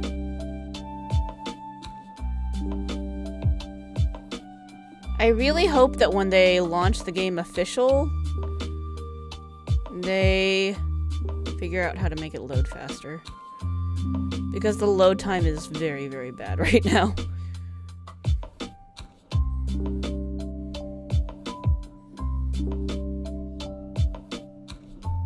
I'm staring at the...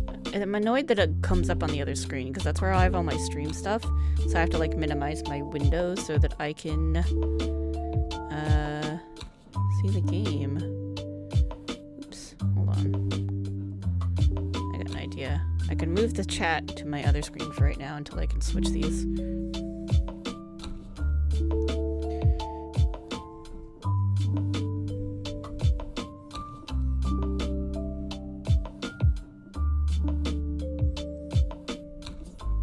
Hey, game's loading. Okay.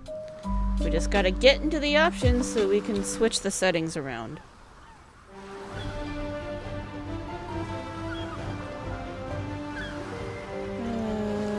Is this the server I'm on? Yeah. Settings. Video. We want windowed mode. Yes, apply these settings. And then we'll move the game to the correct window. Oh, I forgot. This one doesn't auto-hide the taskbar. That's not it. Task manager? Yeah. No? Oh, taskbar settings. That's what I'm looking for. Automatically hide. There we go. There's the game. Okay. Now we can switch it. There we are. Hello, game. And a little more over. There we go. That's good. Alright, perfect. We're ready to go. I hate playing in windowed mode. I prefer borderless windowed, but, you know, sometimes you can't help it. Ooh, or what if... I could probably set it to capture the game directly, and then I wouldn't have to care. I would just have to move all my shit to the other screen. It's fine. Server is currently under maintenance. I wanted to play this game. Can we get in the other one? Oh my god, we can't play Lost Ark because it's under maintenance. Never mind. Womp womp. Alright, how about Hades? I could do a game of Hades. Or I could call it, and then we could play this at later. Okay, how about... We'll do one thing of Hades. Hades. Did I even hit publish on this? Let me see. I did. Alright, so instead of this, instead of Lost Ark, we'll do Hades. Alright, let me switch to break screen again.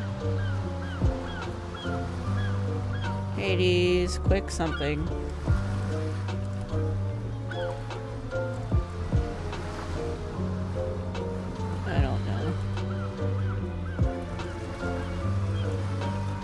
Chilling. Come hang out. There we go. We're gonna do Hades instead because Lost Ark's apparently down.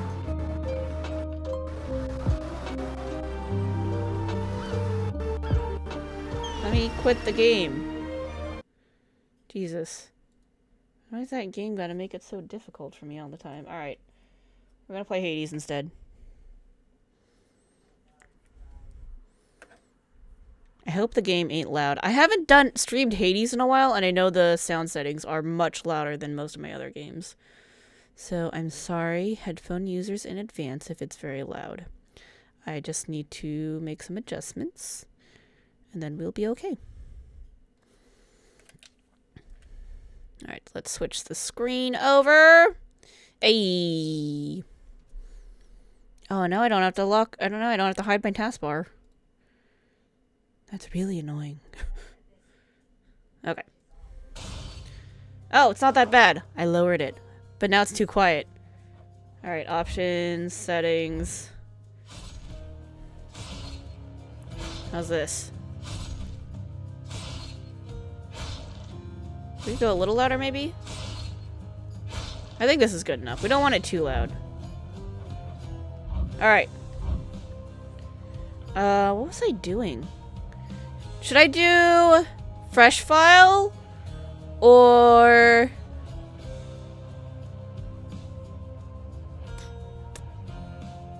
I don't have my split up.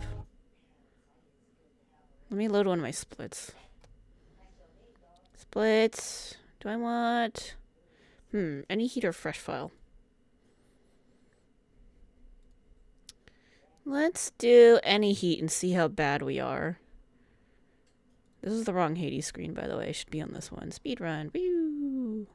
Whoa, did I not set up my camera? Oh, I put it on cat cam, that's why.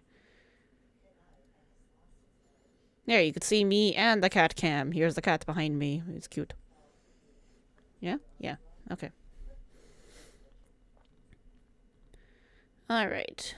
Yep, any heat. That's up. Okay. Let's get back into the game here. I hope I remember what my key is to start everything. Otherwise, that's going to be kind of screwy. I think it's 0 or enter. I don't know. I'll push both. We'll see what happens. Oh, I don't want to use scar or spear. I'm not the greatest with that. Let's go. Here's rail. Hold up. I gotta give me a hot second. I haven't done Hades in so long, so I gotta pull up some shit. Alright, I wanted Zeus attack and Poseidon dash. Beep. Zeus.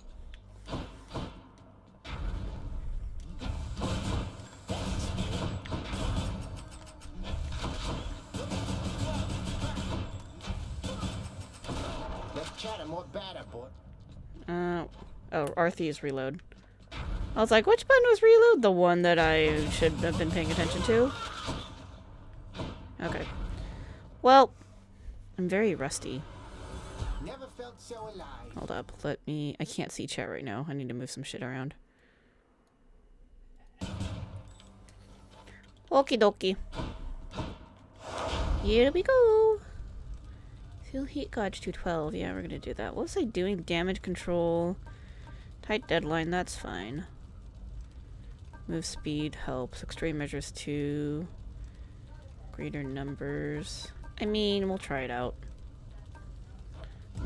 I'm ready. I might flub this. It's been so long since I touched this game. Ooh, data list. Some modifications to the rail are in order. Targeting system's not too bad. Ricochet fire. Wait, hold on. Oh, I forgot to actually start the fucking thing. Shit. Can I exit and come back?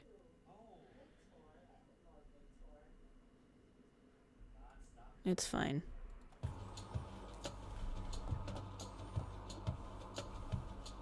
It's fine. I'm just gonna start it now. We wasted like a second there, so it's fine. The rail grows stronger.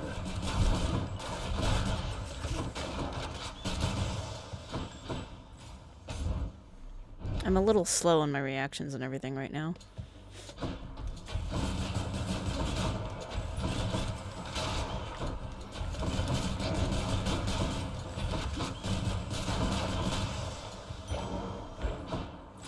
Man, I'm like really bad at this right now. But that's okay.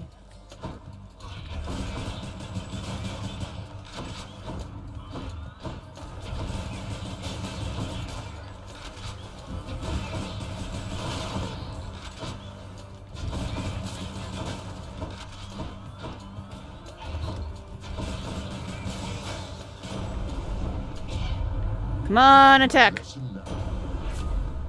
That's not an attack. What about these? Yeah, that one. Give me that. You can watch me be really, really slow, because I have not played in a really long time. But it's been interesting in seeing how bad I've gotten for not playing in a while. Oh shit, I'm out of range.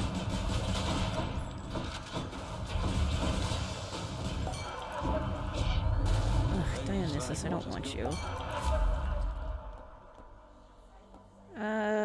Yeah, we'll take that.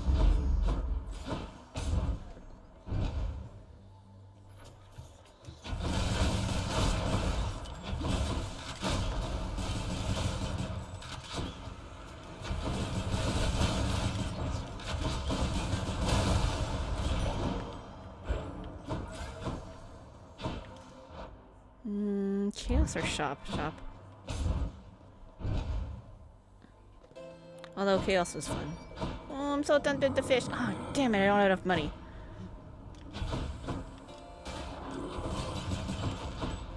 Just need a little bit of coins somewhere. I don't think I'm gonna find it. It's fine. We'll just go. Just on a little break. Hey, sir. It's good of you to Give me money. Makes sense to me. I can't. May you get out of here this time. Yeah, so Lost Ark is down for maintenance. Ready, lads? Like, the servers went down for maintenance as I was trying to log in, and I'm like, well, that sucks. So here we are, we're playing Hades instead. Welcome to Hades. This is what we're doing now. Revenge damage, we'll take it. I feel all tingling. I really wanted to play Lost Ark. So I am quite disappointed. Not.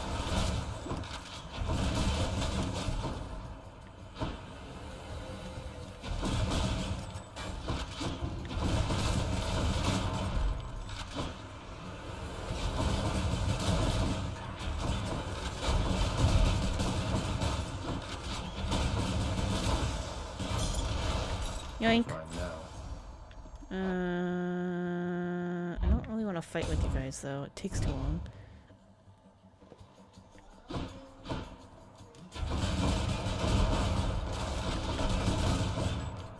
Actually, I guess it wouldn't have been that bad. I should have done it anyway, and then I would have got more Zeus. That's fine. I don't know what I'm doing sometimes.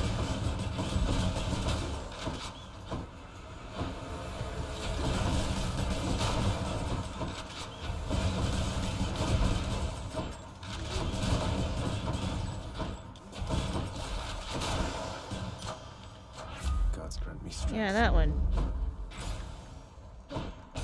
Oh, I should have went for health. Knee-jerk reaction.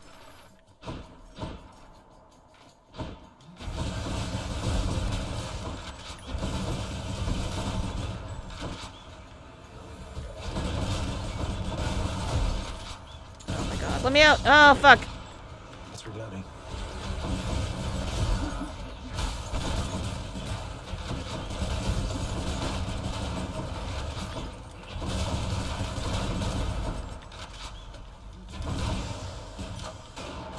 The power of the gods. More power!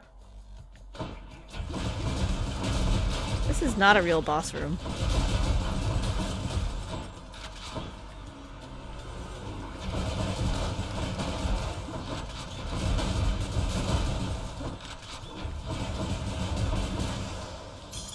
Yoink. Over there.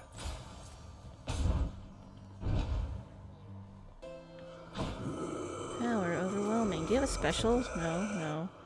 Pressure points was nice, but I want a special. Hate to be ungrateful here. Yeah, that one. Give me that. On the prowl. I don't need HP.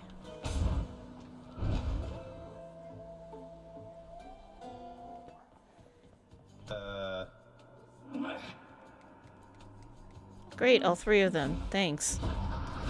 Thanks, I hate it.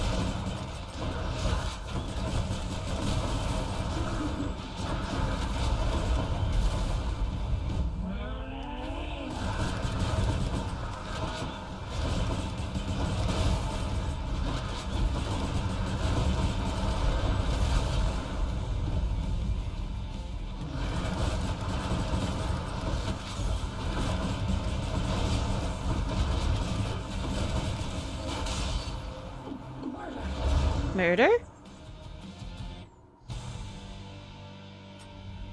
Where'd the others go? Oh shit. Yoink. Does it automatically... Oh yeah, it did it. Okay, cool. Which to choose? I didn't see you coming. It might help. Jerky, yeah.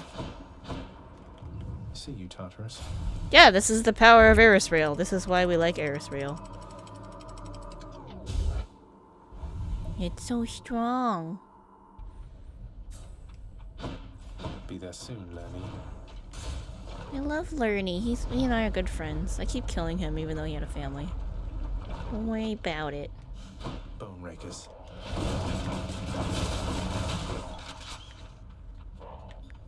Where? Oh.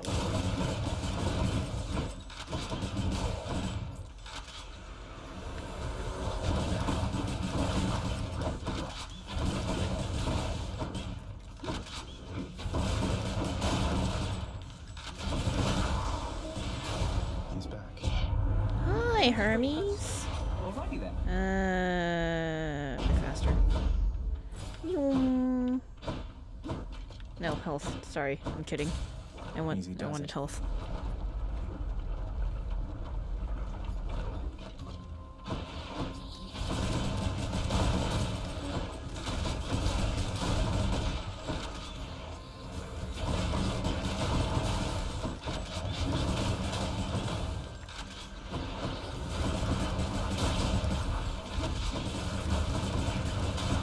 Oh gosh.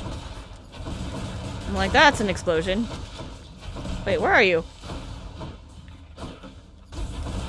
Fucking hate Hydra things. The little mini Hydras.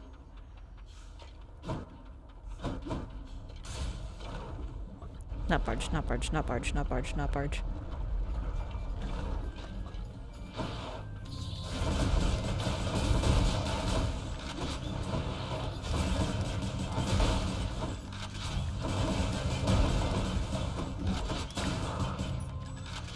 Just a bit longer. Oh gosh, there's so much going on. Oh, it's the witch!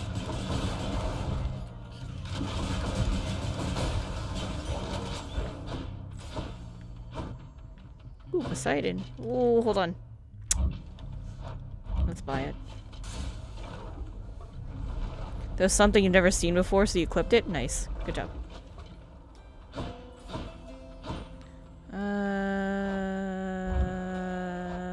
Let me go buy Palm.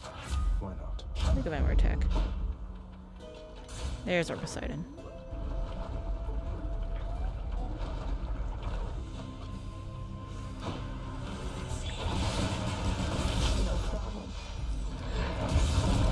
Damn it. Should have did it earlier.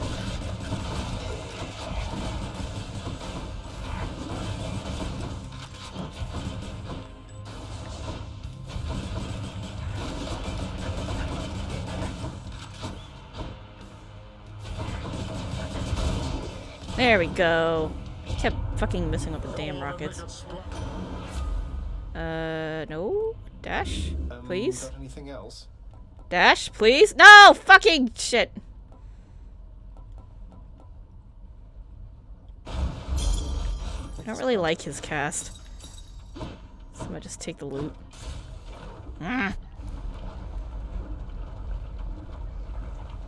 If you skip through Hermes' dialogue, he'll go, well, alrighty then. I'm like, oh shit. Yeah, they notice.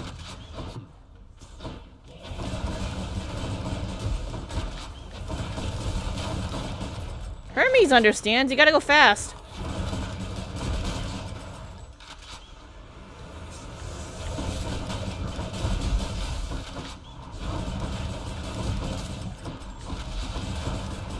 Don't be in the fire.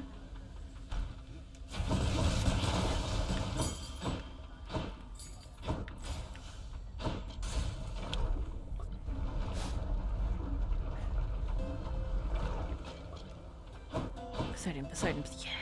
Dash, dash, dash, dash. Yes, title dash. Take it. The sea god's might.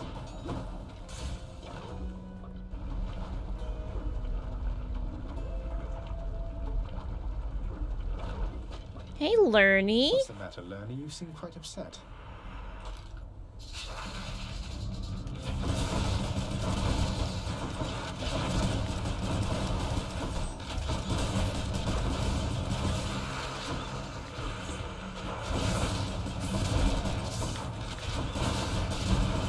Stop standing in the fire, dummy. I'm an idiot. Leave me alone.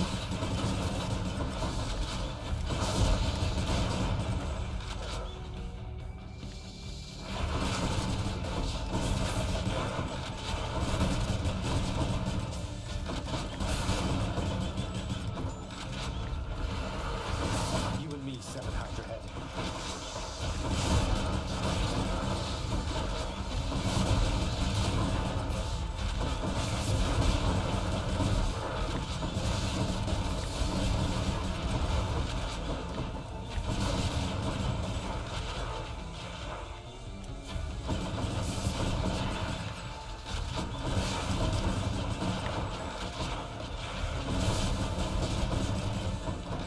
You have to stay over there. I'm in the fire. Get me out. I'm in the fire. Can I get out? Please. Please. Please. Wherever your neck went.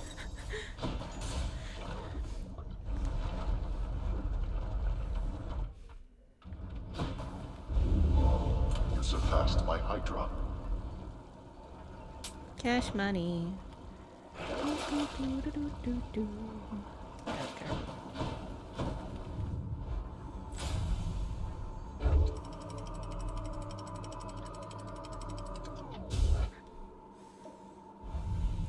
Fire is hot. Just so you know, fire hot. What's the other one? I can't see. Oh.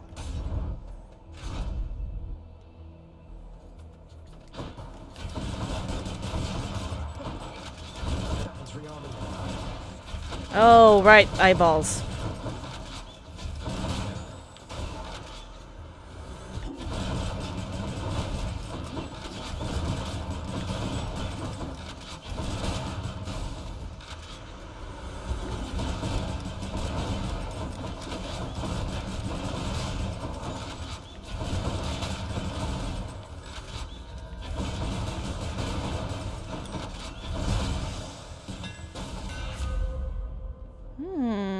Ooh, cluster bomb. Yeah, cluster bomb's fun. Exegriff grows stronger.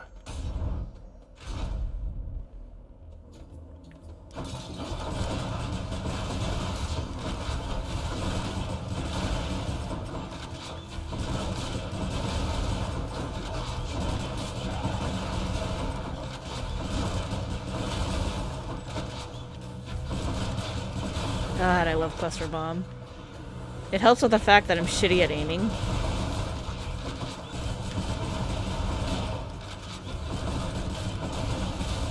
Ow.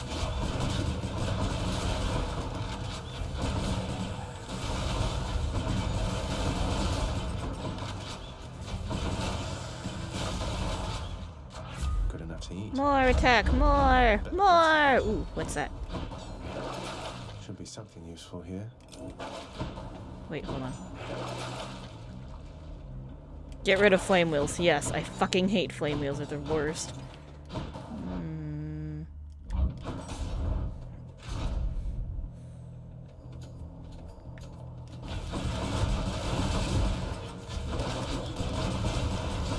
More.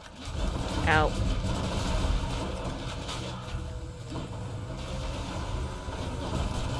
Did I just run into that thing because I'm dumb? Yeah, I did.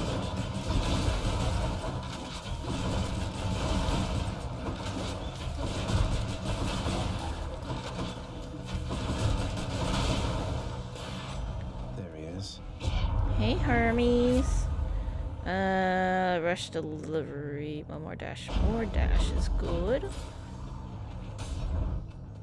Oh, I should have went the other one. It was a boss room. Fuck. I wasn't thinking. I was just like, I don't want Dionysus. That's not the only thing I should be thinking about.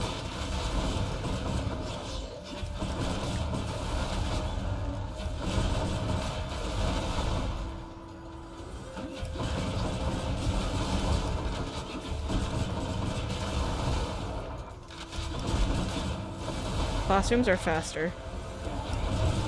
So now I'm losing. Set. I'm potentially losing time because I chose this. Ow.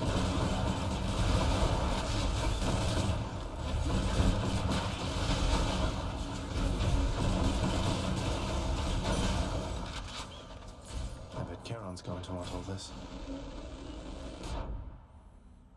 I really want that Poseidon room.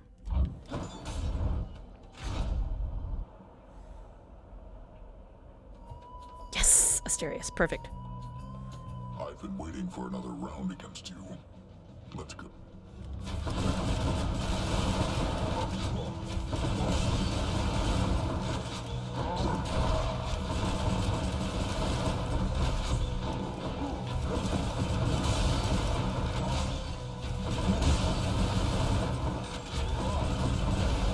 Get away from me!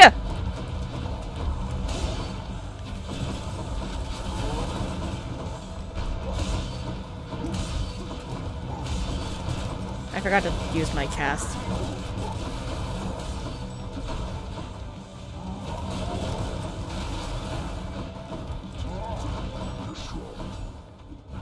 Megara?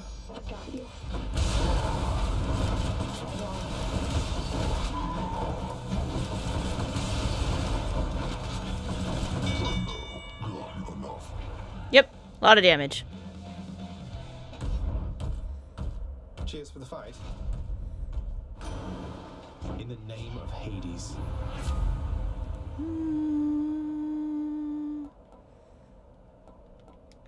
Take that one, I like that. Come now, I don't think that's anything to be concerned about.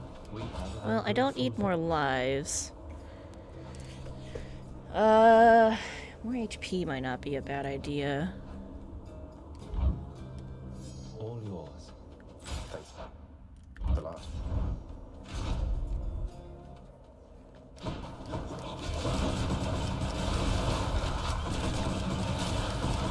I'm like, I wonder if I should have just taken the duel. That might have been a better idea. The duels are so fucking annoying.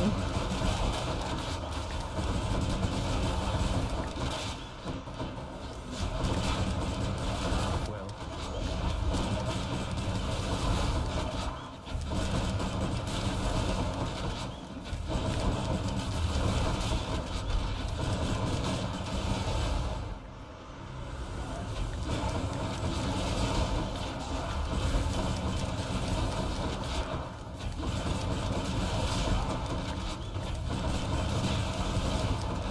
one's rearming.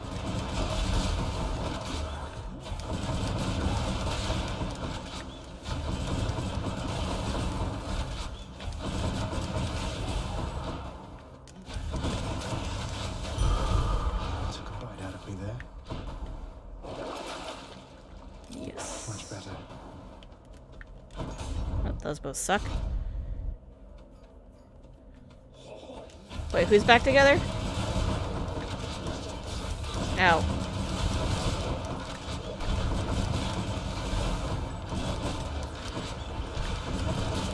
That one fully rearmed.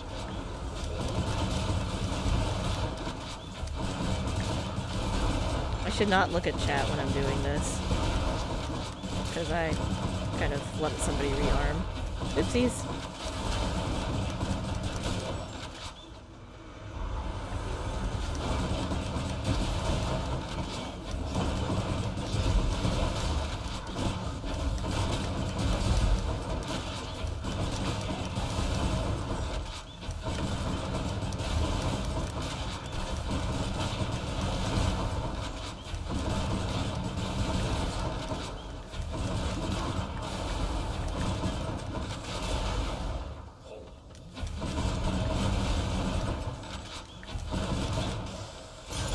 Gemstones. Hey, Charon shop. Oh, Patroclus and Achilles? Yeah. Yeah, they are. Ooh, hello, Zeus. I can use this. Hello, Zeus call. Perfect. Take more health, too. That's a go-go.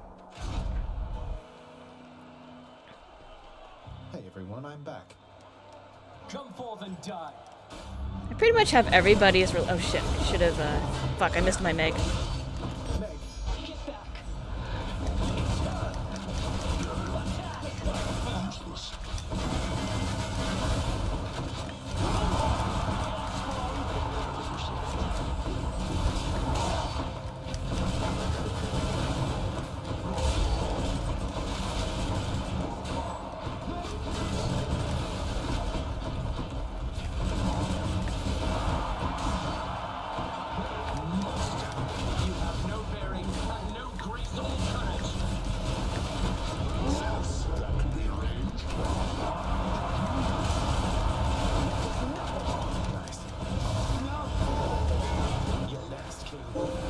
Get him! Get him!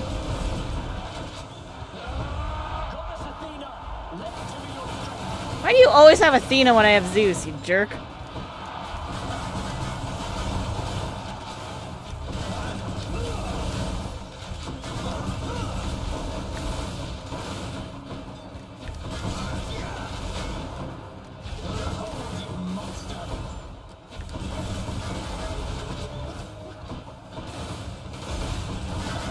Where are you? You're over there. Ah, oh, fuck me. No, you don't.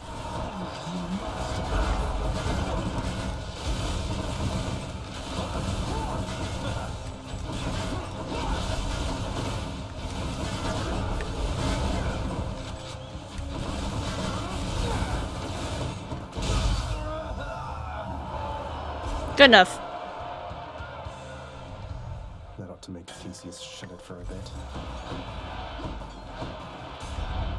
You shades enjoy yourselves.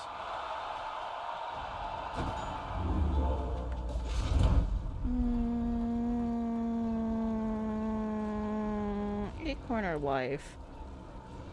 Let's go Acorn this time.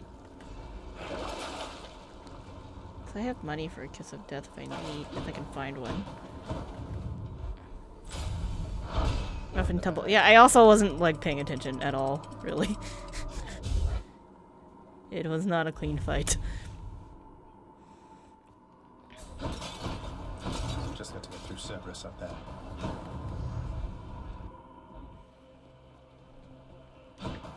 Ooh, there's some fun stuff down there. Ooh, ooh, hold on. That one first. Here goes.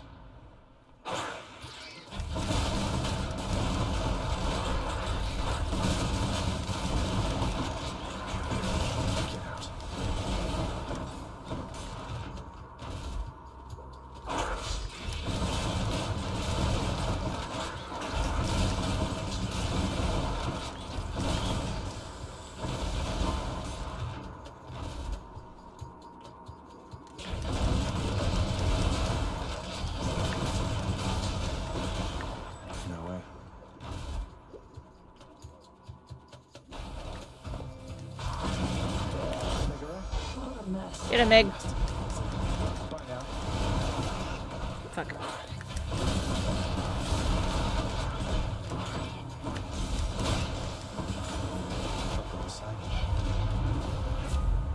Ooh, hydraulic light, that's a good one. Let's make some waves, right, Uncle?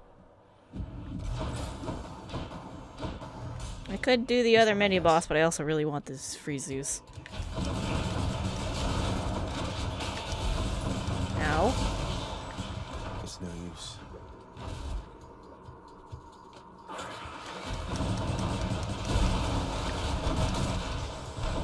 Not yet. Cluster bombs, you're so good.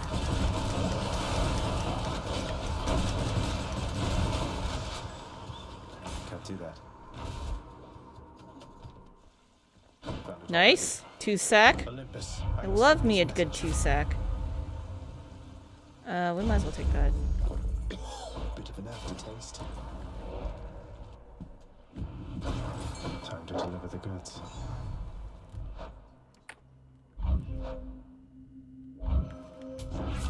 I'll take this one. Billowing strength is really good. And let's take the extra health. Because I lost a life. Vigilant Cerberus. I can go.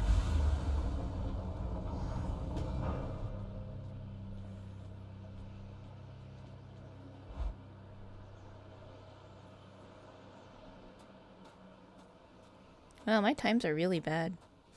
Looks like the realm needs some adjustment still. It seems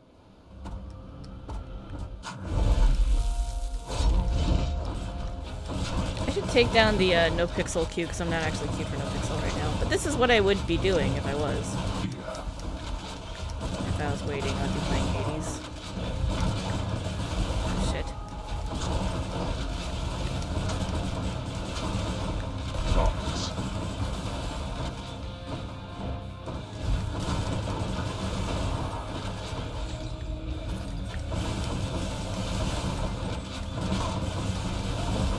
I forgot to throw shit at you.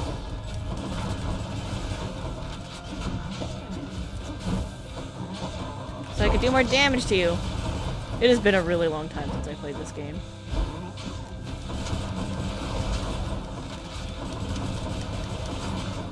Darkness.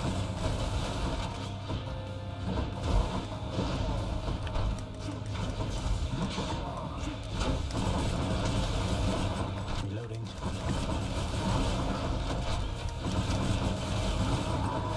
I was waiting for that. So now I can use my call.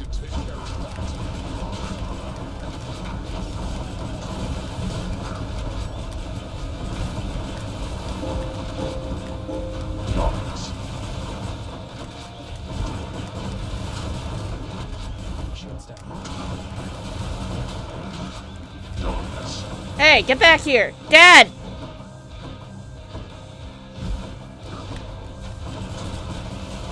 There we go.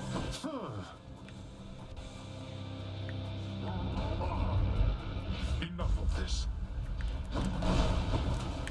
Meg, Fuck, he moved. Wasted, Meg. Shit.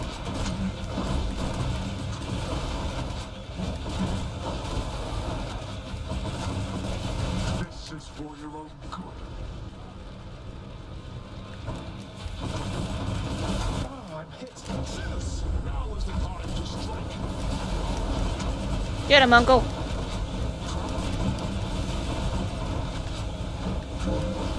Ow. I thought Achilles told you to be quick. There's a safety spot in the middle of him. I just didn't get there in time, so I was like, fuck it, I'm gonna hide. But that's usually where I like to be. Oh shit. Fucked up again. Fine.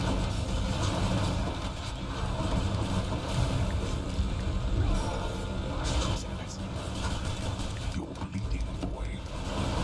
I'm fine. I have one more life after this. Let me go. Oh, fuck me. Wait right there. You're going down, Dad.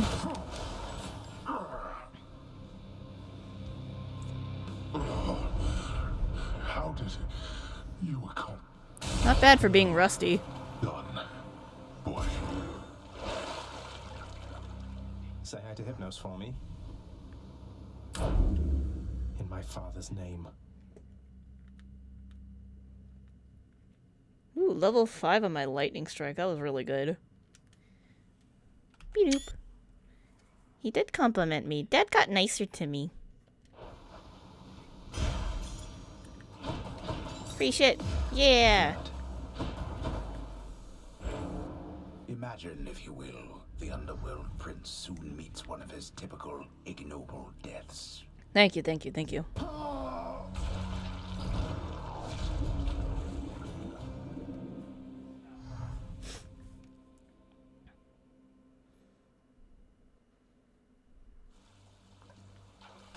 Wonder if I can get out even faster. Great job. That's the point. Everyone, look who it is.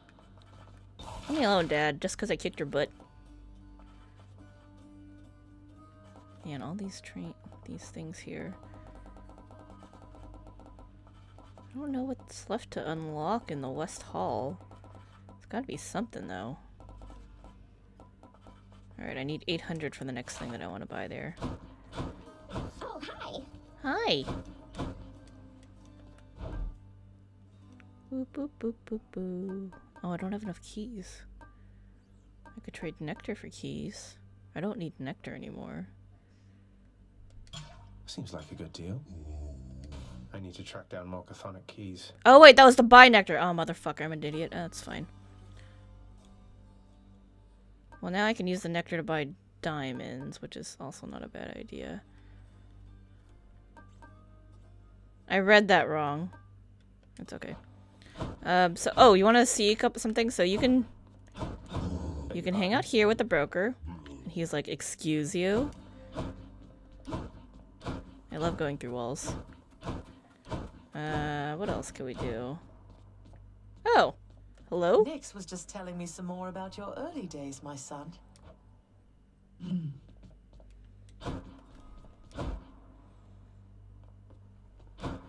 And then I want to show you something really quick about heat.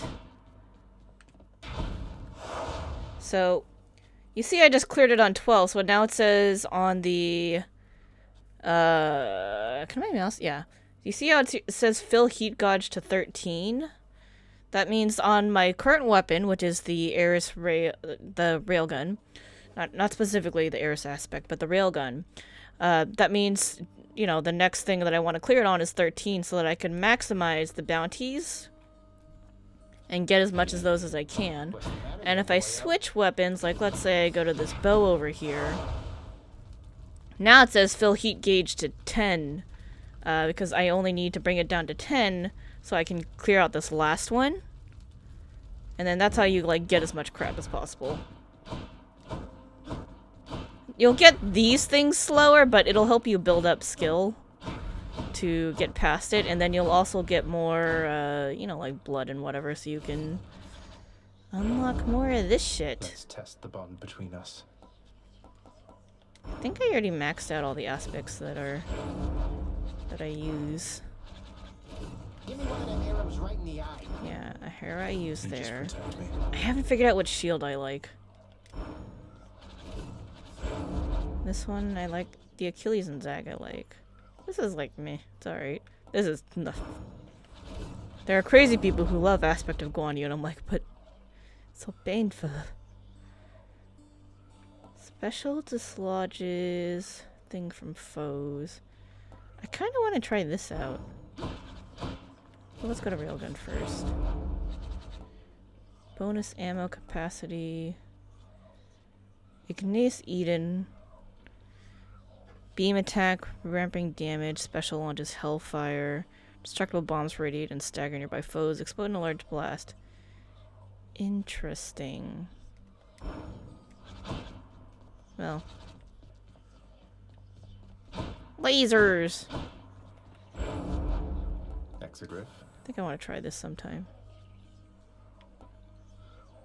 Should I level it?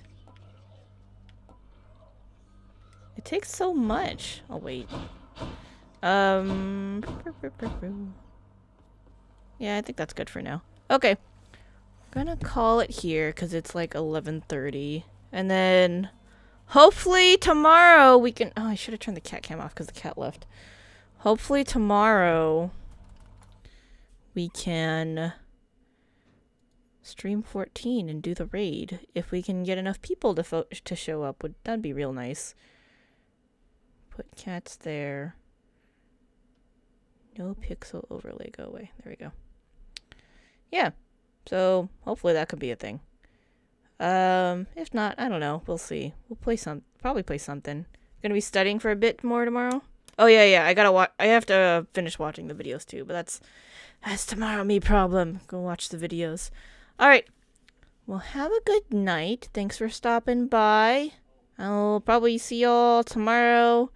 If not, then I will see you on Monday for not Pals of the Dead. Heaven on High and dying in the tower like an idiot. All right. Let's see. Is Neo Neko still streaming? The answer is no. Okay. Well, we're just gonna call it then. All right. Have a good night. See you later. And yeah, thanks again. Bye.